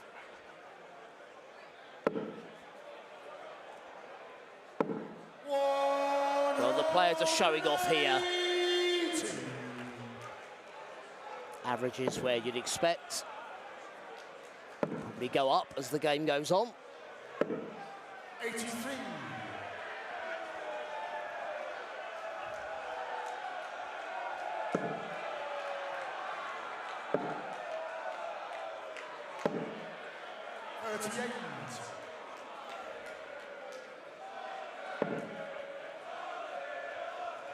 Sensibly switching.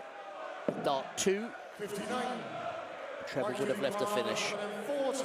Some comfort here. Guy Van Hoven.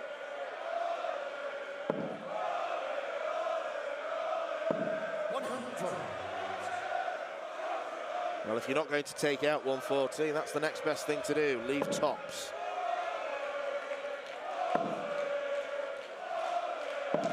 81. Dedicated by 40.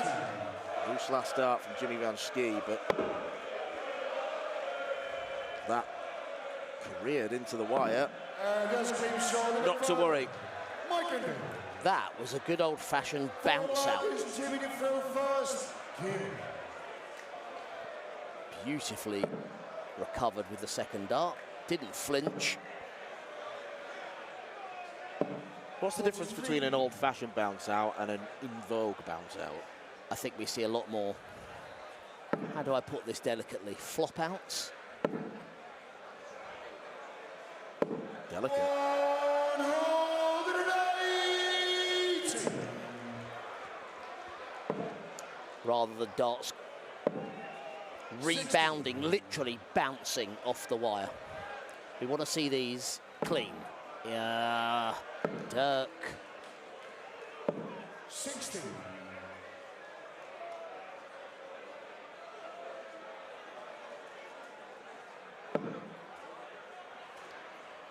Jimmy Van Schie looking like a David Bowie album cover. See a resemblance? 100.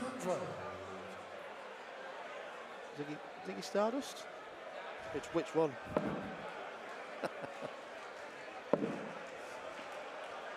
"31 years old, Rich." 99. Cultural reference way beyond my relatively tender years. Van Trijp's the only one not to hit a 180 so far, and he came close to breaking that duck. Yeah, my 140. commentator here leading the show, Dan McCarthy, gave me a look as if I'd just gone into Dutch. I mentioned David Bowie, but don't you think there's a resemblance there? 100. No. I've never looked at Jimmy Van Schie and started humming Heroes in my head.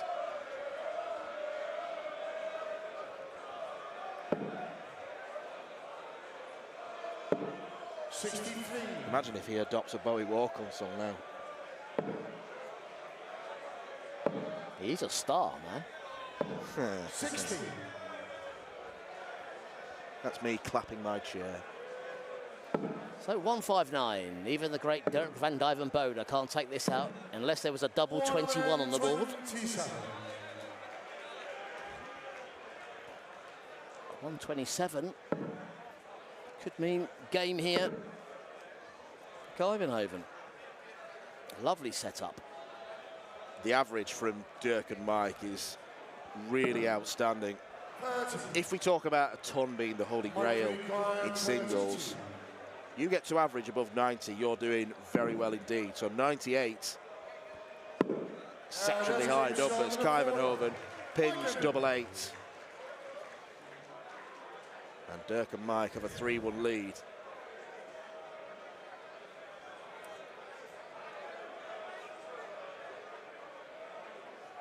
Fifth flag is Mike to fill first. You've mentioned the links to the PDC. 3 of these players, current tour card holders, in Mike Kuivenhoven, Dirk van Dijvenbode, and now Jimmy Van Schie. Danny van Trijp, a former tour card holder. 2022-23 via the Challenge Tour. Yeah, he won it through the secondary system, and it never quite happened for him in the PDC.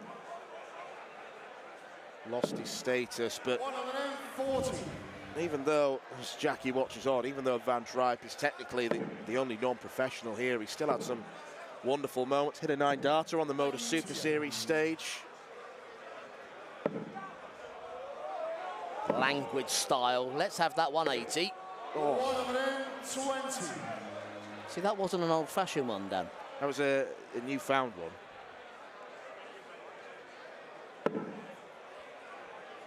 Early switch from Mike. 136. All eyes glued to this double Dutch doubles game. That's why.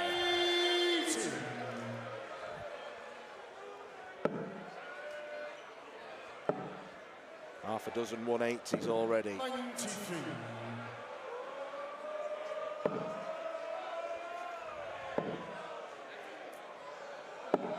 91.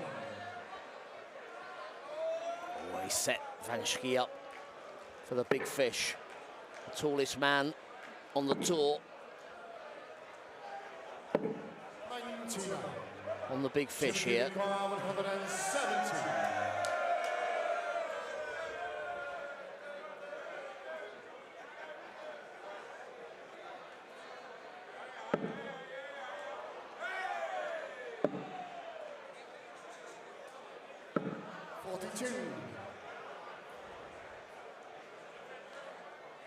Not sure what the delay was there. Dirk not on a finish.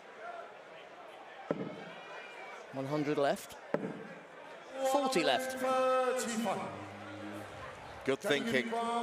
Thanks. Now often on 128. You go treble 18 and follow it. There are other options here, Danny. Another treble 18. It was so awkward. You could have gone treble 14, double 16. Even double 17 tops. Double 19, double 18. You know all these, right? Yeah. Treble 16, double 13. 128 is one of those Treble where... 12, double 19. Okay, stop. 128 is one of those where it is almost a hindrance in some way to hit the treble first, because you either have to follow it or find another treble. There's a game short of the 5th line. It's academic now, with Mark Tyvenova taking tops. Could have gone bull double 12. I'd have liked that. That is a Jimmy Van Schie route, which on Friday, Jimmy was dropping in as a special guest commentator when he was walking past us in the corridor towards the VIP room, and that was one of his ploys, bullseye for double 12, and he explained it. Essentially, if he hits the 25, it gives him options to leave either double top or double 16, whichever one he feels like. Could have gone treble 8 bull. We're still thinking of that, are we? Sorry, yeah. 78. Is it on your spreadsheet? Triple 20, double 7. Yeah. Anyway. That's your kind of double 7, isn't it? Low on the board and awkward. 60. Low and awkward. Sounds very me. Low on the board and awkward. Perfect dart there. Nothing about you, pal. 140.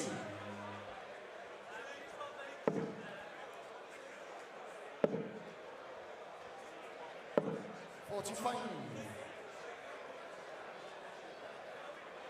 Dirk fired up by that.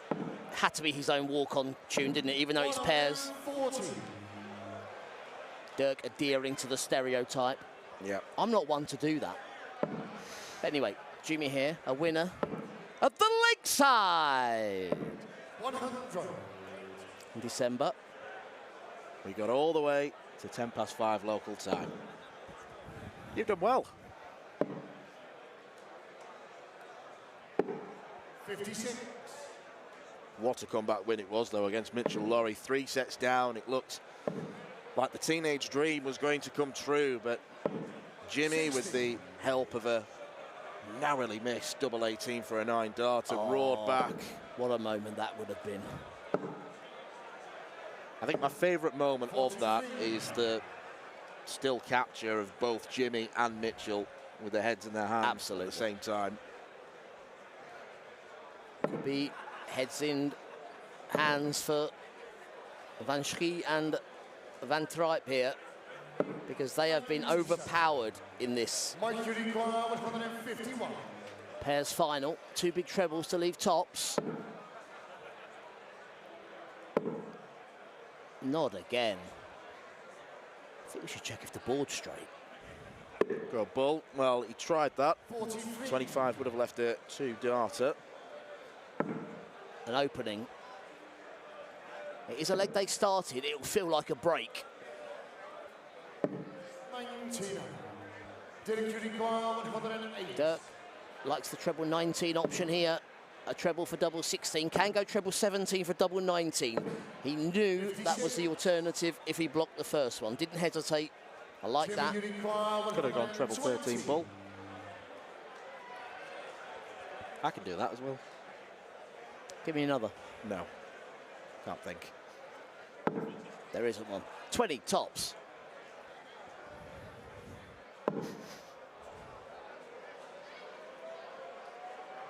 So, Jimmy looks down at tops. 80. Mike, you require 52. 20 double 16, 12 for tops. Maybe even tried the treble 12 for double 8. Many do. But now it is tops to come out on top.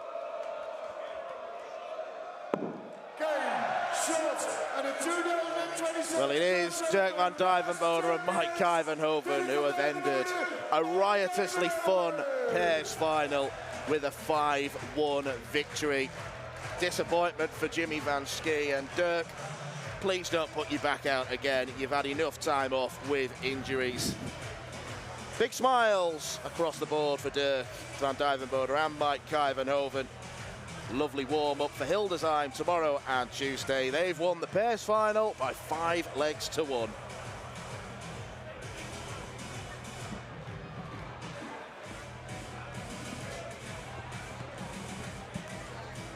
Well, ladies and gentlemen, we move directly into the presentation for the open pairs, and we welcome back to the stage Mr. Francis van Kelten.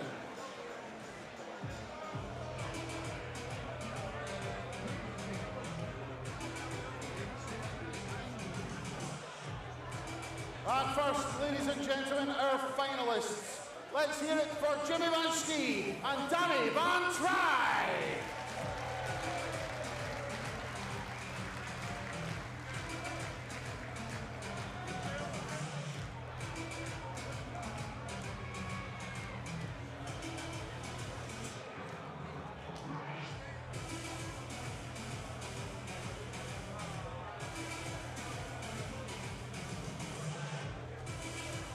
One more time for Jimmy van Schie and Danny van Try.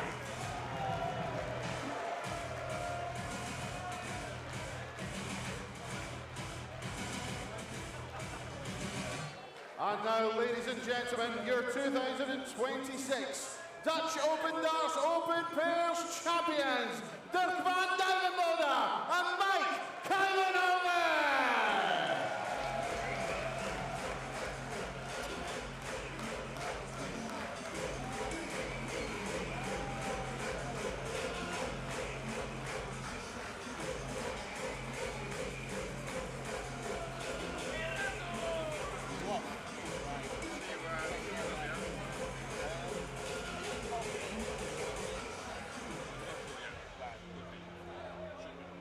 One more time for Dirk van Dijvenbode and Mike Kijvenhoven.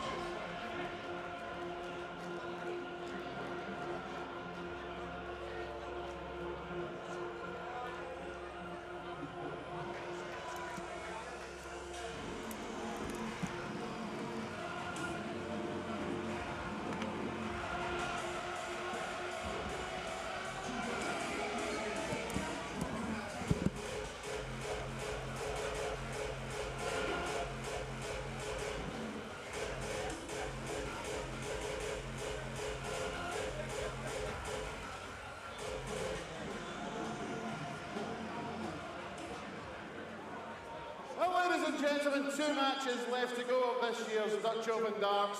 We'll be back in a few minutes' time as we crown our women's champion.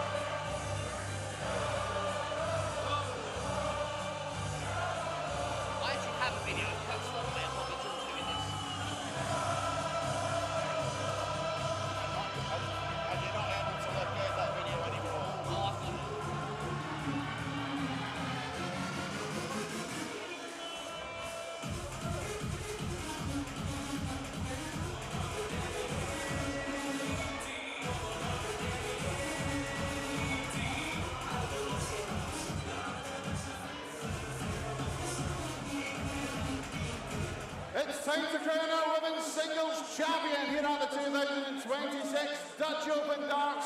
And we welcome to the stage, first of all, a former Dutch Open Girls champion, the reigning Budapest Masters and Bruges Open champion from the Netherlands, Smurf Priscilla Steenbergen.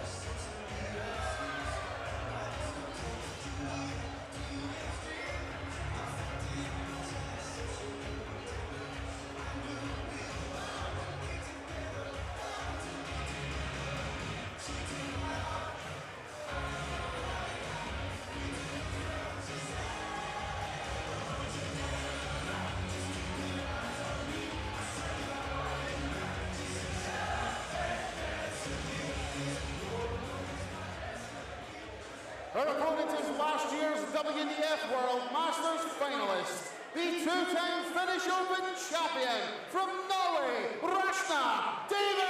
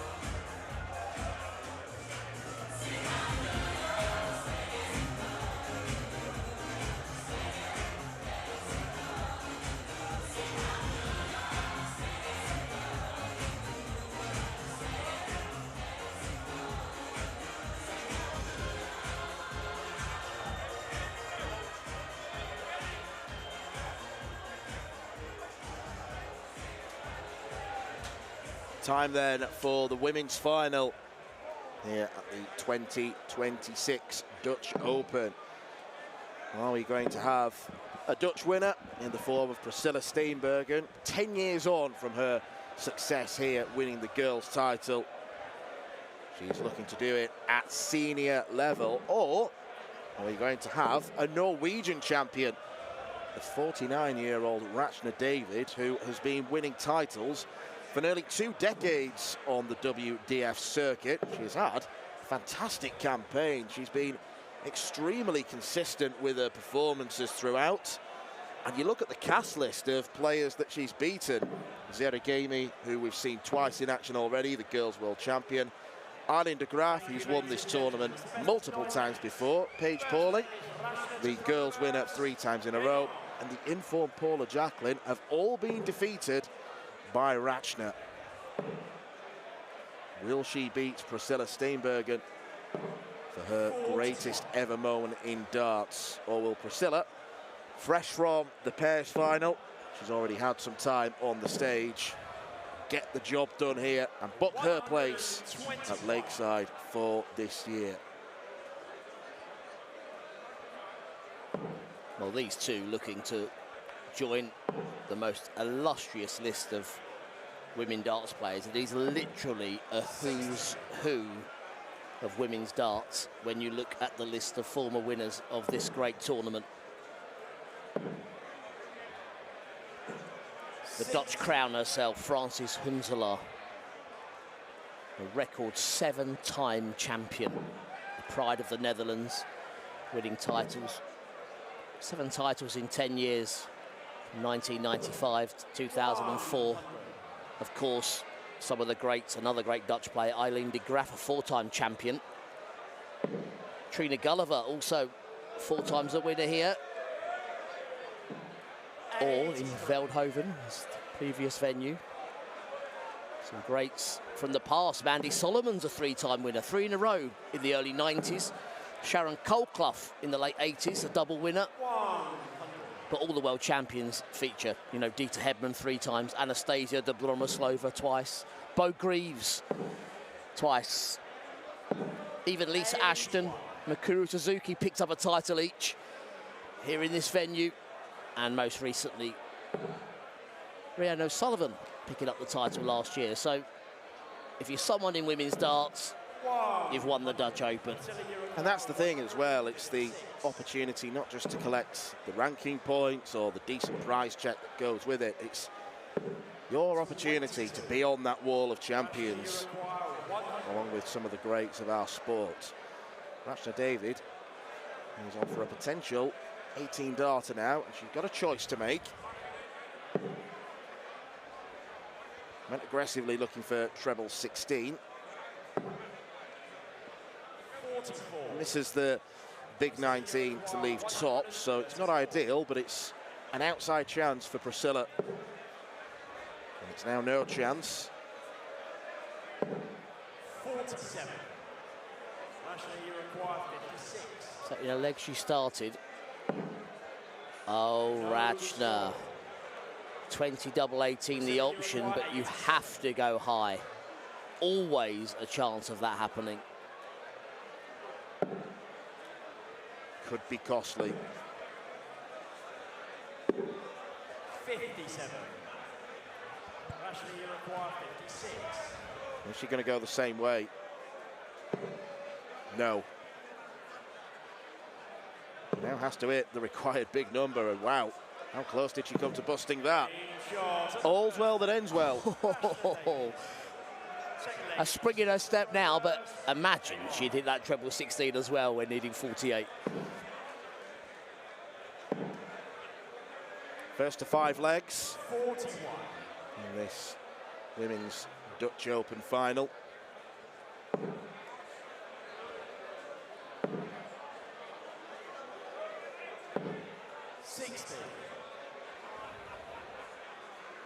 I've not seen you two around this weekend. Seen a few of these. 139. When things are going right, Priscilla can be a massive scorer. Yep, we saw flashes of it in the women's pairs final. 140. Couple of 180s. Yep.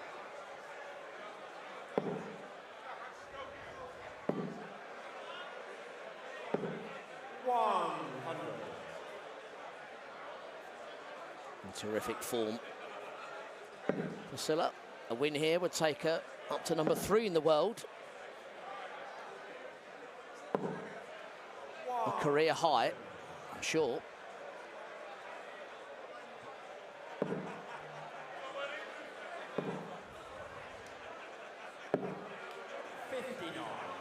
Good save. Doesn't leave a finish, but it is a treble at least. A lot of credit to Rachna. You may not see her at all the events, but all of the other top players will know what she's capable of. Runner-up at the World Masters, and indeed the World Open that same weekend in Hungary last November. And now in another big final here. Rachna, you require 141. The shot is on.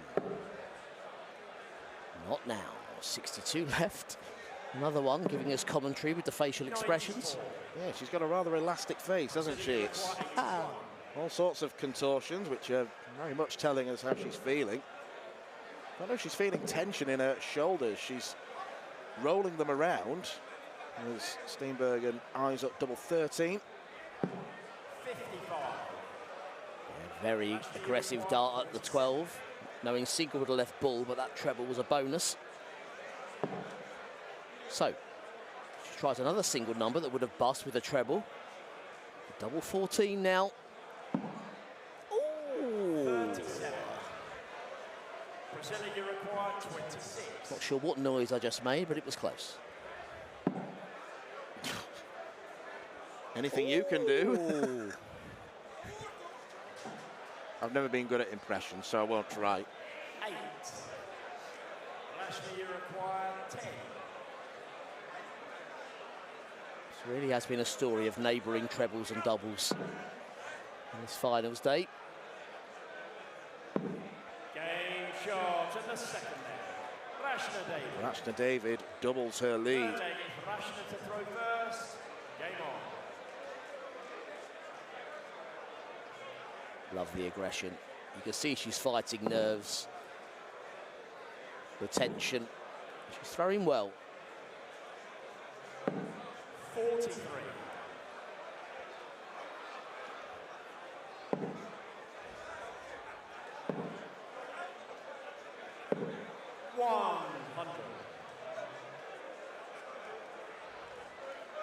We did see Priscilla in big stage action just before Christmas, and she had a very good week as well.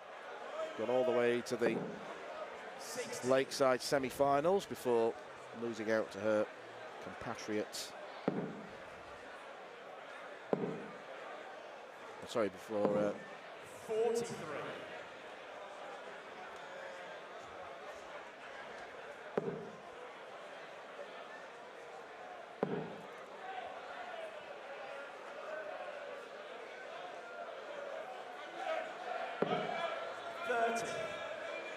Lost out to the eventual winner, Dieter Hedman, in the semi-finals. Beat her compatriot, Lorena Rietbergen, the #1 seed, to get to the final. Yeah, you're right. It was a memorable match between the two young Dutch ladies.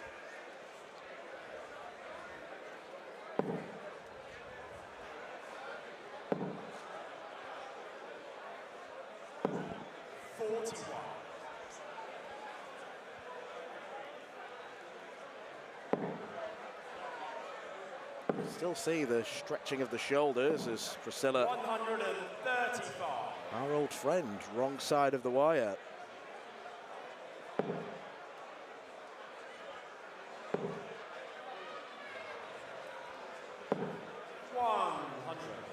Priscilla, you require 123.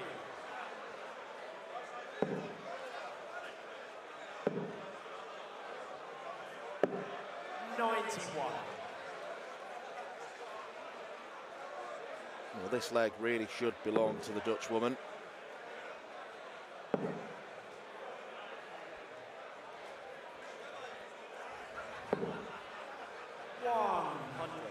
Priscilla, you require 32. To steady the Dutch ship.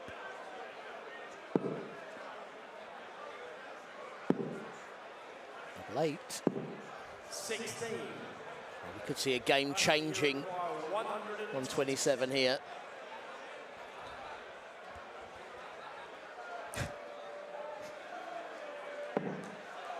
Well, it's only to hold a throw, but this will feel much bigger than a hold. 67 left. Gets confirmation from referee Nick Rolls and misses the big 17. 81. Priscilla, you require 16. So, no opportunity for at least to go at the bull.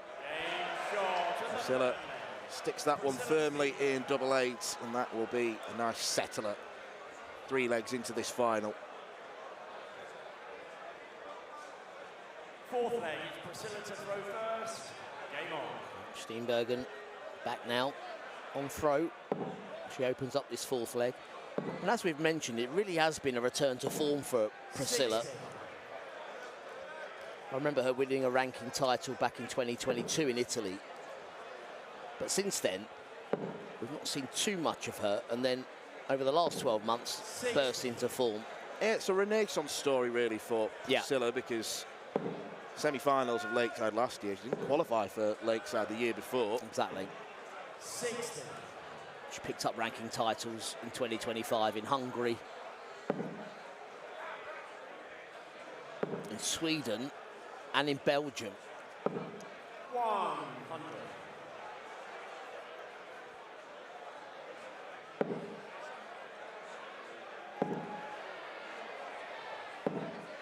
And you're seeing why. 180. First 180 of the match.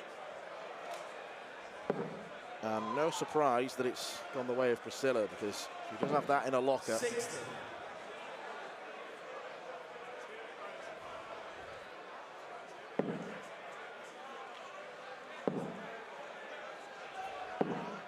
Yep, the scoring has really clicked in now. 2-1 down, but right now she's the better player. Not only that, she looks the more settled, the calmer of the two.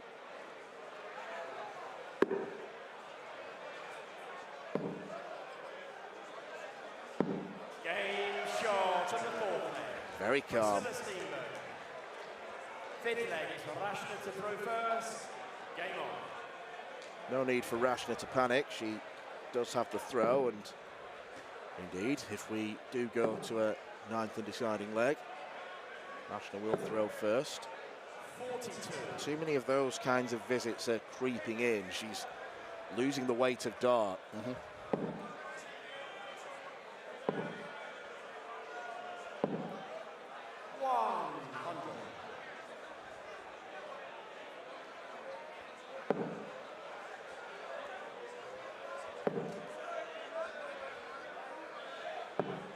$99.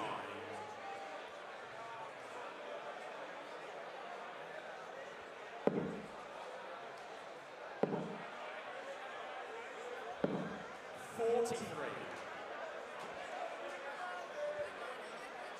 Loads of fans in attendance, and all the tickets for this final session were sold out well in advance of this weekend.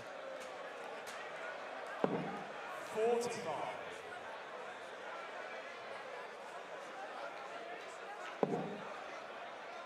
And I think everyone has been behaving themselves accordingly. It's good to see. 100.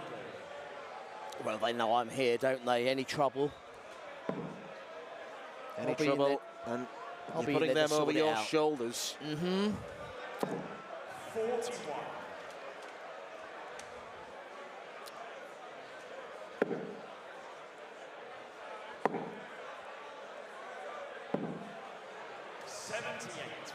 My kind of 180, that.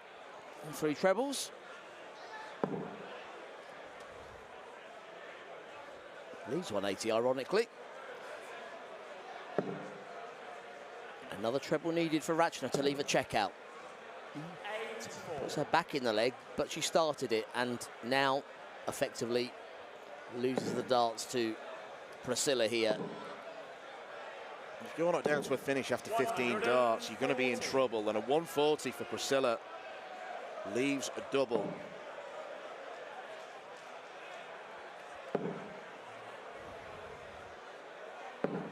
$60. Priscilla, you require 40. Well, this game has been turned on its head.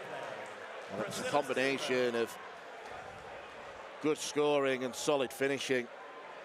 Rachna won the opening 2 legs, with Priscilla having darts at double in both. Since then, she's not had a look in. 3-2 the scoreline, but it's one-way traffic. Rachna needs to stop the rots. She needs to rely perhaps on visits like that. She needs to draw on all her experience now, Rachna. Been around the game a long, long time. 100. Played her first World Masters back in 2004. Priscilla would have been 5 years old, I think, 5 or 6 years old, so.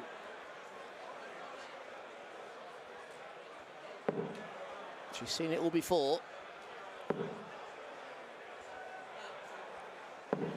60.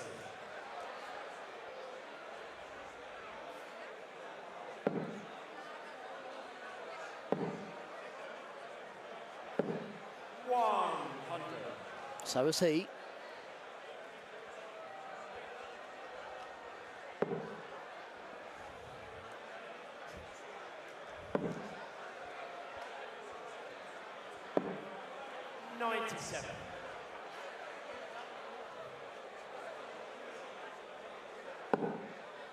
Yes.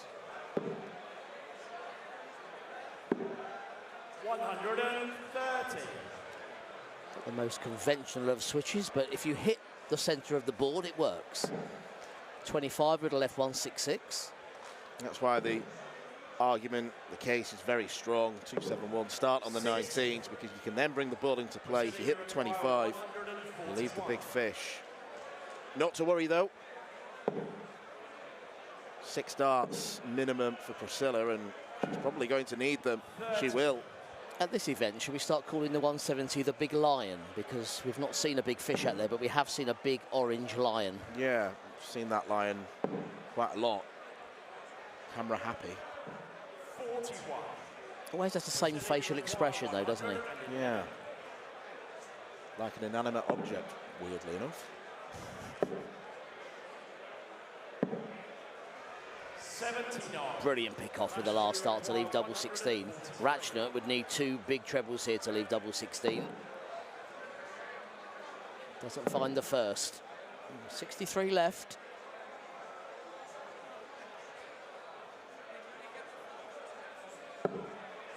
$97. Priscilla, you require 32. She's only needed 1 dart in each of the last 2 legs. Game shot. 2 will do. And Priscilla Steenbergen needs just 1 more leg to put her name in the Dutch darting history books. Yep, that illustrious list I've mentioned. 100. Sure, she'd be very proud to join the list of winners, especially those Dutch ones. Francis Hunselaar, 7-time champion. And more recently, of course, Eileen de Graaf.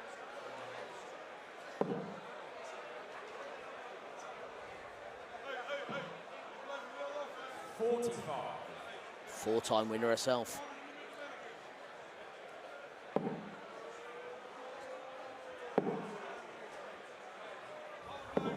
$140.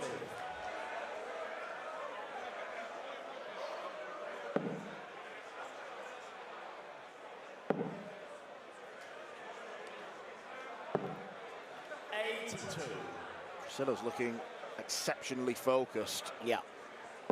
This has been impressive because she didn't flinch at 2-0 down. 83. And even though her and Joe Rolls lost the pairs final, I wonder if that stage time has done a good. Perfect preparation. Yeah, you would think so, wouldn't you? I mean, this game kicked off at just after 5:30 local time. It's a long time to wait when, you know, we've had action on the stage since this morning, since 11:45. 43.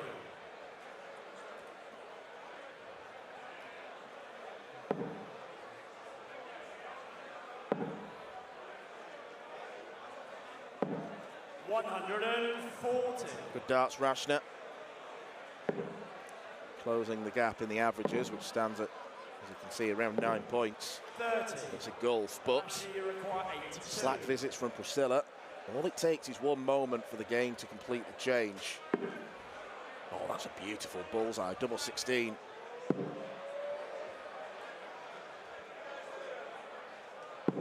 Game And she's got a route back into this.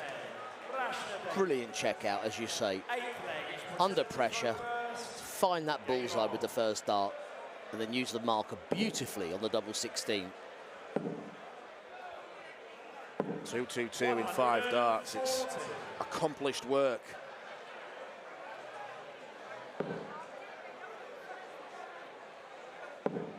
Needs to break the throw. 81. And she'll be watching Priscilla lift the title she so desperately wants. A title that's been out of Dutch hands for a couple of years. Players from the UK winning in Bo Greaves and Rhian O'Sullivan.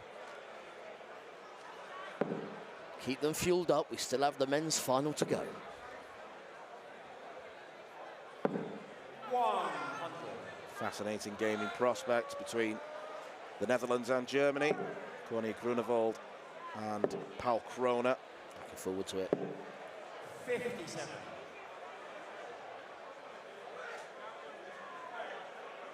Well, Ratchner, darts is often about timing, and that's not the time to slip into the 5. 44. Needed to strike there, you feel, not only to get back in the leg, but to pile a bit of pressure on Priscilla, because at the moment she looks serene.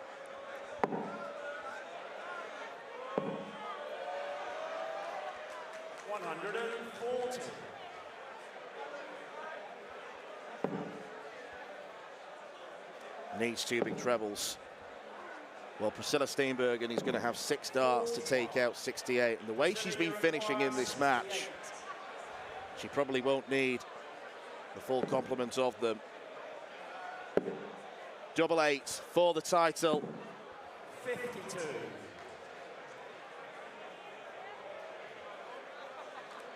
Well, the coronation is almost complete. Priscilla about to become queen here in Assen. 60. Priscilla, you require 16. It's the position every darter wants to be in. No score. Well, the weight goes on. And Ratchner not throwing at the 25 to give herself an outside chance on the previous visit. Can only now hit and hope. 41. Well, she's had a tremendous tournament, Rashna David. She has knocked out a series of quality players, but it's Priscilla Steenbergen who roars her way to success in the Dutch Open. She adds her name to a list of darting greats to take this wonderful title. She secures her place at Lakeside in 2026, but more importantly than that, she can call herself a Dutch Open champion. Fittingly, a decade on from her success in the Girls' Championship, Priscilla Steenbergen is the women's singles winner. Well, ladies and gentlemen, we move directly into our presentation and we welcome back to the stage Mr. Francis van Kouten.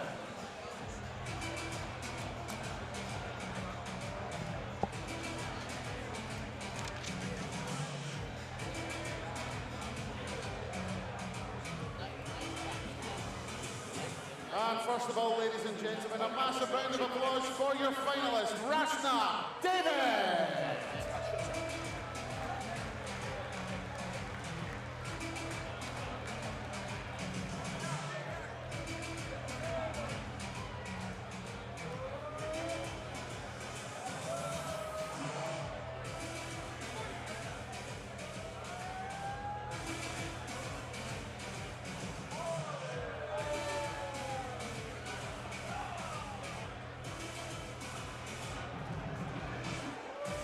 One more time for Rashna David.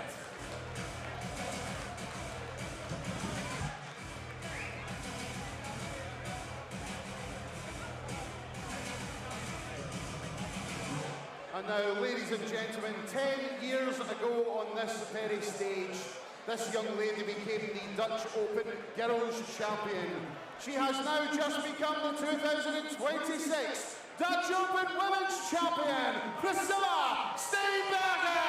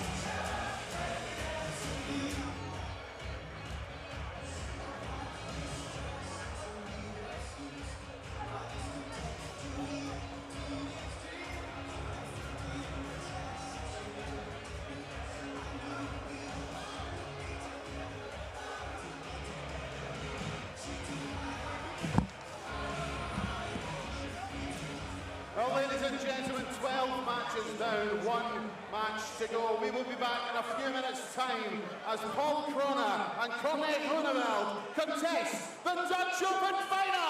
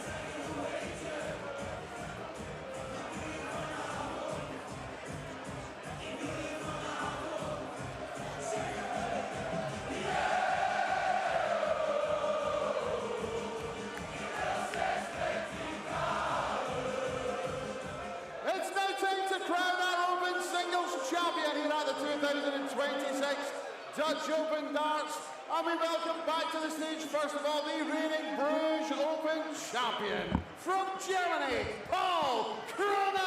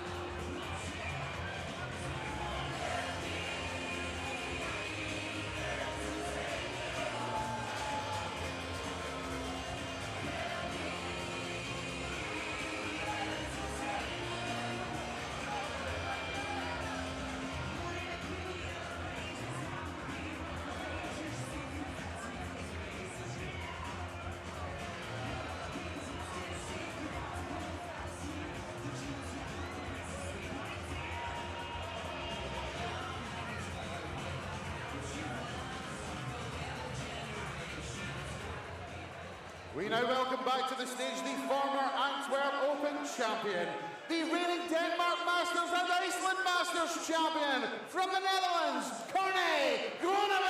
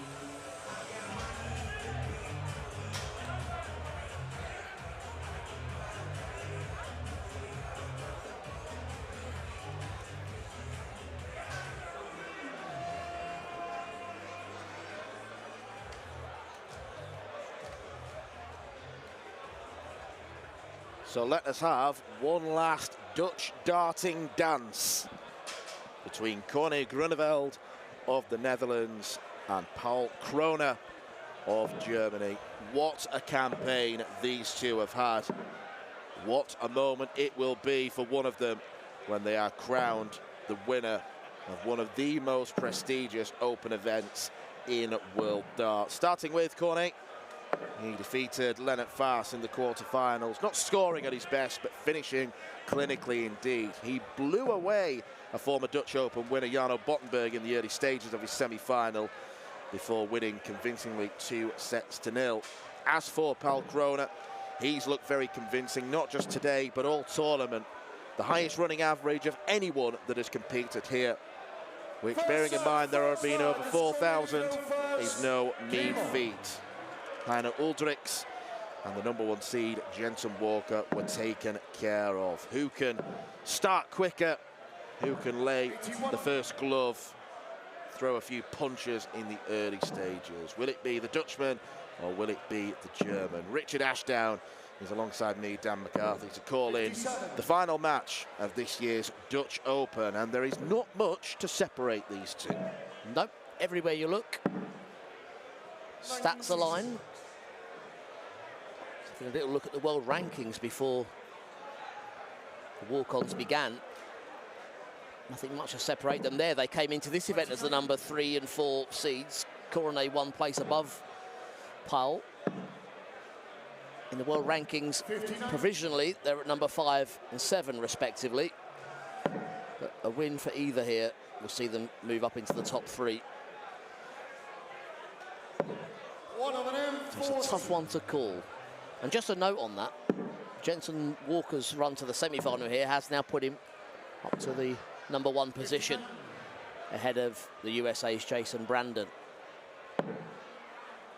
So he'll be disappointed losing out in the semi, but a very fruitful weekend for Jensen and some fruitful scoring there for Kroner. The German looking to break through. You asked who would start the quicker, Dan. He's looking like Paul Kroner. Not taking any chances. Looks at the bull. 70. For a unicorn, 146. Needed 2 big trebles to have a go at double 16. Ball unicorn. Couldn't get any of them. 25 left for Paul Kroner. Now double 8. 17. Yeah, because of that previous shot selection, looking at the bull route for 95, meant he only had 1 dart. 59. Ball unicorn 8. Yeah, 1 dart bull and 2 at the double. It could have set up with 3 big singles. Just keep showing the first. All Ball throw. academic now because the Second double 2 line is found. ball throw first. Keep. No regrets. Well, the confidence won't exactly be flowing in Cornet's veins after that first leg. But they both should be pretty confident overall with how they've been performing up there. They've both looked relaxed, fluent, full of confidence, smiles. 93. Very much like us, Dan.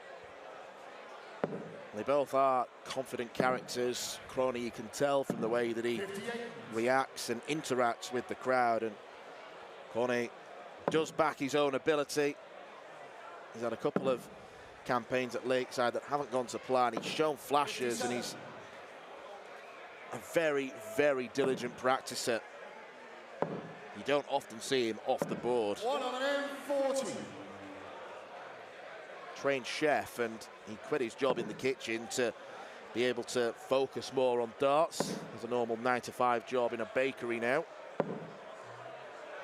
95. So these are 2 guys who combine their love of darts with full-time jobs. So it's admirable they've got to this stage. Absolutely, but the talent will come through.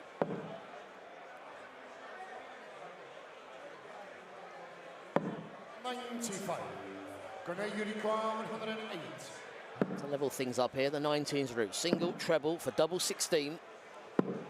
Just keep showing the second line. Grenade unicorn. Well, the combination finishing theme continues with Grunewald. It's another ton plus checkout. Third leg is grenade throw first. Keep. 108's one of those very nice numbers, as you mentioned, Rich. The ones that you can just take your pick. Yeah. Go 19s, 20s, 17s if you prefer. Yep, Shanghai 18s we see some attempt. And even 16s is a safe route. Wherever you land around that treble, you're still on the finish. So yeah, 104 and 108, we just wait and see what treble they look at.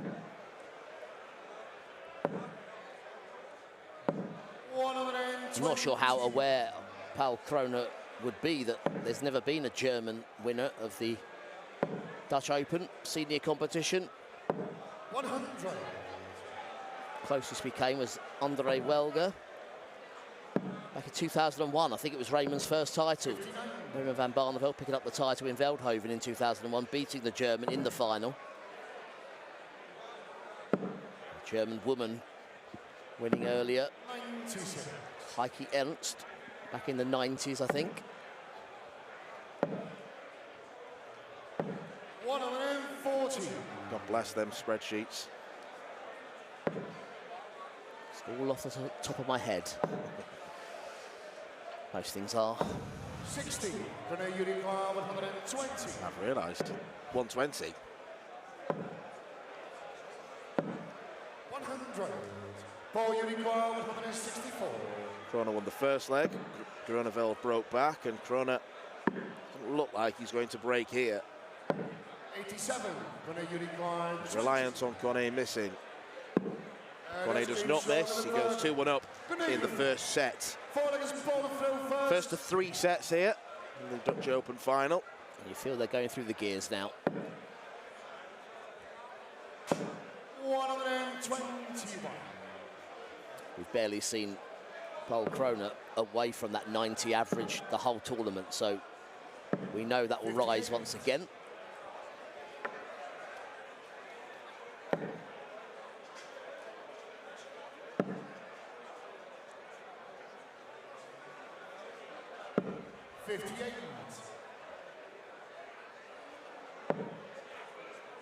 It's been Dutch dominance in recent years here at the Dutch Open, hasn't it? Groeneveld hoping that continues.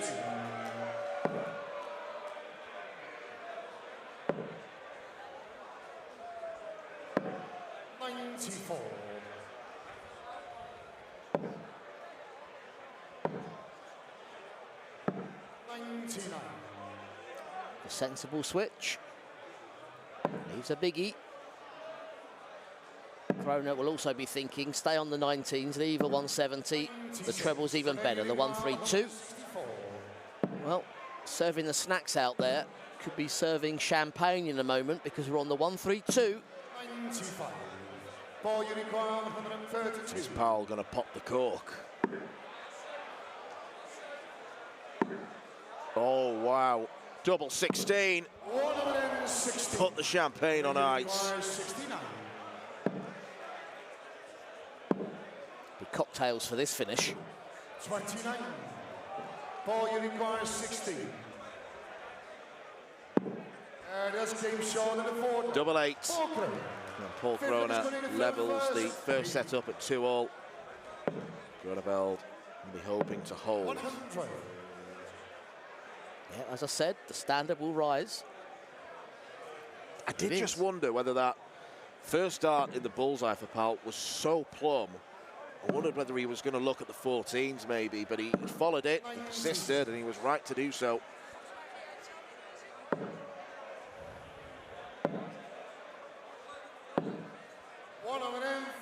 I actually had to silence myself from going into bullseye overdrive at that point, Dan. Always respectful of the lead commentator. 134. Well, I'm glad, because I think both players would have heard you and would have turned around with an accusatory glance. 100. Now, you were educating our listeners earlier with a 271, saying start on 19s, because if you hit treble and single, you can go for the bull. And if you hit 9 of them, you can leave tops. 171. Well played, Powell. Hello. 78. Paul, you require 100. Yep, so all upstairs now after the 171 setup. Try to lay that on top, the treble for double 10. We know again the tops is always the option there. It was the right shot considering the way his darts land.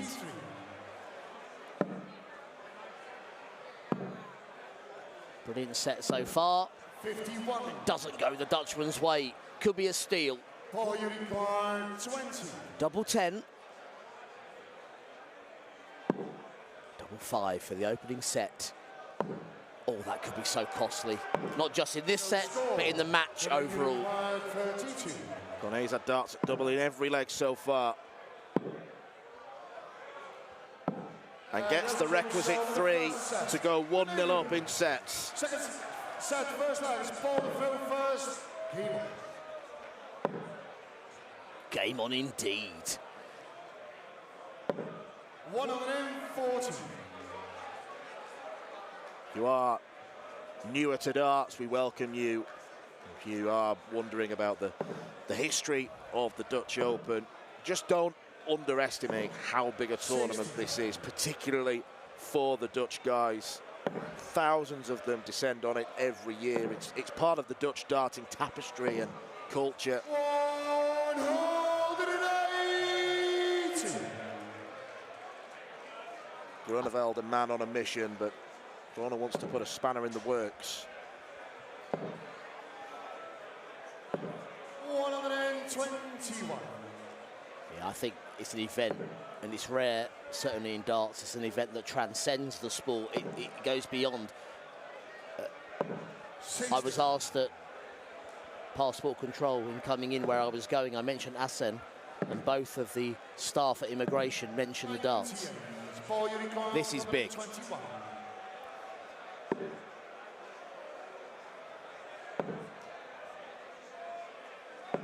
65.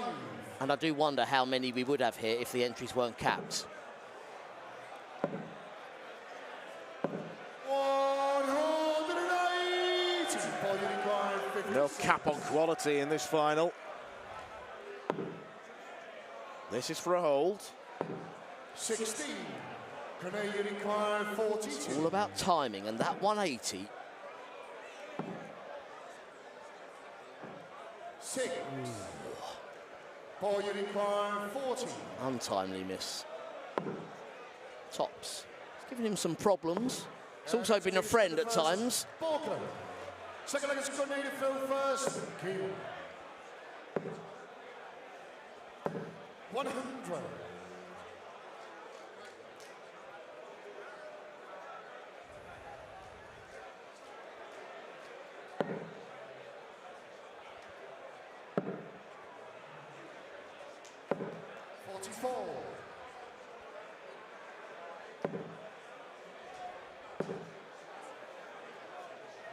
I'm a fan of the Corny Grunewald monogram on the back of his shirt. Called Corny, it's cone-shaped. 58. There's Is one it? letter difference. Is it? Is it cone-shaped? Yeah. 100. Sort of. 99. Oh, crone-shaped. Is that? Sorry. 100. Comfortable leg for Corny.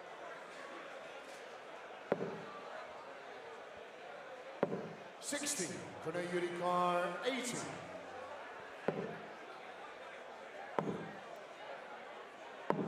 And that's game Up the ladder to tops. Grenade. I'm not sure if Kroner subconsciously took a bit of a breather there, but wasn't anywhere near in that leg. 40. Knowing he has the darts here, and if needed in the fifth leg, 140. both players switch back on. Like that. 41. Not much to like there for Pal. Only 41 scored. 41. Corny follows suit.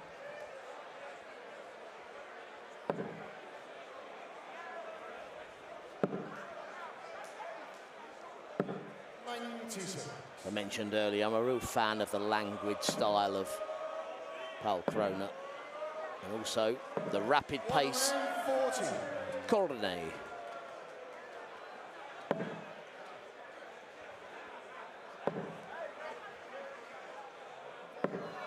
98.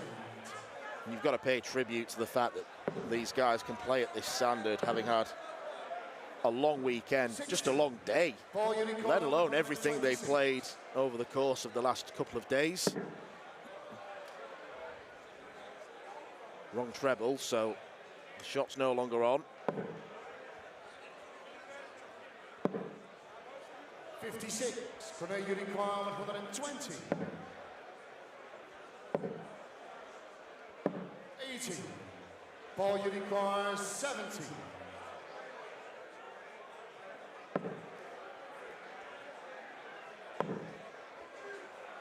16. 38. Grenade you require 40. Pivotal points. Really is. And that's game shot. Good evening. Four leggers grenade fill first. Game on. That might have been a bit jammy, but you make your own luck in this sport. 100. The best deflection he's ever had. Absolutely. Never mind cone-shaped. It could have gone pear-shaped there.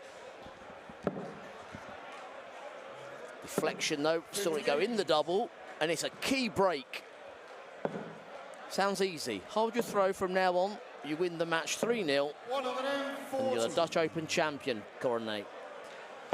Not easy though, is it? If only it was that easy. 99.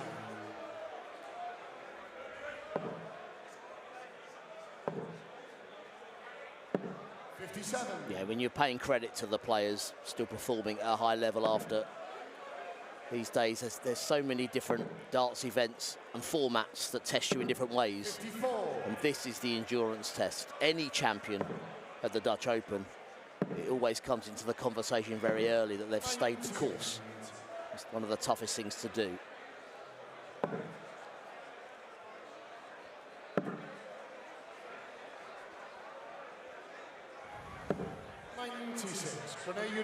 With 106. Choices. Only just in the 14, but that is plumb in double 16. And Connie Grunewald does get the second set. A second ton plus checkout of the game. And another one of those wonderful combos. Yeah. 100. Couldn't scribble it down quick enough, could you?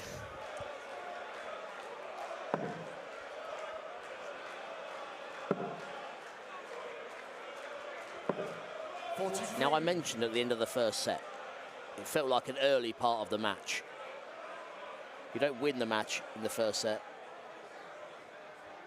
But you could well have lost it, Krona, with those missed doubles. Would have been against the throw. Now, really in trouble. 2 costly misses. And they followed on from that excellent 1-7-1 setup. So. Yeah. That was almost rendered pointless. 140.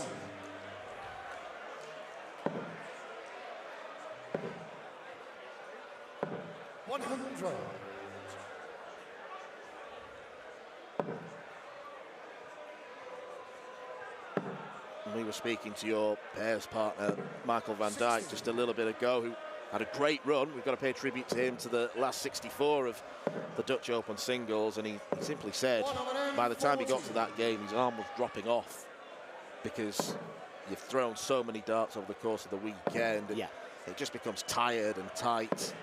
124. I mean, he's back from carrying me in the pairs. Oh, great recovery, another. 61. Ball you require with 134. This would be special. Again, agree with the follow. Would have left double 7, but keep that flow with the first. Yep, don't mind it. Doesn't like the look of double 9. Takes it down a notch to double 8. Cool and calm there when needed. Yeah, I've heard that a lot, Dan, as you mentioned in that leg. I've heard a lot of players talking about their arm or their shoulder, the aches and pains. 96. Topic of conversation on the practice board between the players.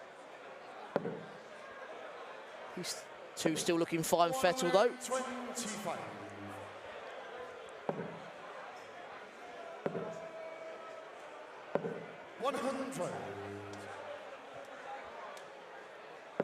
And on that point, while we have a moment to do so, it's not just the players that deserve the credit, it's the officials running an event of this scale. There's nothing else like it.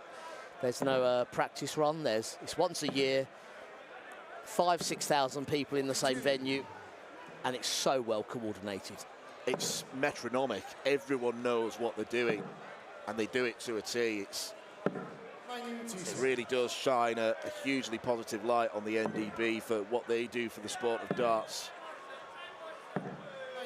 We're very well looked after, and it is overall a great event that everyone should try, as Krona tries on double 16. 60. Now, if Cornet can hit this, he might just about hand him the title. Bullseye.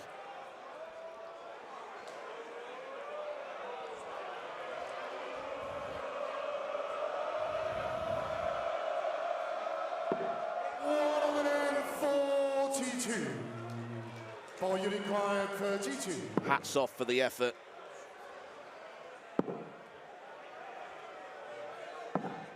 That's game short in the second line. What moments we've just seen there. First, Showstopper of a 167, almost hit. The show goes on. The last-ditch double four. Conne keeps his record up. We've had 11 legs so far, and he's had a dart at double in every single one of them. He is creating chances for himself. And if you can do that, one good throw, another leg on the board.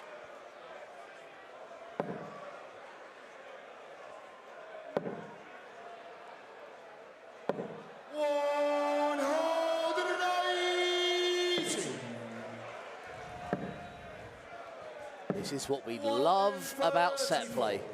How quick things can change. It's not going to be easy, but Krona, if he can hit another big score here, puts himself in prime position. There it is, to break through in this crucial third leg.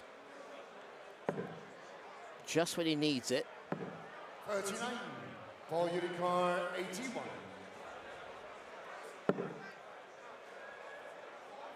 There's an argument here not to go for the bull, but 51. Cornet you require 170. I guess he did come very close to the 167. It's a bullseye!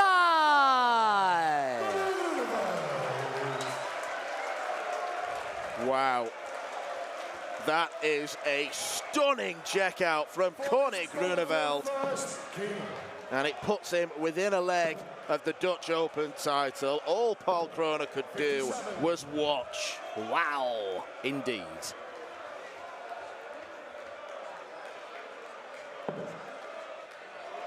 Well, for everyone watching and supporting the Dutch Open today, that's the cherry on the cake.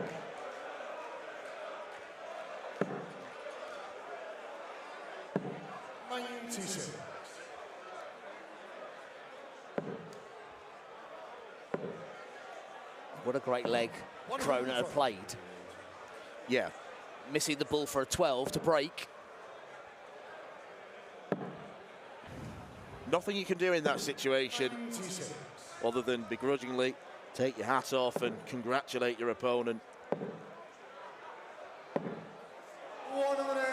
And that's the conundrum that will never go away in darts, because statistically you could say, look, I've got more chance of winning the leg if I don't go for the bull and hit a big single.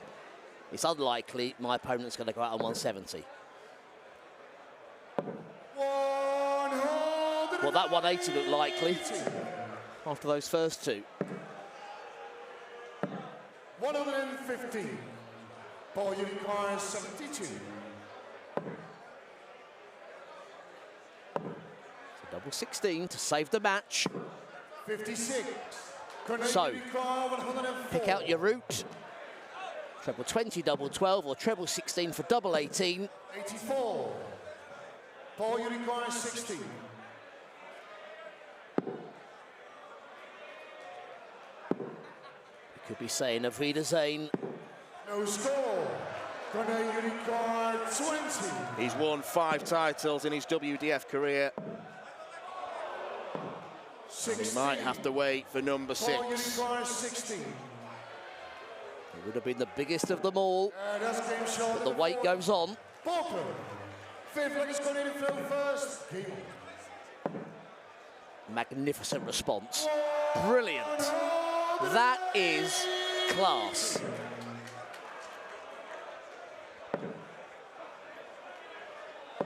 Good grief. 5 180s from Paul Krona, 3 in the last 3 legs. 60.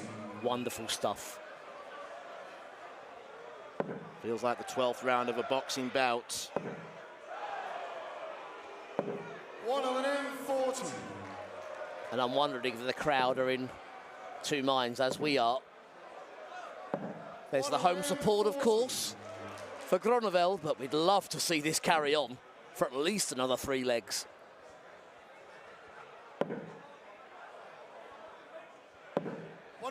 121. 121. Belgium, in the Faroe Islands, in Iceland, and in Denmark. 53. Still he Paul waits. Unicar, 81. This will take us to a fourth set. Paul Kroner is made of tough stuff, and that is a superb 11-dart leg against the throw.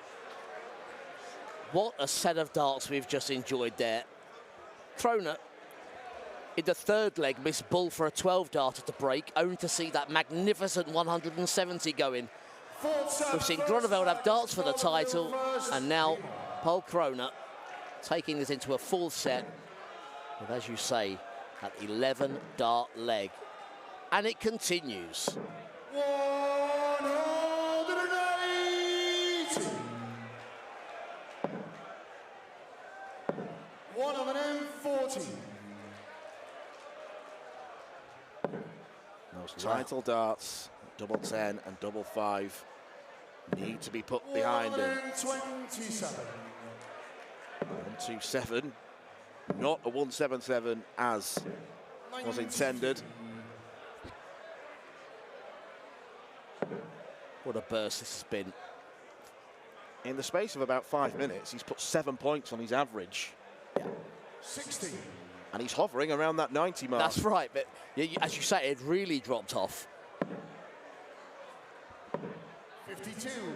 Paul Unicar, 134. Doesn't need to go for the two trebles and double 7 here.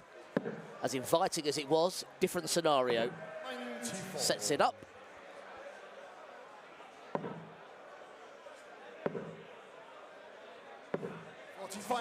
Paul Unicar, 40.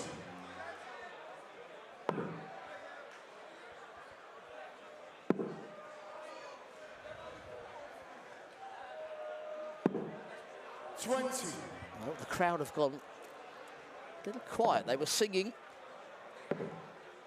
in the last set, but 97. Paul Unicar, 20. a little bit of nerves from the home support. That's Green shoulder the first one. Balkan.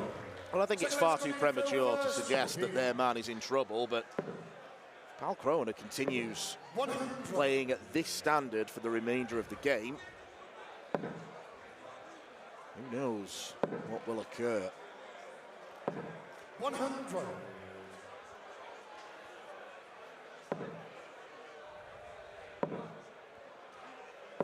$140.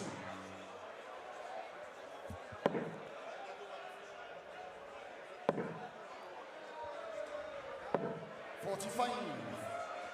Now, we were wondering how the line had so much airtime. We've just noticed there are two of them. 60. It's like the Van Tripes, isn't it? I don't realise there's two of them. 58.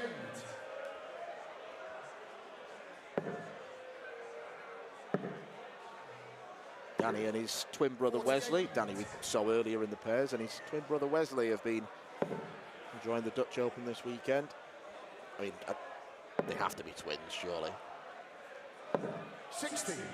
René Unicar, 153. Treble 19. 93. Time's on his side.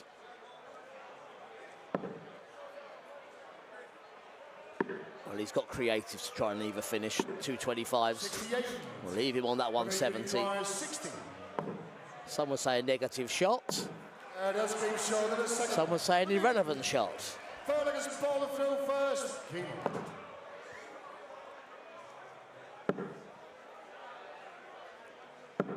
58. On a knife edge now, isn't it? Not the best of starts. And look at this. Well, Paul's just gone off the boil again. 140. We had a bit of a 180 fest, didn't we? Can the carnival restart here? 180. Paul Kroner is back on the boil. Yeah, Marco had a bit of a rest. 59. All of one leg. Yep, time to get the vocal cords going once again. Now the 18s. 95. That's when it would have been handy to leave the 170. He's made a calculated gamble that Groeneveld isn't to get to a finish. He was right to do so. And this is always going to be the unsolvable riddle in darts.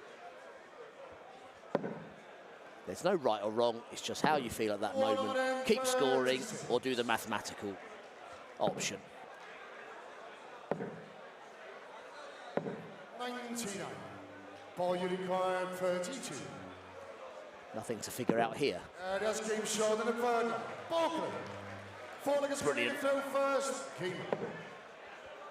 Any darts player will tell you to leave double 16 after 12 darts, you're in a good place. Ronnie Groeneveld had darts at double in the first 11 legs of this match. He has subsequently only had one in the last 4. 100.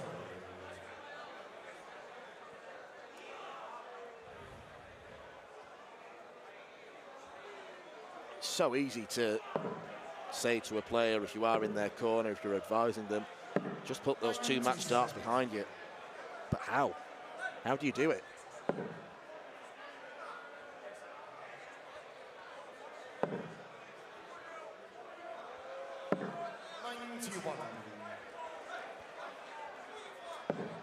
And this is where I have the admiration for these players, that with everything else they're contending with, we've talked about the stamina, we've talked about the audience, the fact you're on a big stage, it's a big title.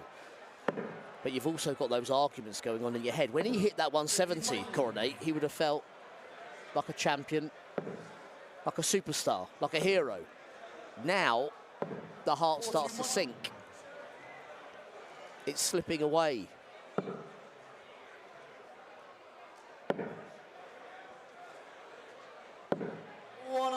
Can Cornet find a shot to get the Greenfield Army back in full voice? 134. That'll do. 116.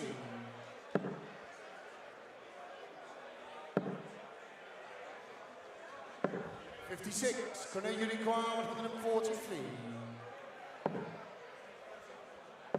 Big checkouts have been his speciality, but not to be on this occasion. Leaves single to double. 60. On top of that, 40. Cornet Unicorn 43. 2 darts missed to take us all the way. 27. That time the deflection not working. 20. That does. Short of the 4th set. Polko. 5th set, first would you believe it? First.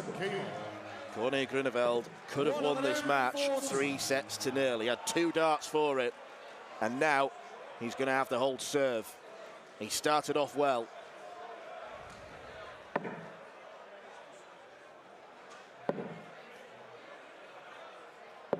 $140.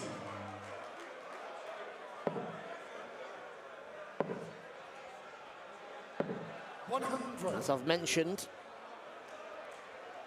no German man come to the Dutch Open and walked away with the title. 140. He'll be in the Aspiranta next year. And I bet he averages 80. Kids these days.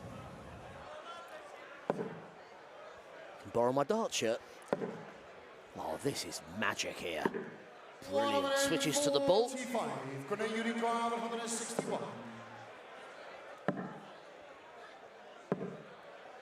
36. Pal Krona starting the deciding set on another 11 darter to break. 60. Pal Krona has not led this darts match since the very first leg. He will be given a chance to correct that start. Paul, you require 60.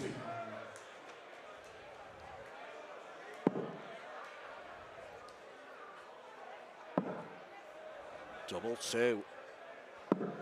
And would you believe it? Double 2 won him that very first leg. It's won him this one. And Pal Krona gets his nose in front. Second leg, it's Bonte through first. Keating. 1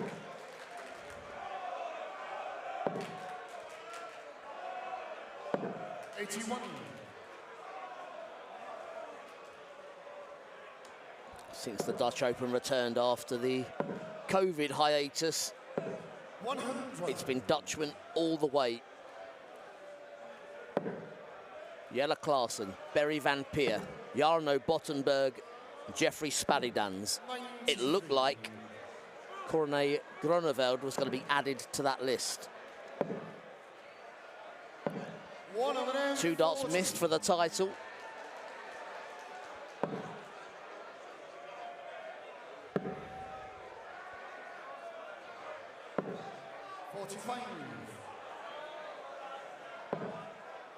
Ross Montgomery, our last winner from outside of the Netherlands 60. in 2020.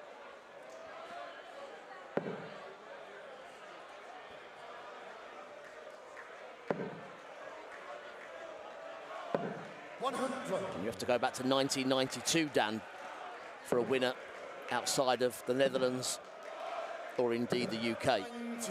Leo Lorenz, the Belgian. Today we could see it cross the border to Germany for the first time ever. 100. René Uruguay, 105.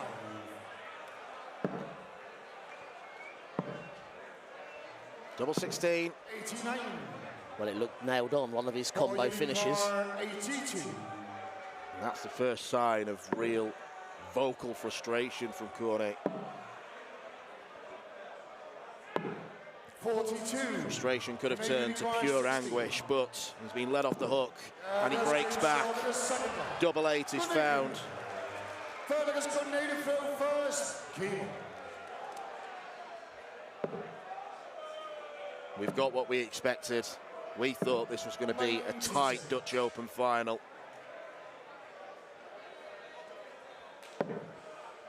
Certainly what we hoped for.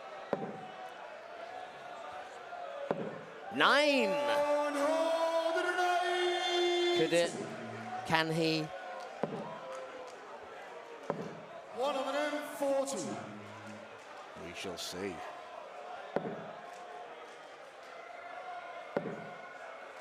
Imagine. I'm imagining. Do it now, Paul. We've seen the big fish from the big Dutchman. 57. Big players produce big moments in big occasions. We are going to be denied a perfect leg. Refocus, set up. Treble 15 or treble 7, the safer routes. Going for the 25, you could inadvertently hit the bull. Some sensible stuff, and Kroner has been favouring tops. Seen one of those already. Well, double 13. Yep, it's a mirror image. A bit of symmetry on the board. Not intentional.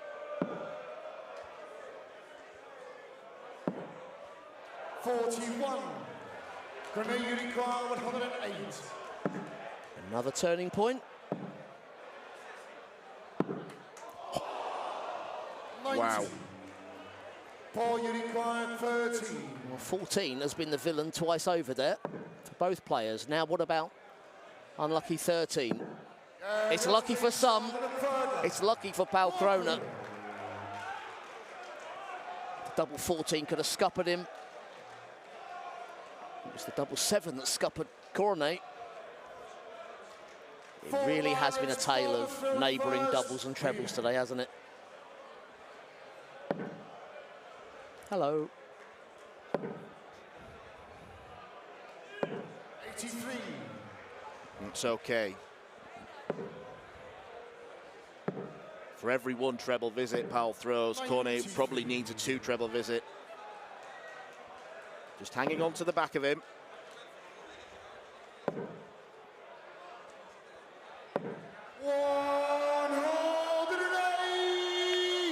Almost losing count of the 180s. It's 10 now. 10 for Paul Kroner. It's 4 for Corné.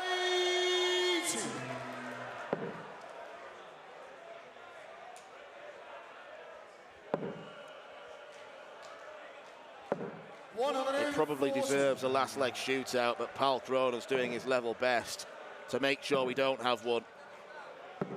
58. Paul Unicorn, 98. Look what corner he's sat on.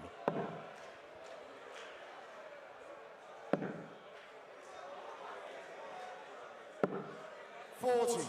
Grenade Unicorn, 170. Lightning strike twice. There's the answer, and emphatically so. 9. Well, if that is the end, it is a sad ending for Conor Groeneveld. He's missed 2 darts for the match. But Paul Kroner has made the comeback. And this year, it is the Deutsche Open here in Assen. Paul Kroner, with the biggest title of his career, has defeated the local hero, Conor Groeneveld. You have to feel so sorry for the Dutchman, who missed 2 darts to win 3-0. He had that spellbinding 170 checkout. But Kroner stayed strong. He stayed firm and resilient, and he has picked up the Dutch Open singles title. Well, ladies and gentlemen, we move into the presentation for our Open singles, and we welcome back to the stage Mr. Francis van Kouten.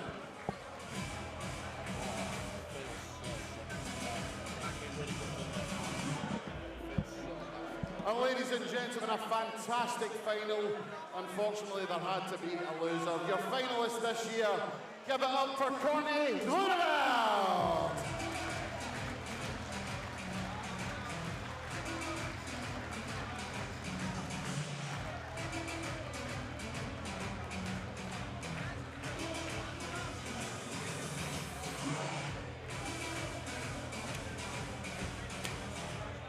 One more time for Conor Groeneveld.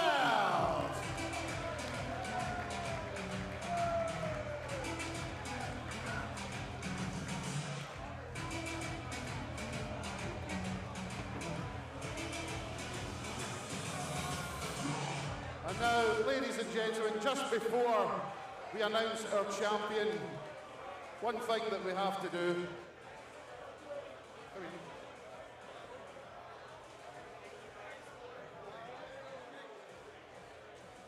We can now say he is the 2026 Open Singles Champion, Paul Kroner!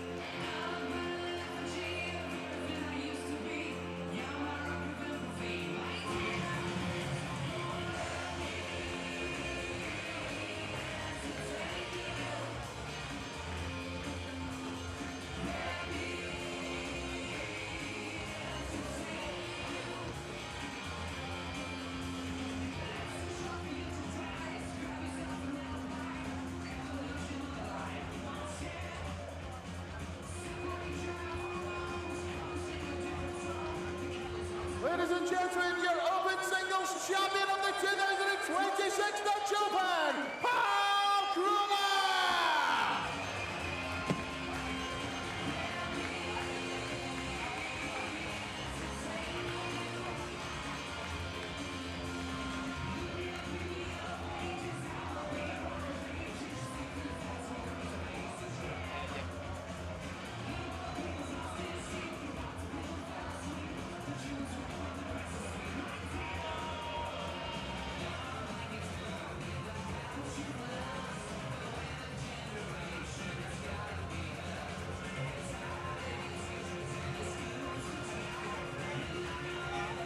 And now, ladies and gentlemen, please welcome back to the stage your ladies singles champion, Priscilla Steinberger.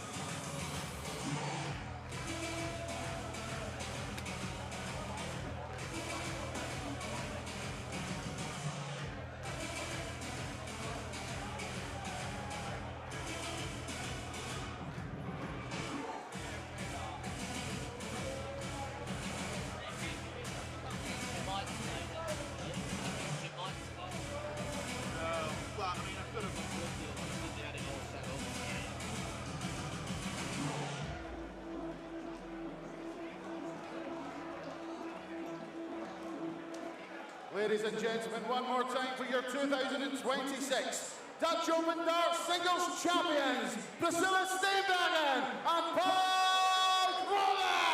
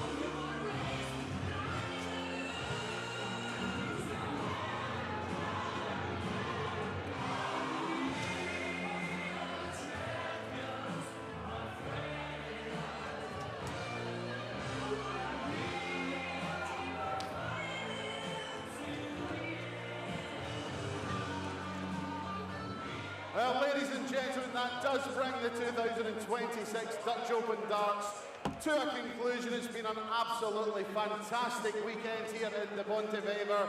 Before we go, a few words of thanks. First of all, to our sponsors, Lipton, Pepsi, Bulls, and of course the Bonte Wever. To all the staff here at the Bonte Wever for looking after us all weekend, it is very much appreciated. To our friends at Dart Connect, the whole tournament, every tournament run on Dart Connect this weekend has run like clockwork. We couldn't do it without you. To the rest of the sponsors and partners of the Dutch Open Darts, we thank you all very, very much indeed. To the two legends over there, our DJs, thank you well. It has been fantastic as always. You have kept this party going. Couldn't do it without you guys. Thank you very much. To my two match referees, Nick Rolls and Marco Meyer, thank you both very much for your hard work on stage. Not only today on stage, but in the commentary box all weekend. It has been brilliant. To One-to-One Productions and everybody with RTL7 that have broadcast this to the nation and on YouTube to the entire world, thank you all very much indeed for your hard work behind the scenes. To Jacques and Ron in the studio, you have been absolutely fantastic. Also, only a couple of thanks now. Firstly, to every single person who has attended the Dutch Open Darts this weekend, who has made it the Darty party that we all know and love. Thank you all. Thank you, Bill. Thank you for making it absolutely phenomenal.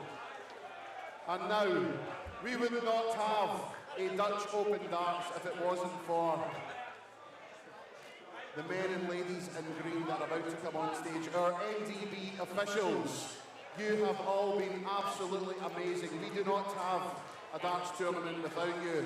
So to Paul, Francis, Patrick, all the team, thank you all very much indeed. You have all been absolutely wonderful.